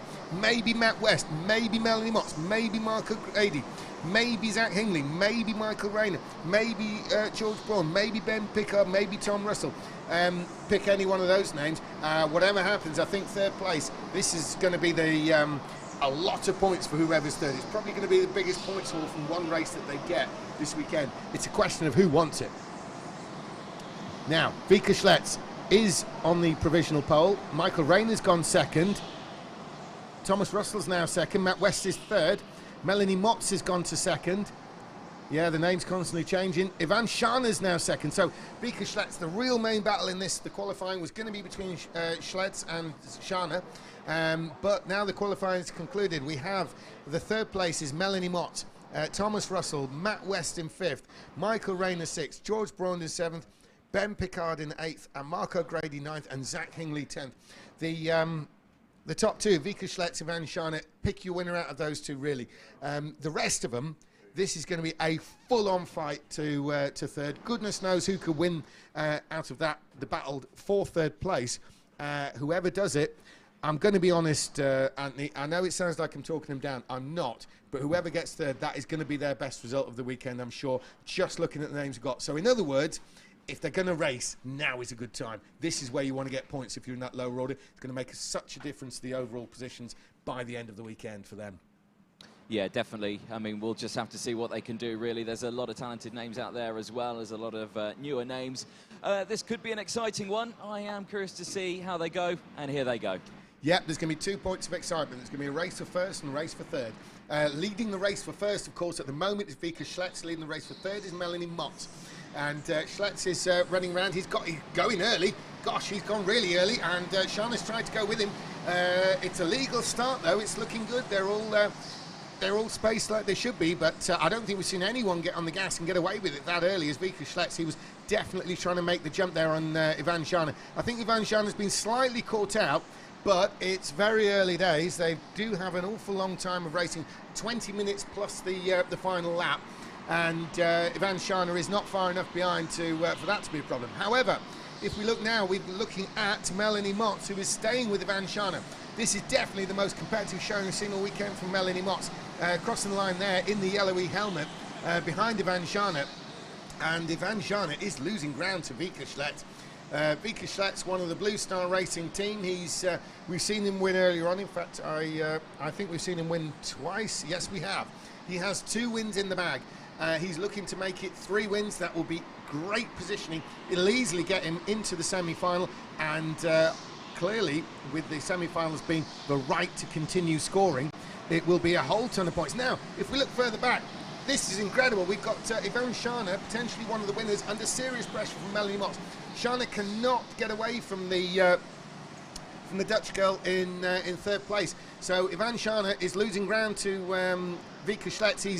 He's almost losing a position to Melanie Motts. Melanie Motts really got the bit between the teeth. There's a gap then to fourth, which is Thomas Russell, and we certainly haven't seen him that high this weekend. Matt West is in fifth. Michael Rayner's way up in sixth. George Braun, Ben Pickard, Marco Grady, Zach Hingley. And who's going to be the first to crack? Who's going to come in the pits? Well, I don't think it's going to be Ivan Shana. Melanie Motts. Now, I don't ever want to talk in terms of saying that Ivan Shana's holding someone up, But Melanie may feel that she could be faster on her own, or she may be getting dragged along by Van Schaane. That's only something that she knows at this stage. Certainly Thomas Russell is falling back from that pair. He's got Matt West on his tail. It's really too early for anyone coming in now. If anyone comes in now, there doesn't look to be any real reason. It's just kind of for the hell of it. Anthony, I think you're going to be fairly quiet for some way, you know. I think I am going to be as well, yeah. So I'm just going to sit back, relax, and let you take over for a while. And of course, that'll be exactly when someone comes in. Exactly, yeah. As soon as I sit down, it will be in the pit lane. Yeah, whatever you do, don't sit down. That's going to be the rule, that's for sure. But Vika Schlitz is definitely. Well, he's sat down in the kart, but he's not sitting down on the job. He's made the biggest lead we've ever seen in this stage of a race this weekend. He's got nearly 3 seconds, and when he crossed the line, will it be 3 seconds? Because Van Schaane in second has definitely got his hands full with Melanie Mott. The gap has opened slightly, but once they go off the fast lap time, I'll be interested. In there, 32-second already is Vika Schlitz. Just 5 laps in, and he's down to a 32-second lap already, and that is probably why he is 3.1 seconds ahead of the second place to Van Schaane. So, let's have a recap of this. Predictably, it was going to be Vika Schlitz and Van Schaane leading the way. Not so predictably was the fact that Schlitz was going to pretty much check out, and Van Schaane was going to be fighting a rearguard action, and not so predictably that was going to be against the Dutch lady, Melanie Mott. Melanie Mott, so far we've seen near the tail of the field so far this weekend, but this is the third time out for her today, and this is by far her best showing. Third place she's running in at the moment. Can that be maintained? That's the question. She's looking very believable there. Thomas Russell, this is the best he's run so far. Matt West, if I'm honest, I would have put money on him being the one in third place. He would be the most likely going into the race, not knowing how this was going to pan out. Probably Matt thinking the same. Now, if there's going to be a pit stopper, it would probably be Matt West. Where would he come out? He would come out probably, ahead of Zach Hingley, but behind Marco Grady. So, you know, we've seen it before where if everyone piles in early, then obviously such a strategy cancels itself out. No. The question, Anthony, I would ask is, with Vika Schlitz pulling away such an advantage there, is it Schlitz going fast or Schaane going slow? You know, that's well, I mean, who knows really? There's so much going on, and I mean, like you said, you were bang on earlier on with the no pit stops happening or anything like that. But yeah, so far, I don't know. It's too close to call, really. I don't know what strategies are going to be coming out. Everything that we can think is pure speculation. Oh, 100%. I'm going to make a speculation. Though. Go on. If anybody was going to come in the pits now, so if someone was pitting now, the only one I could see with any reason would be the 5th place Matt West, because he definitely, I think, is losing time to Thomas Russell. Thomas Russell doing a grand job holding him off, but it's exactly that. He's holding him off. Oh, first pit stop, and it's the number 8 who's dived into the pit lane. That is George Brand, and he's a good first gate. Good second gate, bit slow, but, you know, good pit stop. He comes out, not last, comes out P9. Yeah, he crucially, from his point of view, he's come out ahead of Zach Hingley. And so he continues on his way. He's got Marco Grady, but Marco Grady is about 8 seconds ahead. Of course, George Braun was running behind Matt West on the track. Still, Matt West stays out. Into the pits, you've got another one. It's Rayner. Yeah, Rayner in the pit lane. The number 9 breaks very late, but gets the red light, gets the green light crucially there as well. This is a nice stop so far. Early on the accelerator, gets out and comes out in front of the number 8 of George Braun. Yeah, that is a very competent... Oh, no. Oh, invalid. Invalid for the number 8. That's George. So Dear that's a very late call. I'm just going to confirm that. Bear with me. Yeah, it's so obviously he tripped it.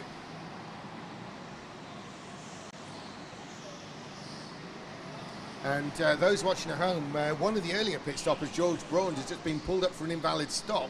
Quite a late call by the way. Anthony, have you got news? I do, yeah. Apparently I'm blind and I don't know what I'm doing. Yeah, gate 1, he got a yellow. Dear, oh dear. Well, that's bad news for George Braun, because he was one of those early pit stoppers.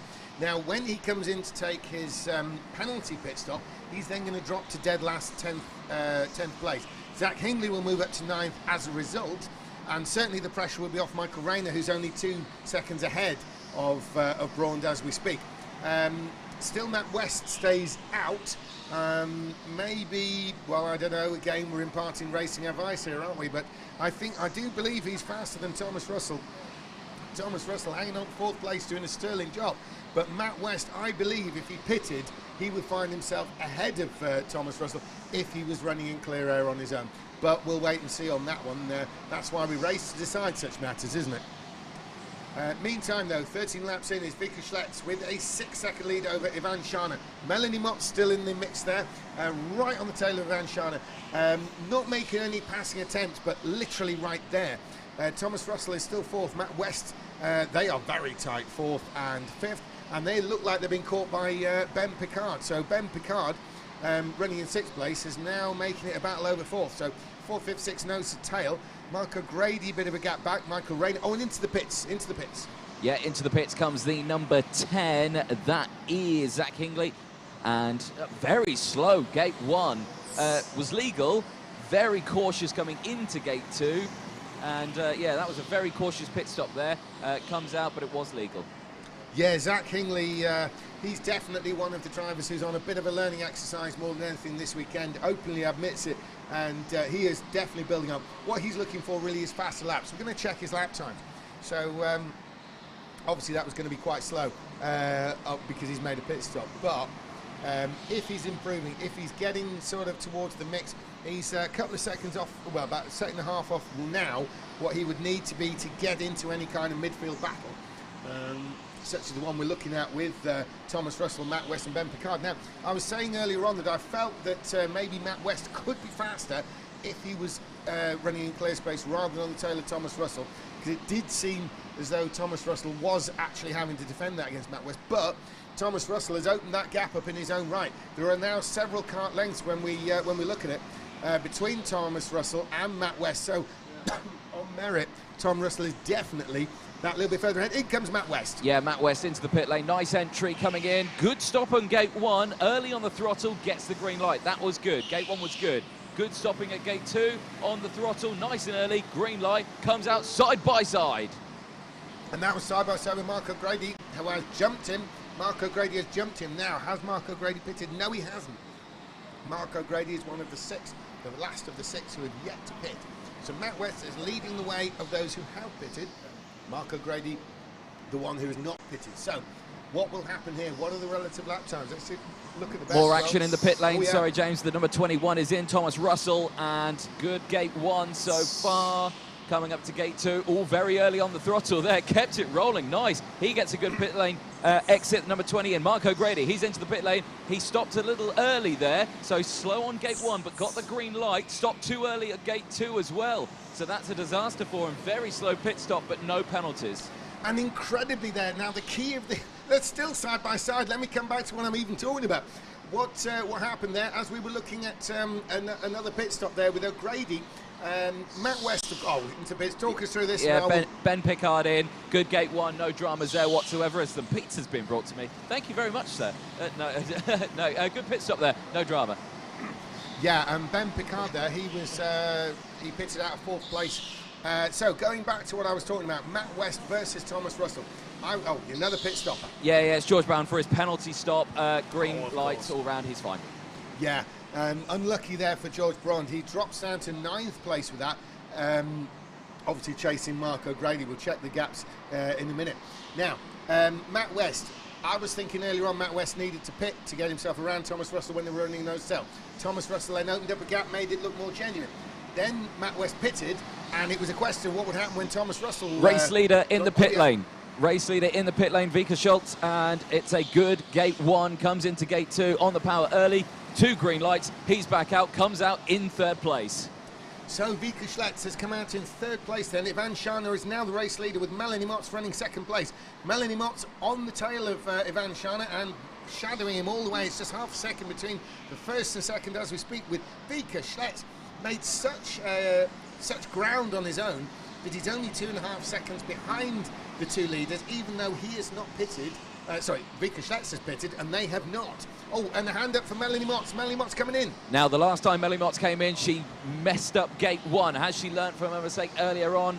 Yes, green light on gate 1. Gate 2, is it going to be good this time around? It's looking good. Yes, 2 green lights. Melanie Motts back out on track. Absolutely, and if ever Melanie Motts was going to make a good pit stop this weekend, it was going to be in this race. Running 3rd place, that puts the pressure on Ivan Shana.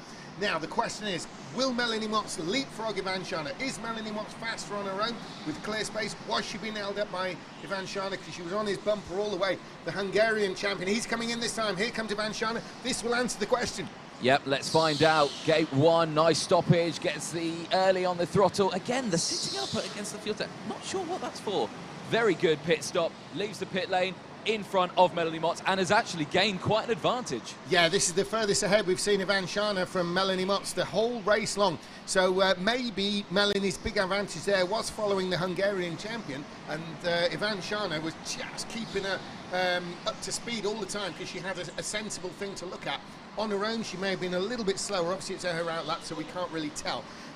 But Melanie Motts resumes in 3rd place, which means Ivan Shana, crucially from his point of view, keeps 2nd, because with fairness, you can't consider Vika Schlitz or Ivan Shana out of the top 2 here.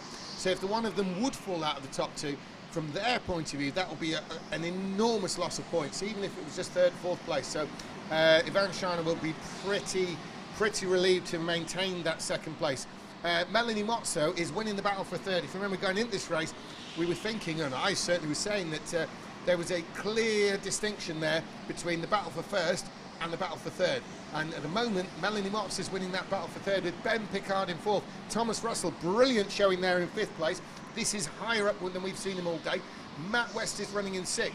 Arguably, that was my bet for running 3rd, but hey, Michael Rayner is 7th, Mark O'Grady 8th, George Braun is in 9th, and Zach Hingley 10th. Of course, George Braun's had to make 2 stops with a penalty. Feature of the day, arguably. So we've got 6 and a bit minutes. We have everybody who's been in the pits, including poor old George Braun, who had to come in twice. So there are no pit stops. So things like where there are battles, such as, in fact, Shana's been waved through. Yes, he's been waved through there. We'll have a little look to check exactly who that was. Waved Ivan Shana through. It was George Braun who waved through. It was George Braun, was it? Yeah, well, great driving there by George Braun. And this shows the level of awareness that all these drivers have. These are people who, on any given day, would win any race. They're all champions of something. Now they're all together in the BRKC. So the people running at the back are actually brilliant. They're just not as brilliant as the ones running at the front. It's as simple as that. Talking of brilliance, Vika Schlitz has opened up nearly a 10-second lead over Ivan Shana. But crucially, Ivan Shana did a very quick lap going into the pits and a very quick lap coming out of the pits. And that has helped him in his battle with Melanie Motts. But I'm looking at the timing screen. I believe that's closed up again because Shana's been blocked, Shana's been held up, and Melanie Motts is right on his tail, like she was before. Can Shana get through past the back marker? Yes, he can. Melanie Motts is going with him, though. This is not what Shana wants. Melanie Motts going to the outside. They're side by side down the backstretch, and Shana's got the inside to cover her off. Shana maintains his position. A bit of a touch there from behind by Melanie Motts. Just done on momentum, really. Nothing malicious there. Nothing, it's just a karting tap. And Ivan Shana, that was about the closest he was getting to really being passed there by Melanie Motts. He had to use all the racecraft he's been developing over the past couple of years. He is now sort of fully fledged on the international scene, regarding him as a potential winner of the whole championship this weekend, and he will go into the year doing the various other national championships, the Kart World Championship, with a clear view of taking the title. But at the moment, he's just fighting a rearguard action. There he is on screen, leading the way over Melanie Motts, the Dutch lady in 3rd place. This is the battle over 2nd. So there's Ivan Shana. Now, Shana has 4 minutes plus 4 and a bit minutes plus a lap to maintain this position. Melanie Motts absolutely driving beyond herself. The question is just how leery is Melanie going to get, because it's going to take a big lunge on Ivan Shana. It could be done, but it's a bit of an ask. And with Melanie running 3rd, it's certainly the best result she has had so far this weekend by a long shot. And she may not want to risk that. She might actually settle in 3rd and gain experience following somebody like Ivan Shana, who's got race-winning qualities already proven. So we'll see what happens there. But it's not out of the question.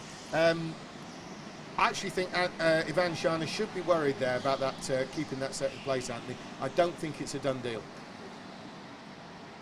Sorry, are you talking to me then? Well, I was just wondering if you had an opinion on that. Ivan Shana is having to fight defensive against Melanie Motz. Do you think he can hang on, is the short version of this? Yeah. There he is coming past you. Well, I think potentially so. I mean, it's a long way to go still left in this race. I mean, how long have we got left in this one? 3 minutes plus a lap. 3 minutes plus a lap. So there's still a fair chunk of time left out there. We've seen that's just out of interest. That's 7 laps in reality. Yes, yeah. So we've already seen attempts by Melanie Motz to get the overtakes, and she's looking much stronger this race than we've seen in previous ones. And she looks like she's wanting to go for that overtake. It's just finding the right spot to do it. I reckon she'll be able to get that position. I hate it to go wrong. We saw her facing the barrier earlier on and having to be sort of recovered a bit. I'd hate that to happen this time, because this 3rd place is going to be absolutely fantastic for her, whatever happens. We've seen her running at the back so far all weekend. Now we're seeing her running out the front in that 3rd place and up against someone who's won each race they've been in, the other 2 races they've been in so far, which is Ivan Shana. There they are down the back straight. There's Melanie Motz going to the outside. Shana's very, very canny. He's got the inside covered. He knows how to play this. We heard him earlier on saying how Matt Barsh had been talking him through the track and making sure he knew all of the sort of nuances of this particular track, how to defend, where to attack. So, well, whatever defensive advice Matt Barsh was giving Ivan Shana, it's all coming into play now, because Melanie Motz is really all over him. I think that Melanie Motz, the longer she stays behind him, the more likely to make a move she is. She's already starting to get pretty racy. She's got on the outside. Ivan Shana, that move to the inside is just a simple, clear indication that they're worried about being passed. It's that simple, Anthony. Yeah, and the constant looks over the shoulder as well, especially coming out of the last corner, is a sign as well, also, that the driver's worried. Melanie's got to be careful, though, because Ivan is running that 360 camera on his helmet, so that any angle she attacks from, she's not going to get away with it. Yes, when it comes to Ivan Shana, I think we can say VAR is strong with this one. Yes. Yeah. Yeah, if anything, if Melanie, well, it'll make some great YouTube viewing, wouldn't it? Meantime, though, we're still looking at that battle. It's on screen now. That is Ivan Shana. We now used to him running at the front. He's won twice already today. He's in a battle for 2nd place, though, and it's Melanie Motz, who I don't think we've seen above 9th, really, in the final results. I'll have to double-check on that, but that's just a feeling. I know she's not been in the top half at all, so this is an incredible performance there. But there's Vika Schlitz. He's the current race leader. He's 16 seconds ahead of that 2nd place battle. So that's why Ivan Shana is no longer even thinking of 1st place. It's just all about hanging on to that 2nd place. Ben Picard is 4th. Thomas Russell 5th, and Matt West continues in 6th. So Ben Picard will be very, very grateful of those extra points there. And this could make a lot of difference. Oh, down the inside, there's a move down there, and that's in the lower order. I think that's the Braund and O'Grady area. Let's have a look. Yes, it is. It's Braund who's had to make 2 stops. Have that moved him up here? Yes, it has. So Braund, although he's had to make 2 stops, he's not even last. He's not even second to last. He's 8th. So that's pretty good going for a guy who's had to give 10 seconds away to absolutely everybody else.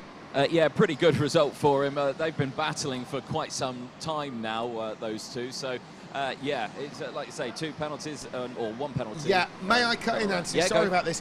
We're on to the we're on the penultimate lap now, and it's getting increasingly racy now with Ivan Shana. Ivan Shana is going ridiculously defensive now. He's literally not taking a racing line through many parts of the course. Down the back straights, he's inside all the way. Melanie Motz probably has the best chance she can get. She's clearly got Ivan Shana rattled in the fact that Shana's taking those desperate moves. In fact, that's the first time I've seen him for about half the race actually on the racing line down the back straight. Here they come. They're about to start the last lap. Melanie Motz is right on the case of Ivan Shana. Can Shana hang on? That's the big question there. He's under increasing pressure from a driver we've not seen anything from yet, but we're seeing a heck of a lot from in this race. So here comes Vika Schlitz. He's going to take the win. The checker flag is out. It's Vika Schlitz, the biggest victory we've seen so far today. What's going to happen in 2nd place? It's not over yet, because they're coming through the final part of the track. They're down the back straight. It's surely Shana now. There's a bit of a gap there, bit of a gap to Melanie Motz. That's the biggest gap we've seen in a long while. Ivan Shana has just about done enough to hang on to the Hungarian champion cross the line ahead of the Dutch girl, Melanie Motz. She's delighted with 3rd. And a great run by her, by far the best performance we've seen from her. What about 4th place? Is it going to be Ben Picard? Is it going to be Ben? It looks like it could be. Yes, he takes the flag in 4th. Thomas Russell 5th. Matt West is in 6th. And Rayner 7th, George Braund with 2 pit stops in 8th, Mark O'Grady 9th, and Zach Hingley is there in 10th place. Obviously, if you can get Melanie Motts, that'd be great, Anthony. But yeah, Vika Schlitz made it look easy, didn't he? He did indeed. I'll do my very best for you to get Melanie Motts. Right, let's organise our driver here. Vigo, when you're ready, get Wade first and then come over to the board for us, please. Thank you. Good man, good man. Let's see if we can get Melanie Motts as she comes out of the cart. So that would be ideal.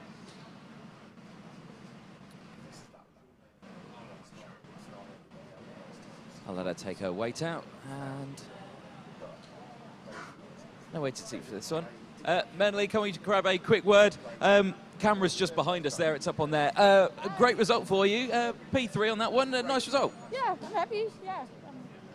Talk us about the previous races that you've had, of course, because you had your pit stop, it didn't go too well. That time around, perfect. Yeah, now it's too slow. The second heat, I think it wasn't fair that I had a yellow light, but still it's okay. And the first heat, of course, was second before Johan. But then the pace isn't there with just 3 training heats, and I'm happy now. Good. You said something when you saw the yellow light. I don't know if you can repeat what you said. Yes, of course, but I wouldn't. No, yeah, exactly. well done, P3. Thank you. Excellent. Let's chat to our race winner then. Vika Schultz, who is still over there. Vika, come across. Don't trip on anything. That would be a disaster. Come and stand over here once again. 3rd time's a charm. What is that? That's 3 for 3 now, isn't it, for you? Yeah, it's 3 of 3. I'm really, for me, the feeling is really good now for this day. So I hope I can take this to tomorrow. Yes, I forgot the cameras over there. Big wave, the camera there, perfect. Yes, yeah, no, a solid day for you. Solid day, maximum points, and again, looking like a fan favourite for tomorrow. Yeah, we will see. Tomorrow is my difficultest heat of all heats. So yeah, if we then have a good card, we will see. That will be the main one. Any family or friends at home who will be watching? Yeah, my grandpa and grandmother are watching now, so it's really nice. They get everything. So we'll give them another wave then. Hello. There you go. 3 for 3. Can you believe it?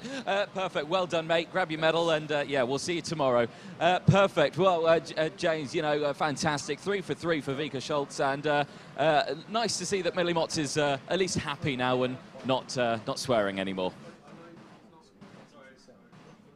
And he's busy talking up in the comment box. There you go, James. Yeah, Anthony, we're back with you. And so we're looking down at the lineup for the next race. We saw an incredible battle there between Ivan Shana and Melanie Motts, but that's not to take away from Vika Schlitz. That was an incredible performance and the most dominant win we've seen all weekend. And so next up is going to be, I'll just get the results down from this, and then we will focus on the next race, Anthony.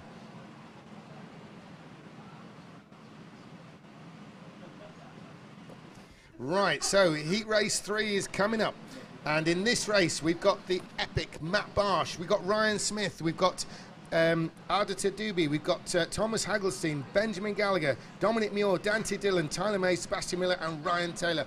This is going to be a tough race indeed. Obviously, looking at potential results, we have to look at Matt Barsh as the obvious favourite for the win here. However, that's only because he's won the earlier 2 races. He's going to be up against Dante Dillon, who will definitely have something to say about that. Thomas Hagelstein, we've not seen him here in Britain before, but he's been running right at the front all day long. Ryan Smith from Scotland, we've seen him run right at the front for the past 10 years. So there's a lot of known quality out there. And people like Dominic Muir finished poorly in the previous race, but was running up the front before. We've seen him run second. In fact, we've seen him finish second. Tyler Mays can never be discounted. Sebastian Miller's been great this tournament. They're out qualifying, and we will see what they come up with. So, first one through is going to be the number 17, and that is Thomas Hagelstein. Now, he's probably going to be a bit of a benchmark there. So he sets a time. Oh, sorry, he starts his qualifying lap now. So Thomas Hagelstein is on his qualifying lap. Matt Barsh is sort of in the middle of the pack there, so we'll see what he throws in. We've got Ryan Smith near the tail. Dante Dillon is is somewhere out there. Yeah, here he comes. Definitely more towards the Ryan Smith actually more in the mid-pack. In fact, Dante Dillon was the last driver out to qualify, but he has the potential to take the first place. Meantime, here comes Thomas Hagelstein. Thomas Hagelstein, the Belgian, across the line, takes the flag. Yes, he's fastest at the moment. Who's going to be second? Is anyone going to beat Thomas Hagelstein? We're going to find out in a moment. Second goes Tyler Mays. Tyler Mays is in second. Still Hagelstein in the lead. Dominic Muir to third behind Tyler Mays. And Matt Barsh takes the provisional pole position. Ryan Taylor comes into third. Ryan Taylor, great run there. Ben Gallagher into fifth. Third place, Ryan Smith, the Scotsman. At second place, Sebastian Miller. They've pushed them all down. It's Matt Barsh, Dante Dillon into third. And that concludes the qualifying. So Matt Barsh has done what he needed to do. Another pole position for a Bradley Shepherd Racing driver, and of course that's why Bradley Shepherd picks them, because they're capable of doing this kind of job. Straight down to the front to take up his pole position, it is Matt Barsh. We saw him win the very first race of the day.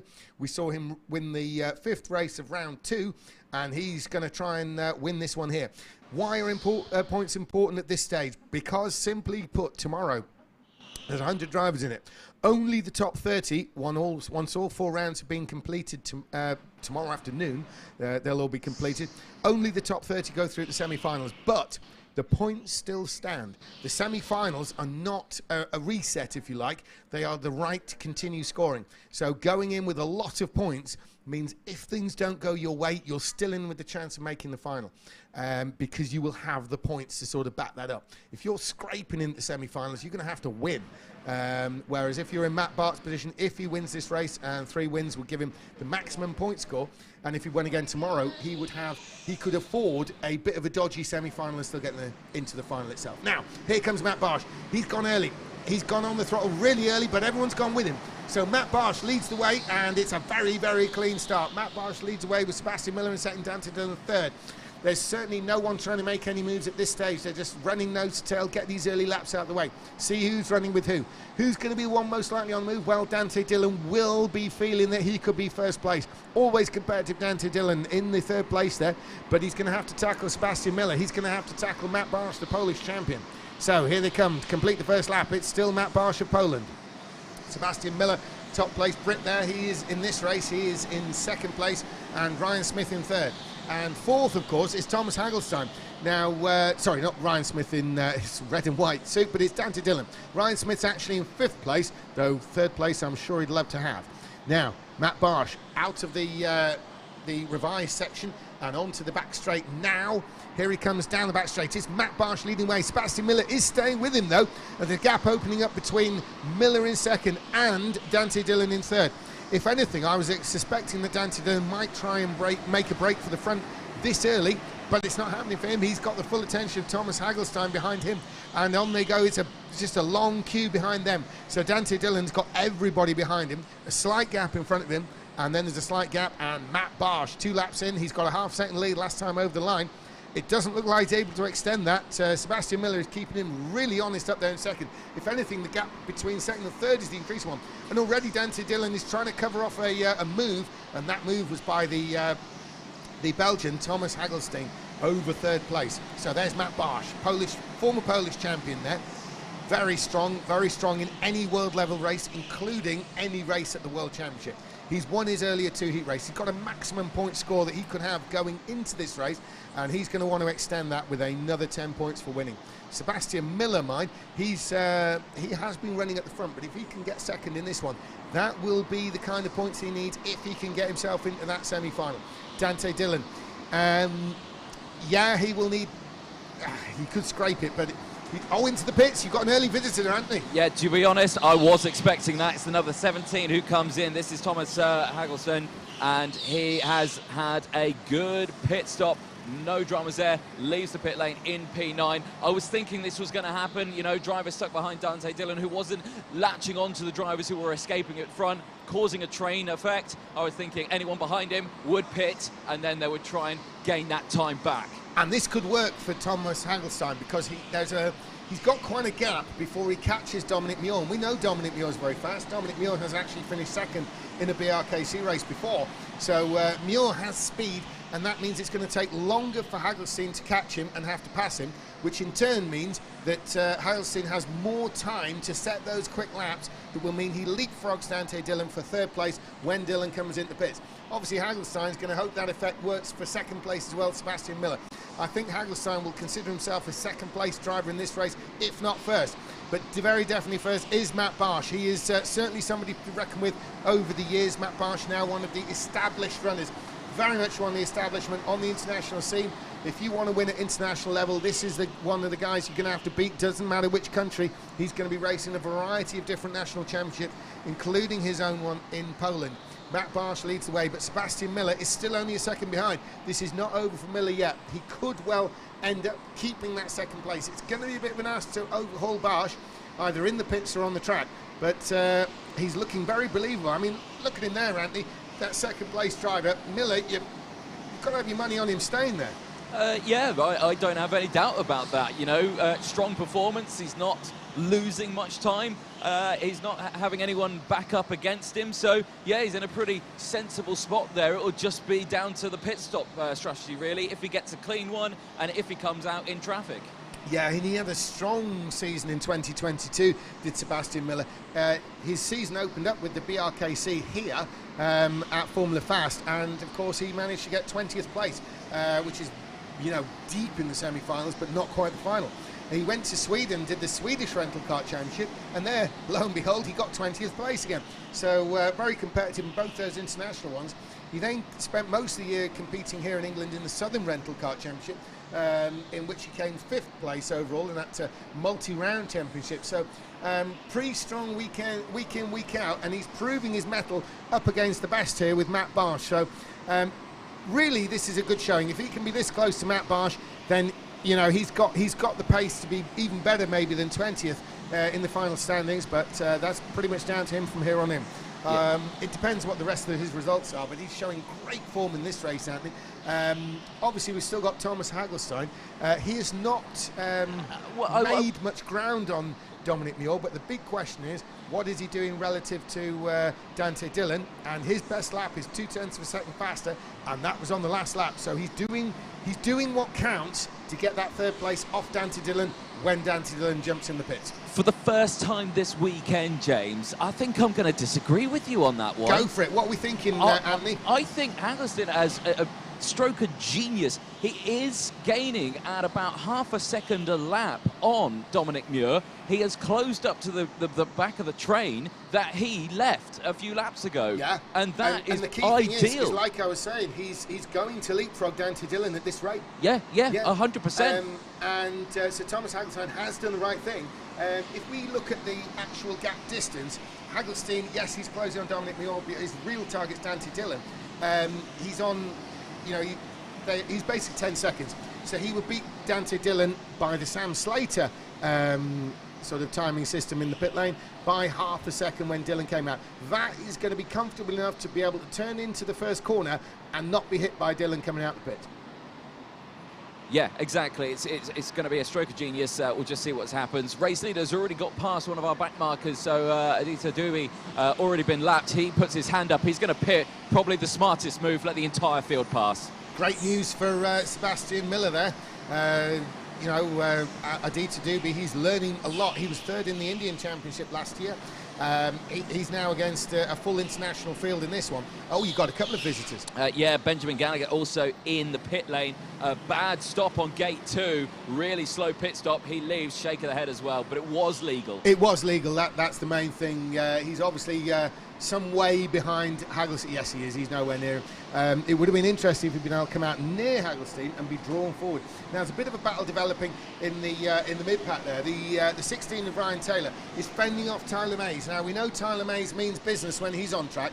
He doesn't come here for the, you know, just to make up the numbers. And Ryan Taylor has got a lot of work to do if he's going to stay ahead of Tyler Mays. Tyler Mays been here forever. But Ryan Taylor, of course, he was twice champion at Castle Combe in the kart circuit there. In their championship in 21 and 22, so he's got very recent form. He did drive here last year, but he certainly wasn't up to maybe holding off the likes of Tyler Mays, but he's doing it now. twice champion in the outdoor circuit, and now making a good performance indoors. It's Ryan Taylor that we're talking about, and just in front of him is the Scotsman Ryan Smith, and just in front of him is Dante Dillon. So Ryan Taylor showing great form, the double Castle Combe champion, in pretty exalted company, I think, Anthony. I mean, Dante Dillon, we're talking about Hagglestein trying to leapfrog him in the pits, but equally Dante Dillon's a champion in his own right. He's got his own record to show. So he's not somebody to be taken lightly at all. Oh, definitely not. Dante Dillon is a very talented and fast driver. There's no doubting that whatsoever. It's just this weekend so far today, it's just not been his day. Absolutely, it's been a bit of a tough one in the championship. Maybe, you know, the stand of opposition that he faced in his heat races. There are some other heat races that maybe Dante Dillon would have been a bet for the win, but there are other heat races such as this one where you think, gosh, he's got a strong contest going. So Dante Dillon there, the number 20, just going to have a little look at him. He's actually been in the BRKC, which is a sort of multi-round thing going on, indoor championship though, so relevant to this. He has 3 times won that lightweight championship with them, and would you believe, that's 2020, 21 and 22. So Dante Dillon absolutely on top indoor form at the moment, going into this. He's also been a finalist in the World Championship. So in the Kart World Championship, he was a finalist last year, and of course he's won outdoor as well with the Club 100 Championship. Yep. And that's a tough circuit like Rye House. So Dante Dillon, we are talking an extreme competitor by any measure here, and we're talking about how Hagglestein's trying to leapfrog him in the pits. Yeah, exactly. He is a very talented driver, no doubting that. But I do have a bone to pick with him. Yeah. He did do very well in the British Indoor Karting Championship in 2022, and he was invited to the Motorsport UK British Kart Championships Awards night, to which I was hosting, to collect his trophy and awards and prizes and all of that, and he didn't even show up. Really? Was that an MS UK event, was it? Yeah, so BRKC is run and governed by Motorsport UK. It's a Motorsport UK backed event, so it's a stepping stone for young drivers into the world of motorsport. Right, well, I'm about to lose my race licence and my instructor licence when I say that. If it's organised by the MS UK, I don't blame him, to be honest, not bothering to turn up. Obviously, if I'd known you was there, I would turn up for that reason, maybe, but yeah. MS UK, yeah, okay. That's me losing my instructor licence and race licence in one go, eh? Don't tell them, Anthony, but they'll find out another way. Let's have a look meantime. We have been talking about Dante Dillon there. He didn't want to turn up to an MS UK hosted evening either. However, let's have a look at what... he's only 9 seconds ahead of Thomas Hagglestein. Thomas Hagglestein has... This is what the pit stop's all about. It's about leapfrogging karts that you think you can't tackle, or you don't really want to lose time tackling on the track. And Hagglestein has absolutely made it work. At the moment, Dante Dillon's somehow going to have to find 2 seconds, and I'm sure if Dante Dillon, knowing what he's like, if he can find it, he would have already found it. Yeah. Dante Dillon there stands to lose that 3rd place at the moment. He's probably looking across the track. He's probably fully aware of what the reality of that situation. But Hagglestein is just like a steamroller out on the track there. He's just cutting into that gap. It's now 8 seconds. You know, he's just moving. Tyler Mays is next on his hit list. Has Mays been in the pits? No, he hasn't. But he's going to lose that place as soon as he does. So Hagglestein will jump Mays. They'll jump Taylor. Oh, into the pits. Taylor Mays is in the pit lane now, so that's another overtake that he's not got to worry about. Green light on the first one, green light on the second one. Mays is back out. Hagglestein, he's done the perfect thing. He had the pace early on in the race, but he couldn't show it because he was stuck behind Dante Dillon. Pitted early, now he's shown it, now he's managed to close that gap. Absolutely. Thomas Hagglestein, this is like, you know, the example you would put in the textbook of how to... Oh, Dante Dillon in the pits. Now, yes, this is going to be interesting. It is, right. So, good pit stop on the first one. Gets the green light. No drama there. Hagglestein is coming round the final corner. It's good for Dante Dillon. And there's no drama for Hagglestein. He's clean past. Absolutely. Hagglestein looked across at Dante Dillon when Dillon was in the pits there. In fact, Dillon was just on his way to begin to come out there. Hagglestein definitely looked across. it's pretty obvious all along that was his plan. The one target he had was Dante Dillon there, third place. So Thomas Hagelstein, he's running in fifth at the moment, but obviously there's still 4 people in front to make pit stops. Dominic Muir's yet to make a stop as well. He's down in 7th. But Barsh, Miller, and another one in the pits for you. Yes, indeed, it is the 16 that is in the pit lane. This is Ryan Taylor. Taylor, who left the pit lane from 4th place, dropping down to 5th, 6th, 7th. He leaves the pit lane. Yeah, double Castle Combe champion is Ryan Taylor, and you know, we saw him with Tyler Mays. Tyler Mays has managed to leapfrog ahead in the round of pit stops. Obviously, Mays coming in early for that very reason alone, and so the people who've got a really well-planned pit stop there, it's worked excellently for both of them. There's the 17 going through, and on screen there is Ryan Taylor. Now he's obviously dropped right the way back to 8th place. There are still some people to pit now. Dominic Muir is probably going to be the one he's targeting. Into the pits with is Dominic Muir, yeah, as you said it, he comes into the pit lane. Good pit stop, 2 green lights. He's going to come back out side by side with the race leader. Yeah, with the race leader, but he's lost positions to Ryan Taylor and Ben Gallagher there. Dominic Muir down in 9th place. The race leader is closing on Dominic Muir, so poor old Dominic Muir's going to lose a bit more time, having to move out the way of Matt Barsh. He's going to be expected to give away. Barsh is capable of fighting through, but that's not really what is expected in the situation. Barsh moves ahead though. Dominic Muir, sportsman that he is, has allowed the race leader through. So Matt Barsh continues on 6 minutes about just under to go, 25 laps in the book. Matt Barsh has a 4-second lead over Sebastian Miller. Sebastian Miller really driving out of his skin there to stay with Matt Barsh. It's a great showing by Sebastian Miller. He was 20th last year in the BRKC. He was, as I said, he was also 20th out in the Swedish Championship. This is a driver with superb form, but we are talking about Matt Barsh up front. It's in fact, it's down a bit. The time's come down. Sebastian Miller is now closed into just over 3 seconds, so something obviously happened. Maybe overtaking the back marker has slowed Matt Barsh up a little bit. Ryan Smith is listed in 3rd, the Scotsman there in 3rd, and those 3 just mentioned are the only ones yet to pit. There is Tyler Mays we're looking at on screen. Tyler Mays, he's in 6th place now. It's kind of a funny one here, Anthony, because Tyler Mays, he's done a lot of work for only 6th place. Yeah, it's a tough one, really, isn't it? I mean, this is how these races go sometimes. It's just, you may think that you put in a stellar performance, but you come away with, you know, not the best result. Again, it's just the luck of the draw, really. Again, I mean, he had a fairly good pit stop. You know, he didn't come out in too much traffic. He put in some decent times, but, you know, it's just not come together, really. Yeah, it's one of those cases, I suppose, Anthony, where he's doing everything right. It's just not working out. Maybe a little bit of pace wouldn't go amiss. I mean, the only one in this race, though, who was in 30, yeah, Tyler Mace also in 32 seconds. But the fastest so far is Barsh with a 32.5. You know, 32.6 for Sebastian Miller. And there's Tyler Mays with 32.9. So he's near as damn it. In the pits, though, yeah. Sebastian Miller. Yeah, it's Matt Barsh who's in the pit lane, and also the number 4 of Sebastian Miller. They've double stacked, but luckily not hindered each other too much. Both get green lights, they both go out, and crucially, Ryan Smith goes up into P2, separating those top 2. Absolutely right there. Ryan Smith, who has yet to pit, though, is between them. Sebastian Miller, probably aware of that.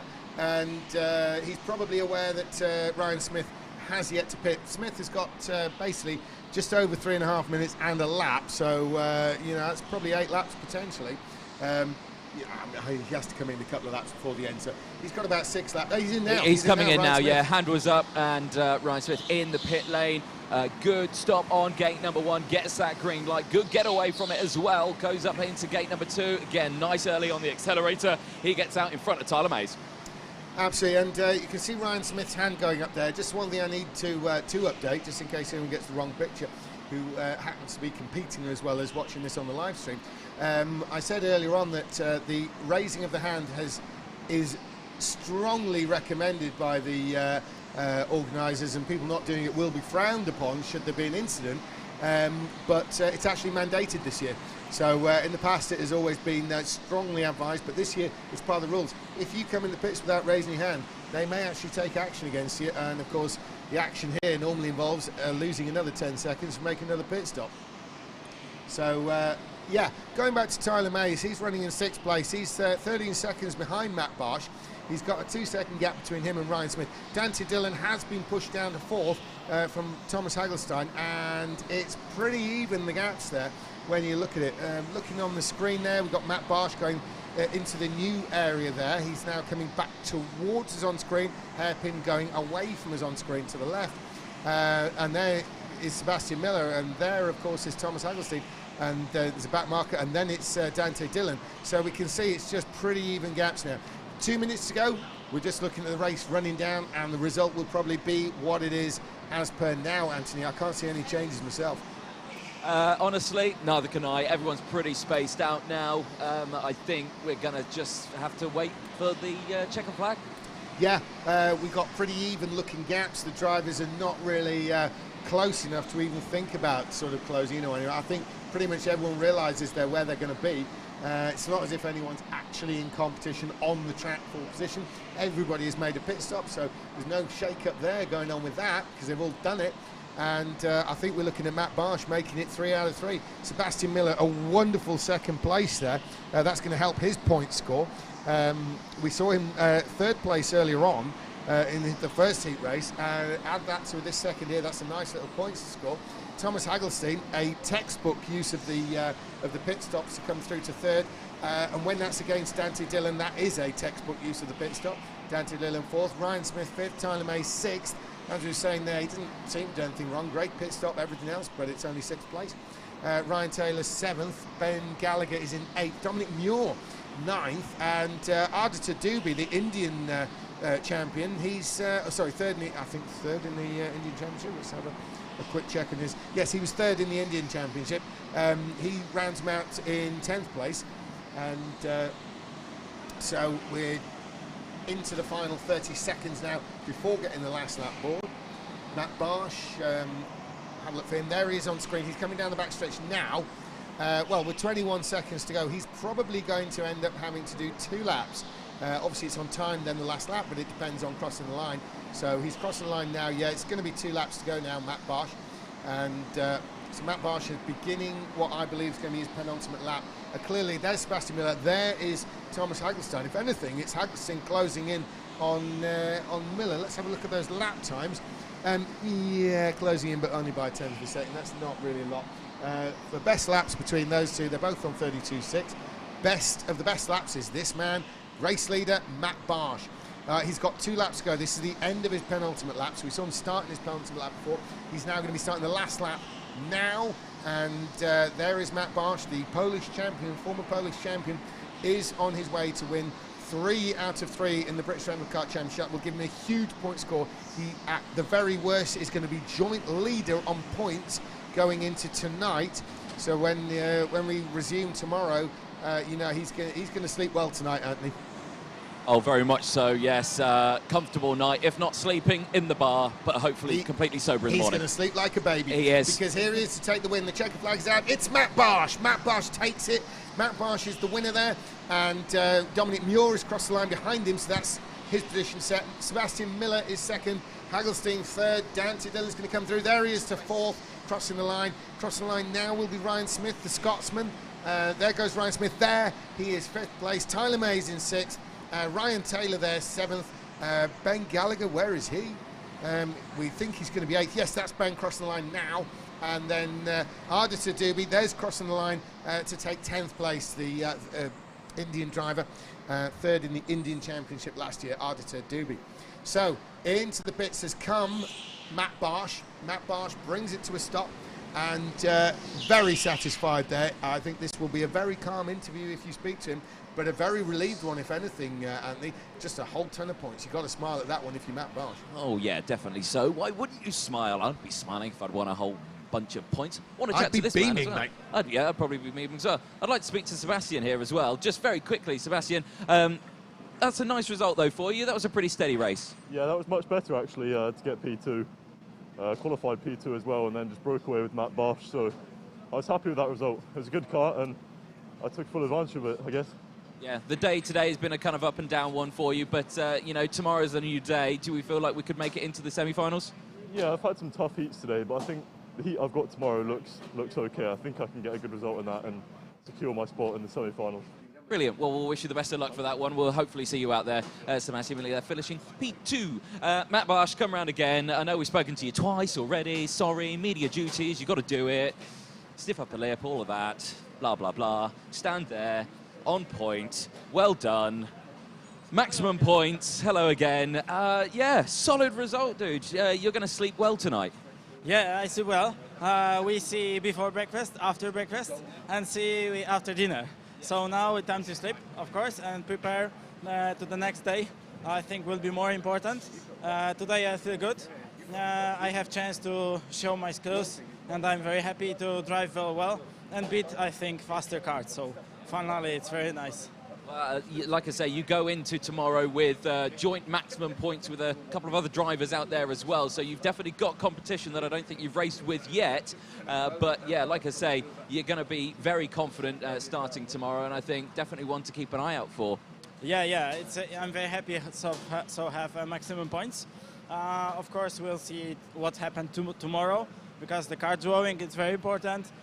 Groups, of course, but more important, it's semi-final and final. Finally, it's a perfect day for my work. I'm very happy, and we'll see you tomorrow. Yes. Have a nice, relaxing evening, rest well, and we'll see you in the morning. Yeah. Thank you so much, and see you tomorrow. See you tomorrow. Well, great stuff there from our drivers, really showing that there is some true talent out there, but it is very, very tough across the entire field. The next group that we've got out has got a very tough group of drivers in it also. This next one should be very interesting. Back to you, James. Absolutely, Anthony. Now, it was very interesting seeing, Matt Barsh's sort of effectively body language there. That is someone who is very content with his day, Anthony. You're looking at somebody just so relaxed in the interview there, smiling, happy, probably just darn relieved to have all those points. Yeah, 100%. Going into tomorrow, no better feeling knowing that you're leading the points table, and it's just do what I just did today, but today. Exactly. Have yesterday's results again today. Yes. Yeah, so let's have a look at this next heat. This is we've only got 2 races remaining now. We've got Heat 4 and Heat 5, but Heat 4, there's some pretty heavy hitters in this, not least of which the expert that is Dennis Holler, the German. We've also got, as a potential winner, Bram Gelton from the Netherlands, and another potential winner is Brad Philpott, actually one of the event organisers here in the UK. So they're all backed up with Owen Jamieson, Aidan Dancer, Barry Lake, Damien Smith, Aldas Kavaliuskas, Ben Churchill, Joe Peters. They're there in the mix. But I find it hard, Anthony, to look beyond those 3 of Dennis Holler, Bram Gelton and Brad Philpott for the win. We will see, though, because they're about to start their qualifying. Now, let's see who's first one through. The number 10, that would be Owen Jamieson. So Jamieson and Aidan Dancer, and it's going to be a little while before we see the fourth driver is going to be, I think, Dennis Holler, possibly. No, it's Barry Lakes. They're all starting their qualifying laps. Bram Gelton's crossing the line to start his. There's Dennis Holler starting his lap. So he's going to be looking at Gelton just to make sure he's on the pace there. Brad Philpott's already on a qualifier. He's going out of the new area there. In the alternative layout. So let's see what happens here. We're getting the qualifying laps in, and fastest is Owen Jamieson right now. He's on the pole position. Owen Jamieson fastest. Aidan Dancer's gone quicker. Pole position. Aldous Kavaliuskas is on the pole. Barry Lake second. Damien Smith through to 4th.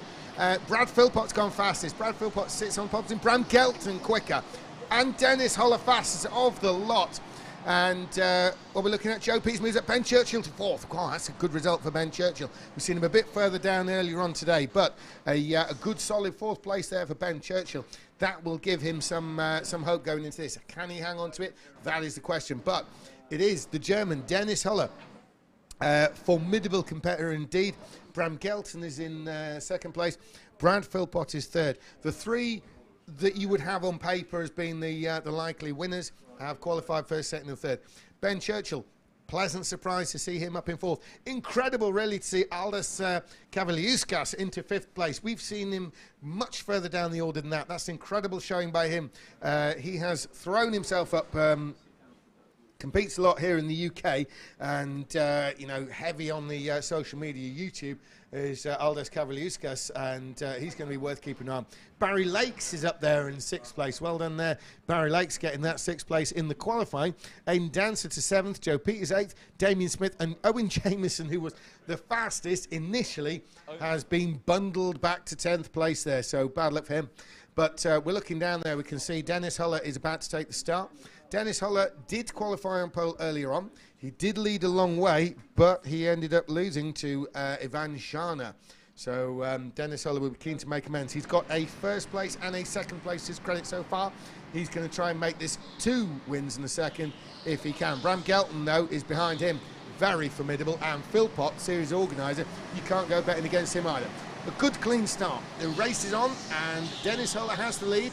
Bram Gelton's gone with him. Phil Pott, yeah, everyone's in line of stone.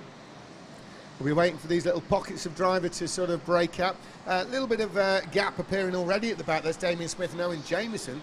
As round the fast corner there, onto the back straight, it is Dennis Holler. Dennis Holler, now, can he break out some kind of lead? That's going to be a big ask when you're talking about 2nd place Bram Gelton. Pulling away from Bram Gelton is never going to be easy. Dennis Holler's going to have to try. He's got no option at this point. He does want to go in with another big points haul for a win. Brad Philpott, though, is going to be chasing Gelton down, so if anything, Gelton's probably under pressure to see if he can do something about Dennis Holler now. Answer, that's going to be a tough ask, I think, Anthony. Dealing with Dennis Holler is never going to be easy, especially out the lead. No, it's definitely not going to be an easy task to get past Dennis Holler. So looks over his shoulder there, so maybe a sign that, yeah, it's only early doors and he knows he's going to have traffic behind. But, you know, it's a sign that maybe he's slightly concerned. We did see him, of course, in one previous race where he was defending like his life depended on it. Yeah. Are we going to see that again here? Because he's not broken away. No, he's got his hands full once more. Where last time he had his hands full, it was with Ivan Shana, and Shana ended up moving ahead and took the win. Obviously, just worth looking back to 4th place, Ben Churchill. He's held on to his 4th place, and he's kind of going with the lead group. There's a bit of a gap opening up between Ben Churchill 4th and the 5th place, which is Aldis Kavaliauskas.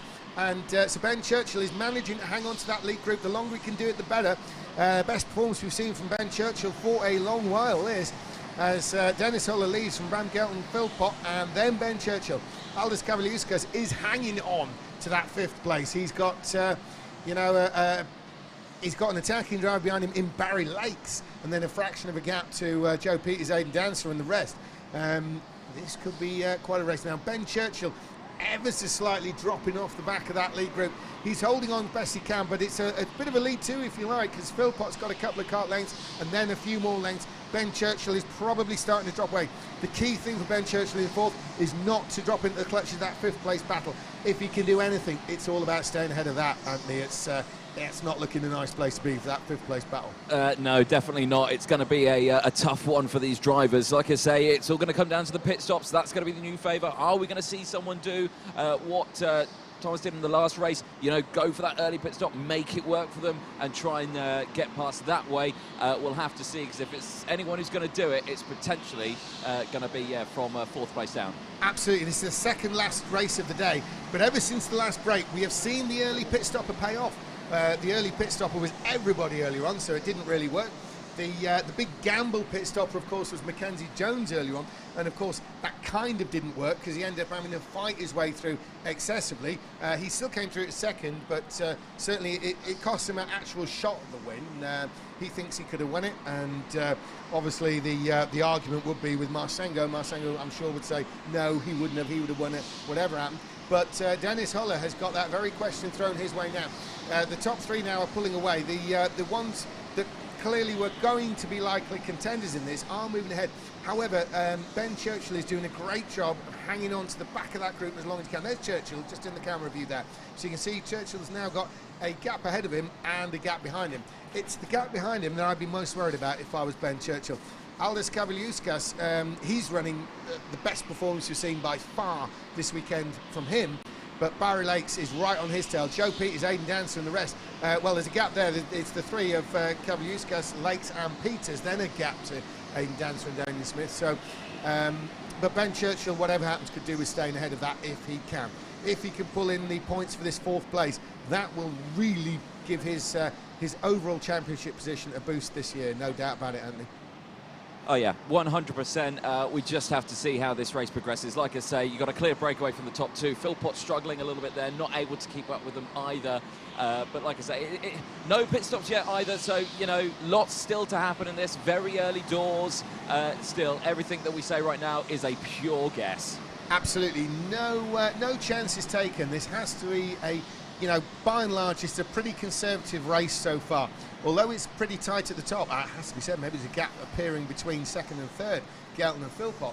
It is pretty conservative. They're sort of as if everyone's keeping their powder dry. Certainly the powder of the pit stop, if you like, has not been fired, and nobody's come into the pits whatsoever. They're all leaving it quite late, and it's going to be the first one who thinks they're going to gain an advantage. The only one really who would ever consider that may well be Barry Lakes in 6th place. At a push, Bram Gelton, but I've got a driver in. It's Joe Peters, the 21, who's pitted. So Peters with a good stop. He's gone early then. He comes out in P10. And Joe Peters, well, he's been 3 times in the finals, national finals of the BRKC, which is a multi-venue thing. Peters there has pitched out position. Obviously, that puts him down to 10th. Now, he was on the back of the Kavaliauskas Lakes battle for 5th. And into the pits comes Lakes. Yeah, the 17 into the pit lane. Barry Lakes in, and it's a good stop on the first one. Little late, nearly overshot the first line, I will say. Stops in good time for the second one. Bad getaway, though. He hit the brakes as the light went green. And he's another one who's been a finalist in the British Indoor Multi-Venue Championship. But more importantly, from Lakes' point of view, he's a regular up at Three Sisters up near Wigan, and he's a champion of that track. So he knows a thing or two about how to drive a racing kart. He's an early stopper. We'll see if the gamble pays off. Now, the reason Lakes will have come into the pits is to try and leapfrog Kavaliauskas. Anthony, do you see that as taking place based on what you saw in the pits there? Possibly, maybe. Oh, action. Carver in. The number 10 is in. That is Owen Jamieson. He comes in. Very cautious pit stop on the first one. Comes into gate number 2. Stops just in time. Keeps it rolling. Away he goes on the green light. He's going to come out in between the top 3, maybe. Yeah. Oh, right in front of Philpott. Yeah, Brad Philpott had just about squeezed ahead. Now, Philpott, is he going to hit the wall? He sort of glanced it. He's waving, which, let's be fair, for Brad Philpott, that's kind of normal. He's pretty vocal in the car. In the pits. Yeah, Aldous in the pit lane here. Good first exit, good second one. A little bit hesitant on the second one, I have to say. He comes out at the back of the field. Yeah, Philpott there, you saw him, his hand gestures there. He was saying, you know, why did you do that? You saw I was coming. Get behind me, don't waste my time. Yeah, he's never short of communication with Brad Philpott. He is dropping. He was already, I mean, this gap he's got now to Bram Gelton was not really caused by the back marker in the form of, what was that? Was it Owen Jameson, was it? Yeah. So it wasn't really Owen Jameson who's caused that gap. Brad has been actually losing a little bit of time to Holler and Gelton as the race has worn on. Looking at the pit stops, though, that battle for 5th place that we were looking at with Aldous Kavaliauskas, Joe Peters and Barry Lakes both used their pit stop to good effect, leapfrogging Aldous Kavaliauskas quite competently there. And so Joe Peters, that puts him 7th at the moment. Barry Lakes is in 8th, and Kavaliauskas has dropped behind them in 9th place at the moment. But obviously there are still a lot of people coming to pit. 6 carts yet to pit, and so Joe Peters in that 7th place is looking good for finishing much higher. He's got Barry Lakes behind him though, and Lakes appears to be closing in on Peters. So we'll see how that plays out as the race goes on. Yeah, definitely so. I mean, that's bound for 7th place, so yeah, that definitely could be interesting. In terms of sector times, yeah, Lakes is a little bit faster than through the final sector. So that race is certainly going to heating up. Well, it's not going to hot up really in here. It's still freezing. So, you know, we'll find out what's going to happen in that one, but there is a long way to go. Indeed, the air temperature may be pretty cold, but the action's hot. The one really that we are looking at there is, let's have a look down the order. It's a bit of a struggle to identify the one I'm looking at out the window. We are looking at Dennis Holler though, Bram Gelton. So the lead 2 have definitely managed a bit of a breakaway from Brad Philpott. But Philpott is comfortably ahead of Ben Churchill. Philpott is on for a third place at worst, whatever happens, unless something ridiculous occurs. Now let's have a look. Which is the car I'm trying to find? We're looking out the window for this one. The 21. Yeah, that's Joe Peters. Now Joe Peters is getting a whole ton of pressure by Barry Lakes. They're way down the order comparatively, but it's a serious fight that. The beneficiary will be Aldous Kavaliuskas if anything goes wrong for them. But we're still looking at that nose to tail. The train, if you like, the first and second. Absolutely nose to tail. Bram Gelton, Dennis Holler. Now Gelton showing all the experience. He's comparatively young, but Bram Gelton is showing the sense that if he's not actually making a pass, he's not going to be anything except on the racing line. He's not trying to play clever, silly mind games with Dennis Holler at all. He's just sat there doing what he knows to stay with Dennis Holler. Brad Philpott can actually see them, but you know, he's 2.5 seconds behind Dennis Holler. And then there's a big gap to Ben Churchill. Now Ben Churchill is running 5 seconds ahead of Aidan Dancer, and that is something that he needs to hang on to if he can. Obviously the big question is what happens with Joe Peters and Barry Lakes when the pit stop cycle is run through. Will they be in contention with Ben Churchill over 4th place? Only time will tell, Anthony, and you'll have the best picture of all because they'll be making the pit stop right in front of you. Yeah, funny that. I'm in the pit lane, James. Yeah, as you've been all day getting cold. Yeah, thank you for that. How's the heater right next to your legs? Hold on a minute. I'm just going to have to move away from it because it's a bit hot at the moment. Is it? Yeah. Thanks for that. Yeah, no, exactly that. It's going to be a tough one for these drivers. Again, like I say, it's a mental game of chess at 40 miles an hour around here, and like I say, it's tough to overtake out on circuit. If you are going to go for it, you need to make sure you absolutely nail it so you don't lose about 5 seconds doing it. Or on the pit stop. So, you know, it's still a long way to go, but our top 2 here absolutely nose to tail. And like you say, you know, Bram's not making those, you know, mind game plays. You know, he's not going off the racing line, tucking his nose down the inside or anything like that. He's just staying behind. But maybe he needs to start doing that. Maybe he needs to start putting Dennis Holler on his tiptoes a bit. Yeah, one thing though that might be worth pointing out is maybe Gelton's even being cleverer than we're giving him credit for, because Brad Philpott we know is a formidable competitor. He's only 2.5 seconds behind, so if Gelton forces the leader Dennis Holler into some defensive action, they might start falling back into the clutches of Brad Philpott. There's plenty of time on the last lap when maybe they'll have an 8-second lead or whatever to then start such shenanigans. Although, you know, if you think about it, Dennis Holler's going to have 20 minutes of Bram Gelton sat behind him just waiting for something, which is probably a bit of a mind game in its own right. Yeah, 100%. So, you know, it's just going to be all down to what we're going to see at the end of this race. A lot of quick people out here. It's going to be a close one. I'm very much looking forward to see how it goes. I mean, like I say, the majority of the grid still need to pit, so and we're running out of time. Absolutely, yeah. And now one interesting thing, we've just got into the stage now where Dennis Holler and Bram Gelton could pit and come out ahead of 4th place Ben Churchill. Now there, if you look at that, Ben Churchill just crossed the line. There is a huge amount of clear space in front of Ben Churchill.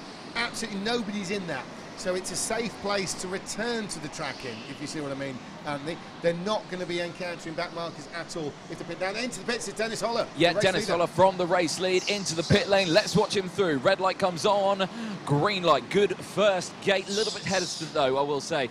Gets on the gas early, gets a good exit from gate number 2. He's back out on circuit in clean air. Absolutely right in that huge space that exists between Brad Philpott and Ben Churchill, and you know, so Ben Churchill is nowhere near Dennis Holler, and Brad Philpott is way in the distance, and Dennis Holler, all he's got is clear space.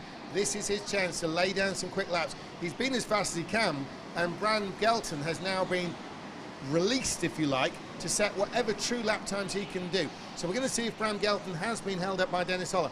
Dennis Holler currently has the best lap overall, 32.7 versus Bram Gelton's 32.8, and Dennis Holler 32.7. Fastest is Bram Gelton. Sorry, I'm getting confused there, looking purely at the numbers, not the names. Bram Gelton's the fastest on the track at the moment, and that wasn't on the last lap, but his last lap was faster than Holler's, obviously. Yeah, Aidan Dancer in the pit lane there. He had a good pit exit, 2 green lights, no drama whatsoever. Back out on track, nice clear space behind Atlas. Indeed, he finished. He's pulled out behind Aldous Kavaliauskas, though. Joe Peters, Barry Lakes did leapfrog Kavaliauskas. Aidan Dancer has not been able to repeat that sort of performance, though. So Aidan Dancer, you know, resumes behind Aldous Kavaliauskas. Great news, of course, for Aldous. Now, Dennis Holler, lap times. What's going on there? We've got yes, he is slightly faster on that lap than Bram Gelton. So, Gelton's coming in now. Here comes the race leader, Gelton. Yep, he's in, and let's see how he does. Philpott goes past, he doesn't come in as well. Fairly okay, gate 1, green light, bit slow. Gate 2, good getaway. Where's Dennis Holler? They're coming out side by side. Holler's got it. In the lead is the answer where Dennis Holler is, and it's a bigger lead than he had before the pit stop. So, simply put, I think it's just come down to a better pit stop there by Dennis Holler, the German. He knows his way around the pit stop, so does Bram Gelton, but it's Holler that's come out with the result. Meantime, it's Brad Philpott listed in the lead, but when he does pit, he will drop behind those. He's only got a 7-second lead, so he will drop behind them. But crucially, he'll be ahead of Ben Churchill, because Ben Churchill is over 11.5 seconds back. So with the Sam Slater mathematics involved, Brad Philpott is looking good for third place behind Holler and Gelton. Yeah, indeed. We just had Damien Smith and number 20. He just pitted. Can I cut in a second? Yep. Sorry about this. We've had a pass position on the far side of the track. That big battle of Joe Peters and Barry Lakes, which has moved up to 5th place, has gone in the favour of Barry Lakes at the moment, with just under 5 minutes going, 4 3/4 minutes. Barry Lakes has made a massive lunge on Joe Peters down the backstretch, completely clean, by the way, and he has now moved ahead. I must admit, I had Joe Peters down for winning that particular battle, but Barry Lakes has come steaming through and is now running in 5th place. Obviously, they're not anywhere near Ben Churchill, but certainly for Barry Lakes, this is his best result we've seen so far today. He's looking very competitive. They're passing you now with Lakes ahead, and yeah, we're on screen now. There's Lakes, and there is Peters. Lakes in the dark suit. Now they're coming back towards us. There's Lakes, there is Peters. So it's still battle on between those two. Yeah, nice stuff for those. It's always nice when you can get a clean overtake in on track, knowing how difficult it can actually be. So, yeah, solid performance from Lakes there. And, yeah, just keep it going. And I have to say, I think he's pulling away as well from Peters. Yeah, it's looking very believable, isn't it? I mean, it was the cleanest massive lunge we've seen in a while. And Barry Lakes is making it work. And Peters seems to be... Well, he's doing his best to hang on, but Barry Lakes has got the bit between his teeth, and it looks like there's a gap opening up. Peters is not in contention. Peters is not in a position to challenge back, and it's just a case right now of Joe Peters having to regather his thoughts maybe and be able to put in an attack. As they come down the backstretch, it's Barry Lakes. There he is turning in. There's Joe Peters behind, and you have to say it's looking very convincing in Lakes' favour right now. There's Kavaliauskas, but Barry Lakes, 5th place, looking very solid there. There's Brad Philpott, the current race leader. He's yet to pit, the only one, one of two yet to pit. Is he coming in this time? No. No. Nor is Ben Churchill. We're still waiting for Ben Churchill out of 4th place. Churchill, well, it's Holler and Gelton go through on you. They're crossing the line on screen. There is Holler, there is Gelton. Sorry, no, that was not them there. We're looking now for, this is further around that section. There is Halter, there is Gelton, that's it. Philpott, 31 laps in, 2.5 minutes to go. We're going to be seeing a pit stop for him very soon. Maybe he'll wait till he catches up to the back of Aidan Dancer, then pop it in the pits. Really, all Philpott's doing is trying to maintain third. He's definitely behind the battle for the lead of Holler and Gelton, but equally, he's definitely ahead of Ben Churchill in 4th. So exactly, it doesn't matter when he pits. No, he just needs to do it. Just an exercise in finishing the race, really, for Brad Philpott, I think. Yeah. Like you say, yeah, Ben Churchill also a driving guy who's not pitted, so hopefully they don't decide to pick the same lap to do it on. I think they're far enough separated on track that it's not actually going to be of any concern, but it would still be interesting. There are 15 seconds between them. Philpott's coming in. Yeah, here he is, his arms up. Let's look at it then as he comes in. Gate number 1, all good. Early on the throttle, gets away. Nice clean. Holler and Gelton go through, and it's a green light on the second one. No penalties, he's in clean air. Absolutely.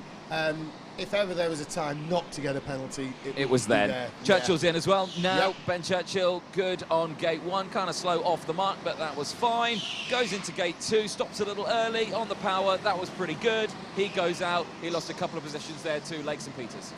Yes, he has, much to my surprise. I must admit, I did not see them coming, did you? Barry Lakes is now moving up to 4th. So Barry Lakes and Joe Peters, their battle for 5th has now become the battle for 4th. I wonder how close they are. We'll just have a double check when they come around. They're out of view of the camera at the moment, but I'll keep a little bit of an eye out for them. Yeah, Brad Philpott, all he needed to do was get in and get out, no messing about. Yeah, so past you now, that battle is for 4th. Barry Lakes, look at him go. Joe Peters has actually sort of regrouped a bit and has closed in on Barry Lakes. He's not yet ready to make a pass, but he's certainly not been left like he was before. Ben Churchill has fallen behind them. So somehow Ben Churchill has managed to lose time, probably bit by bit, fallen behind them. He's now going to have to try and pass them with only 36 seconds remaining. Exactly. Very kind of unfortunate there for Ben Churchill. He'll be a bit wondering how that one got away. There is Barry Lakes. Barry Lakes looking very good, turning at the hairpin there. He's been followed by Joe Peters on screen. There's Joe Peters just crossing the line now into the hairpin. So we can see the gap there visually is not a lot. Not enough for Joe Peters to make a move. There we are. There's Barry Lakes. There's Joe Peters. Not enough for Peters to make a move, but Barry Lakes is going to have to do it right. It's not going to take too many errors before Peters will be past him. So race leader Dennis Holler crossed the line there with about 6 seconds to go, so they've still got about 2 laps left. Yes, you're absolutely right. Penultimate lap given. Yeah, Bram Gelton took nearly 0.2 of a second out of Holler on that last lap as well. Has Bram Gelton been saving all up for the last lap? Is he going to try something rash? He's got only 3.8 seconds ahead. I think it was Holler slowing down somehow, and because Philpott is closer than he's ever been to Holler on the timing screen. And there's Holler, and there's Gelton, but Gelton's not close enough either as they start the last lap to do anything. Philpott there solid 3rd, but where's the Lakes, Peters and Churchill battle?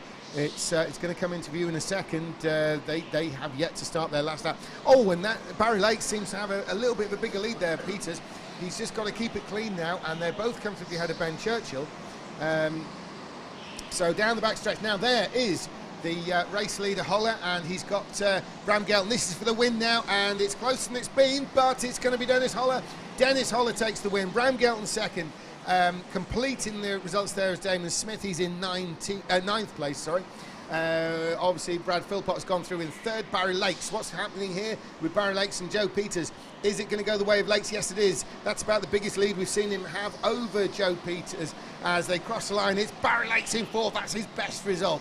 Joe Peters in 5th place. Ben Churchill's definitely going to be 6th. Aldous Kavaliauskas is in 7th, and that just leaves Aidan Dancer. There he is across the line. Damien Smith, Owen Jameson, of course, are a lap down, so they have naturally completed the race already. But a ton of pressure absorbed there by Dennis Holler. He's shown us why he's the great champion that he is, and another full points for him. Bram Gelton 2nd. Brad Philpott really well to come in 3rd. That was about the best he could hope for in that race. As it transpired, and he made it work. But what about Barry Lakes? Barry Lakes there through to 4th place. That is by far his best result, and Joe Peters, to be fair. Yeah, I might have a word with old Yeah, Bazza I think Barry there is and Joe Peters, either of them are going to be very good to talk to. Yeah, I might chat to both of them at the same time. How about that? Does that sound good? Yeah, great idea. Cool. All right then, we'll have them.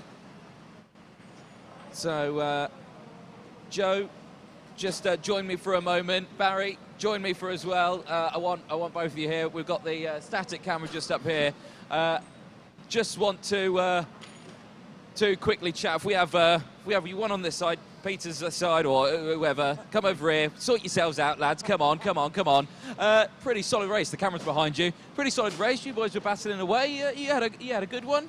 Yeah, I enjoyed it, to be fair. Yeah, it kept me honest. The move was, it was a little bit, it was one of those where I was like, I got down the inside, took a move and it paid off. But yeah, enjoyed it, to be honest. Good battle, really good race. What did you think to that? Oh, I enjoyed racing with him, to be fair. When we got to our move there, it was on the edge, but it was a good move, and I did enjoy it. But that kart, I've had it twice today. I'm pulling out the corners.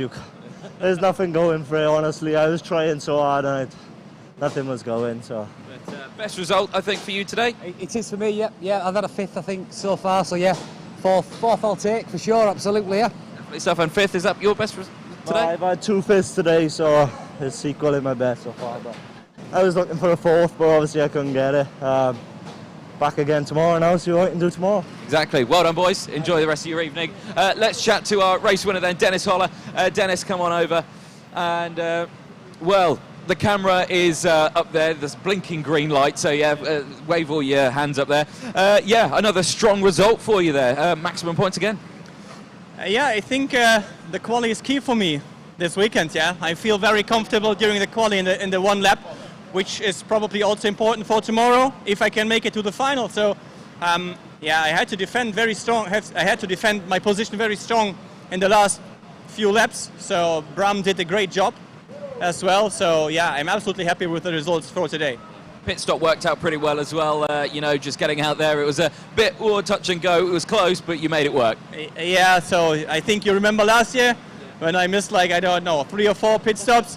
So every pit entry is like, oh, feel very insecure. So I try to be calm in the pits, and yeah. Well, hopefully you can keep that momentum up tomorrow as well. But a great result for yourself. Enjoy your evening, and we'll see you bright and early. Yeah, thank you. Brilliant, Dennis Oller there. Fantastic. Well, we're nearly there, James. It's the final race of the day. I don't like to say I'm glad about that, but I'm glad about that. It's the final race of the day, but it's going to be all action, because in this race we are ending on a massive high, because things always get tasty in the BRKC Saturday evening, and what a race to finish on. We've got Jamie Henderson, we've got Lewis Manley, we've got Josh Nye, we've got Sam Shaw, we've got Zach Venn, we've got Carolis Conchicas, we've got Mackenzie Jones, we've got Harrison Kirkham, we've got Johnny Elliott, and we've got Ramon Pinero in this one. This is going to be a battle for the ages, and what a way to end the BRKC on a Saturday night. If you're still with us on the live stream, this is going to be a race worth watching. If ever there was going to be something. Now they're coming through to start the qualifying laps now. It's Johnny Elliott, he's the first one through to start the qualifying run, and his qualifying lap starts now. And well, Ramon Pinero's in this, everybody's in this. Lewis Manley, we've got race winners galore, we've got people who want to win races, we've got people who need to win races, and this is going to be all action. The last race Saturday night, BRKC lives up to its usual high level, and on what an entry here. This is going to be gloves off in this one. Some people are really fighting to stay in the tournament, and they're right here in this race. Johnny Elliott, of course, is going to be the first one through to qualify. So Johnny Elliott's going to be fastest. Yes, he is. So Elliott's on pole, but he's been beat by Henderson. Jamie Henderson, Pinero fastest. All changed. Zach Venn up there. Mackenzie Jones through to third. Lewis Manley, and all this at the expense of Sam Shaw fastest. Josh Nye. This has been turned on its head.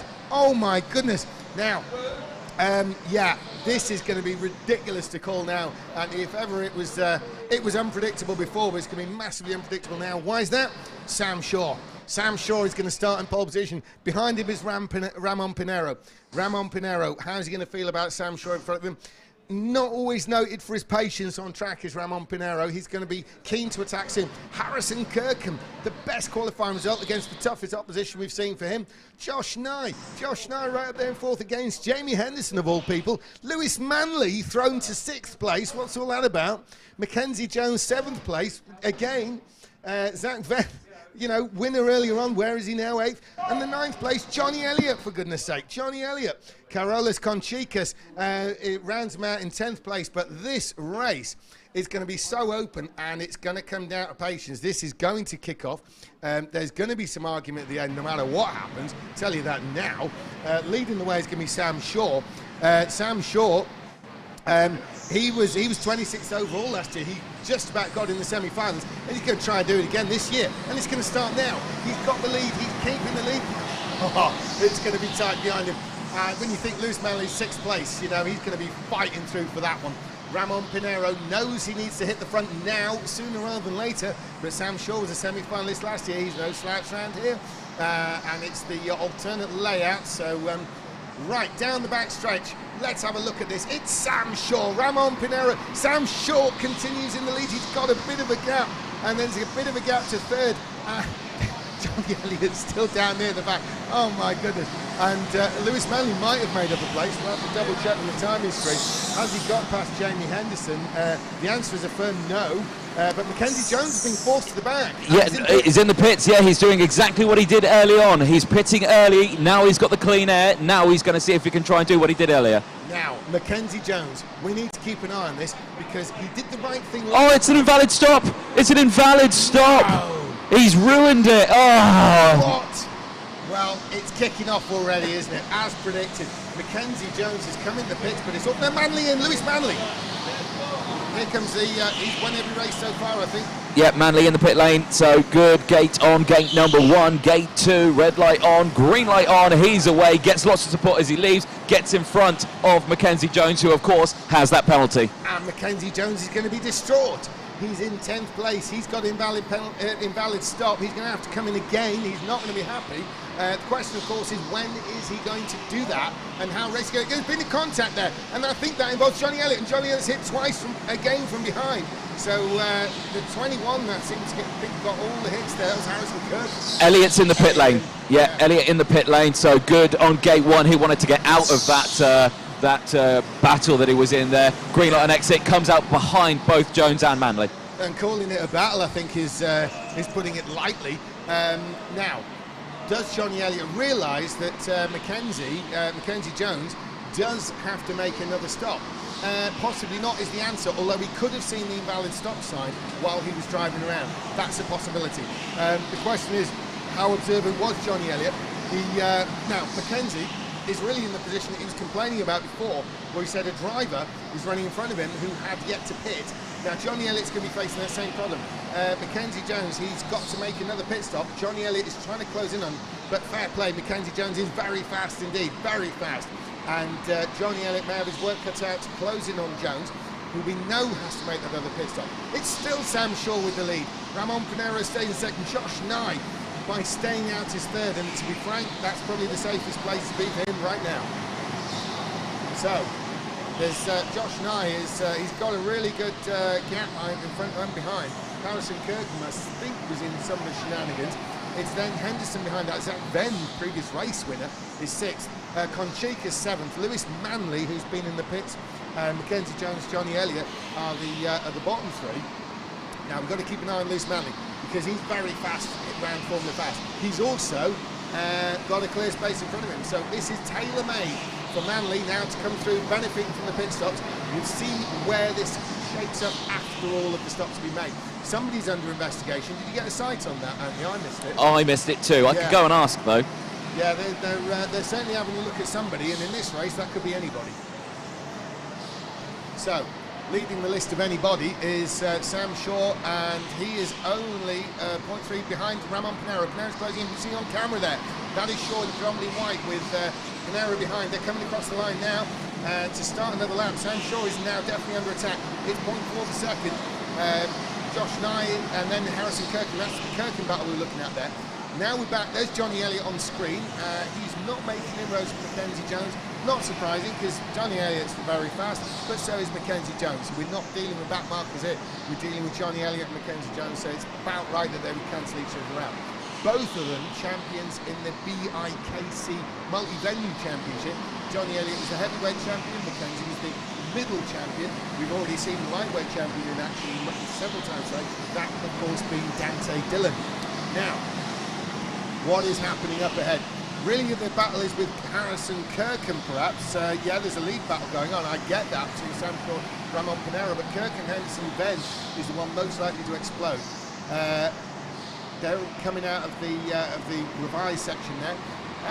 Shaw defending a bit against Ramon Pinero, but I think Pinero does have the racing brain now to know that it's not important to fight Shaw that much at this stage. The question I would have for you is, are we likely to see maybe Ramon Pinero make an early pit stop if he sees a gap that he's going to come out to further around the track? You know, he's got the knowledge in his head of what to do in these sort of situations. You know, a former FIA Formula 2 racing driver, you know, winner as well, yeah. So, you know, you know, I would think he's going to pit early to try and get the undercut, purely because he can think that I can overtake, I'm sticking behind him. You know, I just feel like if I pit, I suspect, well, it's a difficult one because he's looking behind him. I reckon if he's going to come out anyway, he's going to come out in between, sort of, in between, I think, the number 9 kart and the 17. Yeah. There is a gap available on the track between Lewis Manley and Carolus Conchicas.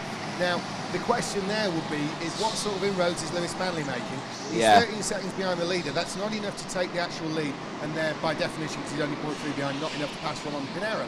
So Pinero would definitely come out in front of him. However, how much does he want to be behind Conchicas, Ben, Henderson? It's a question of how much time he feels he's losing behind Sam Shaw.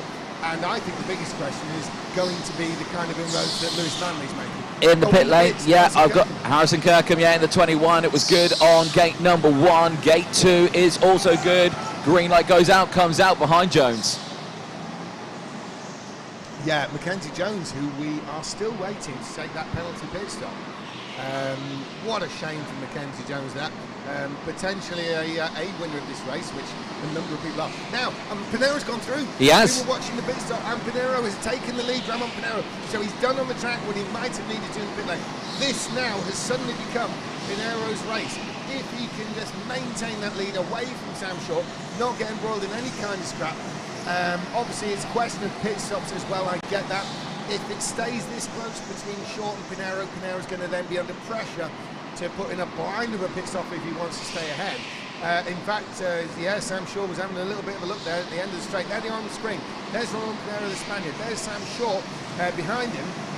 And Sam Shaw, of course, was a semi-finalist last year. He's got a lot to say in this battle, and it's showing. He's keeping Ramon Pinero honest. Now, the question was, is Pinero being held up by Sam Shaw? That is being answered now, and Pinero is eking out a little bit of a gap, but it's certainly not convincing yet. If I was Sam Shaw, I'd pit now. Well, if he did, he would come out in between Carolus Conchicas and Lewis Manley. Covering Lewis Manley might really be the actual thing that Sam Shaw should be thinking of. If Pinero starts to pull away, then yeah, you could argue that's a bit of a done deal.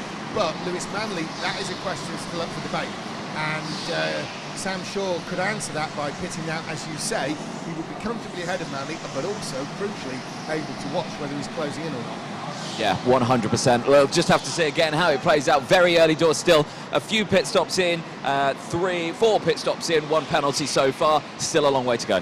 And it's very much worth mentioning that Josh Nye is looking very strong in that 3rd place. He's 3 seconds behind the leaders, and then there's another 3-second gap back there to Jamie Henderson.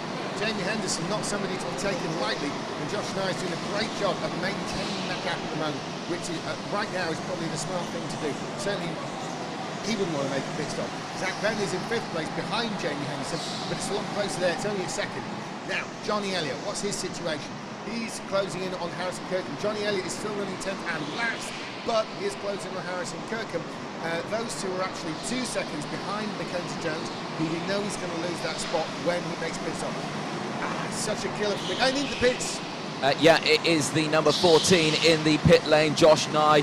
Josh Nye was also the driver who was under investigation earlier. That was the number we both missed, the number 14. So not sure what that was for, but that was a good pit stop to 2 green lights. Yes, and crucially, he's come out. Mackenzie Jones has passed him. Now, Mackenzie Jones yet to make that penalty stop. Yeah. Josh Nye may not be aware of that. Josh Nye, he's really gone tumbling down the order there. He's dropped to 8th place with this. Yes, we know Mackenzie does need to come in again, and he will automatically lose that position. But crucially, Josh Nye has lost a place to Lewis Manley, which means Lewis Manley's early pit stop gamble is working at the moment. Lewis Manley, let's have a look at the lap times. Mackenzie Jones, ballistically fast. He's the fastest one on the track, 32.6. And these are the fastest times you've seen all day. All but one of the drivers is in the 32-second bracket. It's the fastest race we've seen so far today on this revised alternative layout. Tomorrow we'll go back to the regular for the final round of heats and so on. But at the moment it is Pinero leading this one. But the fastest on the track is Mackenzie Jones, unfortunately having to make an extra stop. It's a tough break for him. Harrison Kirkham seems to have got ahead of Josh Nye as well, and that puts Josh Nye in the battle with Johnny Elliott. Yes, he's in the middle of that battle there. That sort of 8th to last battle is raging in the midsection there. Now, if we look on screen, there is Harrison Kirkham, and there is Josh Nye, and there is Johnny Elliott. Johnny Elliott bringing up the rear. We haven't had much in the way of pit stops lately. 5 have been in, 5 have yet to pit. And the ones who are going to pit are all the ones at the sharp end, obviously. But we're talking Pinero, Shaw and Henderson. This is going to be pretty savage. Yes, it is. It's going to be who basically nails the pit stops, really. Yeah. They're all very quick drivers. They're all in the same real spot on track. So, yeah, it's just going to be a case of who can do the better stop. Can I draw attention to Lewis Manley? Lewis Manley, over the last few laps, has taken a second out of the leaders. He is 12.6 seconds behind the race leader, Ramon Pinero. And Again, the Sam Slater mathematics on the pit stop means that if he can get just a couple more seconds, he is actually going to take the lead once the pit stop cycle through. So Lewis Manley on an absolute mission and could come from nowhere to lead this thing and across the line. A heck of a battle there. On the screen there, there's Kirkham and Nye and Johnny Elliott battling over 8th place down to last. And there's Mackenzie Jones yet to make another stop. And there's Kirkham and Nye and Elliott really fighting it out. And the fact that they're fighting out so hard for 8th, it shows the quality of this particular race. Now, Ramon Pinheiro, 8.5 minutes to go, 21 laps in. Pinheiro is not the fastest is still Mackenzie Jones. But the top two are setting, shall we say, the next best laps. With Pinheiro certainly second on fastest lap. Now, Lewis Manley, we do have to keep his 32.6 on that last lap. That was 0.2 faster than Pinheiro and 0.3 quicker than Sam Shaw. So Lewis Manley doing absolutely everything he needs to at the moment. He is on target potentially to actually win this race outright. Potentially so, and again, this is very exciting stuff as we go into these final stages. We are less than half race distance, 7 minutes to go, and like you say, yeah, Manley really clawing it in now. 11.7 seconds is the gap now between himself and Roman Pinheiro, so it's going to be very, very close. Yes, now Lewis Manley is closing in on Carolus Conchicas. Now Conchicas is the last of those drivers yet to make a pit stop. Lewis is first of the drivers who have. Now he's closing in on him. Now this is where Lewis Manley could lose some time. Lewis Manley knows his way around this track like nobody else, and if anyone can find a gap there, it's going to be him. Here's Conchicas coming in. Yes, this is exactly what Manley needed. Yep, Conchicas in the pit lane. That's freed Manley. Good on gate 1. Goes to gate 2. Nice stop. Gets away nicely. That's a good stop there for Conchicas. Now Lewis Manley again. He's last time through it was 12.5 seconds. The clock is running down. There are just 7 minutes plus a lap remaining. If Lewis Manley can turn this into a win, this will be the win of the tournament so far. Certainly he will be looking good to be third right now. You know, once the pit stop cycle through. So if nothing changed gap-wise, he will be looking at a good third place. It's great recovery from what he qualified, so race like 6-7. And so Lewis Manley has done an awful lot of work in this to get up. He's currently in 5th place, but crucially, there are 4 drivers ahead. Every driver in front of him has yet to make a pit stop, and that begins with Zach Ben, then Jamie Henson. He'll easily get past them. The real questions are over the race leader, Ramon Pinheiro, and the one staying with him all the way, Sam Shaw. It's only half a second between those two. Yeah. And, looking on the screen here, just want to draw people's attention to that. We're looking at the end of the backstretch. You're soon going to see Ramon Pinheiro and Sam Shaw come down there. They're in that final corner as they head around that corner. Now they're on the backstretch. And we can see the real gap at speed. It's about a kart length, that's it. And that's where it's been, that's about the biggest gap it's been. There's Ramon Pinheiro. There is Sam Shaw. Great showing by Sam Shaw. As I say, he was a semi-finalist last year. But this is the sort of performance he needs to be a semi-finalist this year. There's Lewis Manley round the end of the hairpin at the back stretch. This is the man on the mission. We want to see what the time is when he crosses the line. It was 12.5 last time. What's it going to be this time? It's 12.7. The gap's actually opened up. This is not good for Lewis Manley. He's lost 2 tenths and needs to gain 2 tenths if nothing else. So Ramon Pinheiro and Sam Shaw are on an absolute mission. Their last laps have been particularly quick indeed. In fact, Sam Shaw is the quicker of the 2 on that last lap alone. But guess who still holds the fastest lap of the race? It's Mackenzie Jones. Have we seen him yet? There is penalty. No, we haven't. We've still got 5 people. One of those is including Mackenzie Jones for his penalty one. So there's 5 pit stops left to happen, and there is 5 minutes left of this race. Yeah, that means it's going to get tight. Some people may start stacking up in that pit lane. Obviously, I'm sure it's pretty much only Mackenzie Jones who knows he needs to come in again. You know, what can you say? What can you ask except for, oh, it's a new fastest lap, and it's Lewis Manley. Lewis Manley across the line. He's taking a 10th out, and he is now the fastest lap of the race. He's set on that previous lap there. So Lewis Manley got the bit between his teeth again. There he is on screen. That is Lewis Manley. He's currently 5th, but could leapfrog himself definitely through to 3rd. But if he plays his cards right, he just needs 2 more seconds out of the leaders, and he will actually leapfrog himself into 1st place. He's got 4.5 minutes and a lap to do it. If anyone can do it, it's Lewis Manley. And but you know, even that might be asked. Ramon Pinheiro and Sam Shaw are pretty racy out there and very fast indeed. Yep, still Sam Shaw's in. Sam Shaw is in, so he's pitted early. He's come in. So Good stop on gate number 1, probably a little bit slower away than he'd probably like. Goes into gate number 2. That's, no, it's a penalty. Oh, no, it wasn't. It wasn't a penalty. The green light came on for a fraction of a second before the yellow, so he's fine. He's going to be all right. Well, that's fantastic. Basically, what it boils down to, he could not have cut that any finer, could he? So the pressure is on Ramon Pinero to match that. Because there's nothing between them on the track, and Pinero's coming in this time. Here you go, Anthony. Here we go. Let's see what Pinero can do, and it was a sharp entrance in. He clouted the barrier on the way in, so that really slowed him down. Good exit, and he comes out crucially ahead of Shaw. Notably ahead, but look who's right behind Sam Shaw. It's Lewis Manley. Now there are 2 back markers ahead, Ramon Pinero, then Sam Shaw, then Lewis Manley.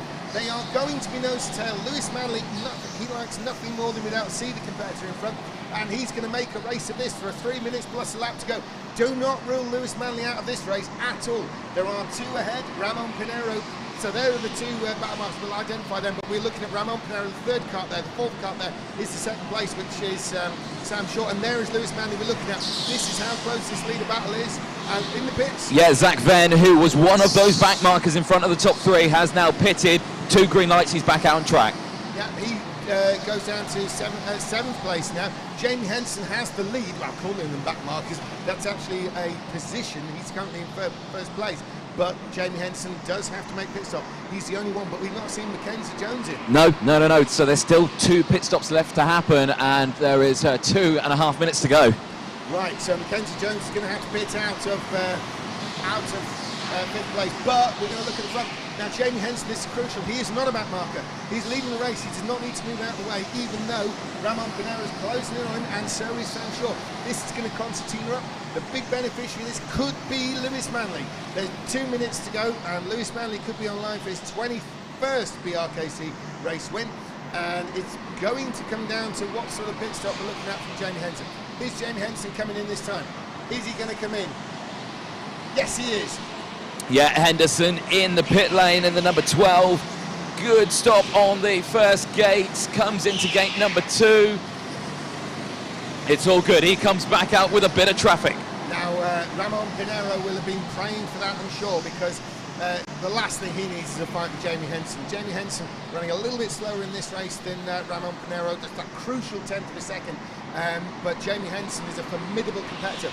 Now, Ramon Pinero's got Sam Shaw all over the back of him. Now, anything happening between these 2, and the beneficiary will be immediately Lewis Manley. There he is, 1, 2, 3. It's Pinero, it's Shaw, it's Manley. We knew this would be an anything goes result, and it is a little bit that way. There's Mackenzie Jones. She's up to 4th, and look how close she is to lead. What a shame about having still to take that penalty pit stop. So James, if you can hear me, just to let you know that my pack has actually run out of battery, so I can't hear what you're saying. So if you're passing down to me, I can't hear you. No worries. I'll just keep talking and pass down at the end. I don't know if you can hear any of that, but that's what I'll do. There's only 45 seconds in. I'll call it to the finish, and then down to you when they come in the pits. So, Pinero, they're nose to tail. This is it. It's going to be about 3, maybe 4 laps left. Pinero leads Shaw, Manley, and there is Mackenzie Jones with a pit stop yet to be taken. Lewis Manley had a look there for 2nd place. What is going to happen with Pinero? How patient is Lewis Manley going to be? Will this kick off at the end of the back straight? They're on the final turn before that back straight, so a very fast one. They're building up speed, tremendous speed down the back straight. Pinero defensive. Sam Shaw goes with him. Lewis Manley can't make any move, and closing in on all 3 of them is the incredible Mackenzie Jones. There goes Mackenzie Jones. He's still going to make that stop, and there is Ramon Pinero, there is Sam Shaw, there is Lewis Manley, and Mackenzie Jones. Now, surely Mackenzie Jones can't get into this lead battle. He's yet to make a pit stop. Surely he's not going to do it. He might. The way he's looking, he might, but it's down to Lewis Manley to take this if he wants to. Ramon Pinero is looking good for the win, though. There are 2 laps remaining. They're on the penultimate one. Down the back straight. Pinero, very defensive. Shaw to the outside. It down goes to Lewis Manley. He can't make any move. Mackenzie's, I think he's just running quick. He's trying to stay out of it. He needs to make a pit stop, but he's making a race of it with Lewis Manley. Ramon Pinero on the last lap now. He's got Sam Shaw behind him. Expect some bumping on this lap. Ramon Pinero, Sam Shaw, Lewis Manley, and Mackenzie Jones, who we think still has to make a pit stop as they go round through the revised layout for the final time for them. And they come out onto the fast corner into the backstretch. There they are, down the backstretch, and it's Ramon Pinero, it's Sam Shaw. Surely this is it now. Surely Ramon's not losing. What's Sam Shaw going to do in the final corner? Is it going to be Lewis Manley? No, it's not. But Shaw, he's making a move. It's Pinero. Pinero takes it. Pinero takes it. Just about from Sam Shaw. Lewis Manley in third. Mackenzie Jones, who didn't take the spot, organised to be looking at him. Yeah, he would have been a contender. That's the bottom line of it. And but for that kind of mess pit stop. Josh Nye, he comes through to 5th place. Jamie Henderson 6th. So a swap with positions there. Henderson and Nye probably on Henderson's late pit stop there. Zach Venn 7th. Harrison Kirkham 8th. Johnny Elliott 9th. That is very serious from his championship point of view. Conchicas comes into 10th place. We're going to hand over to Anthony Jordan in the pit lane. Yes. He's got every interview under the sun there. He can interview every driver, and he's going to get happy and sad across the board. Yes, I was just speaking to some of the guys down here from Formula Fast. Yeah, of course, Mackenzie Jones there did not come in for his penalty. He will obviously finish at the back of the grid in that race. Yeah, no surprise there, but you'll get some great interviews there. Oh, I'm going to hand sure. over to you, Anthony, and Thank see you. what you can do. Thank you very much. Yes, indeed. It doesn't really matter where we talk to them now. It's the end of the day. Nothing else is happening. Roman Pinero, let's have a quick chat. Obviously, a little bit of a different conversation we're going to have now. You end this one as a race winner. I was actually thinking that in the lap, in the in-lap. I was like, that's a different one. Yeah, I mean, I didn't really want 8 again, but it was the last ball on the back, so I had to take 8 again. The advantage is that I knew how the car felt, so for the quali lap, I knew that I might have an advantage, which actually come in place, and then I was pretty fast. I mean, I was surprised because no one did a 7 in that car, and I did. And once I saw the opportunity to attack Sam, I took it, and then I knew with the gap we had with the guys behind, it was about managing a little bit the track position and pit when he pitted, so it worked pretty good. Yeah. Is that a nice confidence boost then going in for tomorrow? Well, I mean, as I say, I mean, championship is almost over. I mean, chances to get into the final are almost probably gone because the maximum I can get is 41 points, and I don't think I'll make it. But we have a team competition, so I'll try to score as many points as I can. I wanted to help Johnny, but he fucked up quality. He was like dead, almost last. So I had no other way than make it win the race, you know. Lovely. Well, thank you very much, Romano. Congratulations. Apologies about that, ladies and gentlemen, if you heard Romano's lovely fruity language there. But understandably, Johnny did do what he did. Lewis Manley, well, you almost had a stroke of genius luck there to nearly take the race win. Well, okay, I think we need to come over here. So we'll come over here and we'll look at this one. Yeah, no, that was nearly a stroke of genius from you. What was your thought process pitting that little bit earlier? Well, to be honest, first of all, I had no idea how I was sick. Okay, my lap wasn't great, but it wasn't the worst ever lap, so I was really shocked I was that far down. So, and then I knew Jamie ahead of me was holding me up a bit, so I thought I had no choice but to pit and getting clear air, and it seemed to be the smart strategy call, really. So, from where I was in P6 to finish P3, I'll definitely take that all day long. But, of course, I wanted better, but P3, I'll definitely take that. Yeah, you've still had a solid day, Lewis. You've got some pretty decent points there, looking like you're possibly going to make it into the final tomorrow. I really hope so, because my 4th heat is the nastiest lineup I've got, so now I need to pray for the best kart I can. So 27 points out of 30 today is a pretty good day, so let's see what I can do tomorrow. Well, make sure you get a nice, good rest tonight, mate, and yeah, we will see you tomorrow bright and early. I did just want to chat to Sam Shaw, but surely not. He's disappeared. Never mind. I'll have to interview him tomorrow. Well, James, we're done. Well, we're done. Been an epic day of racing, and we've certainly ended on a high note. What a race that was. One of the best races of the BRKC this year, and it happened in the last race on Saturday. Now, we're going to be going off the air, so those who've been watching the live stream today, we really hope you've enjoyed it. Certainly been a pleasure bringing it to you. Anthony in the pit lane there, and me up here, James. Now, tomorrow morning, we start at 8 o'clock, and what a race we've got starting there. We've got the double world champion, 6 times British champion, Ruben Boutin's back in action for the first race against his own teammate, Johan Medart. So that could be a very, very tough battle. Charlie Ratford is then going to be 16 and a day. He's going to try and throw himself into that mix. Matt Clark's going to see something in this. Slavik Piscourse is in it. Darren Stables, Phil Pryor, Mortaza Hassan, Adam Wyckoff, Luke Evans. They're all out there in this in the first race tomorrow. That begins at 8 o'clock. We'll be live with that, so join us bright and early in the morning if you can. And for the moment, on behalf of the entire BRKC organisation, it's thank you and good night. Anthony, we're going back down to you. Yeah, I just wanted to add, could we not start at 10 tomorrow? Please. Well, I think pretty please. P45s might be coming if you and I roll in at 10 in the morning. So we could start at 10, but we might be asked to leave immediately and 5 have been replaced for 2 hours. Well, but certainly, well, we could start at 10. I think you might be told to that's not an option. Not an option. I tried. Well, Phil here is probably going to respond with the negative there. Oh, okay. Yeah, so those watching, yes, it does sound like we will actually be starting at 8 o'clock in the morning, as per the plan, as per the script, despite Anthony Jordan's insistence on maybe a later one. However, in that lineup, as I say, we've got a cracking race, so please join us for that, and it's going to be the final 5 races of round 3. Then we'll have the entire round 4, which are the last heat races for all the drivers, and then it's the semi-finals and the grand final itself where they're fighting for £1,000. So please join us tomorrow. We hope you've enjoyed it today. We certainly love bringing it to you, and see everyone in the morning. Thank you and good night from Formula Fast in Milton Keynes.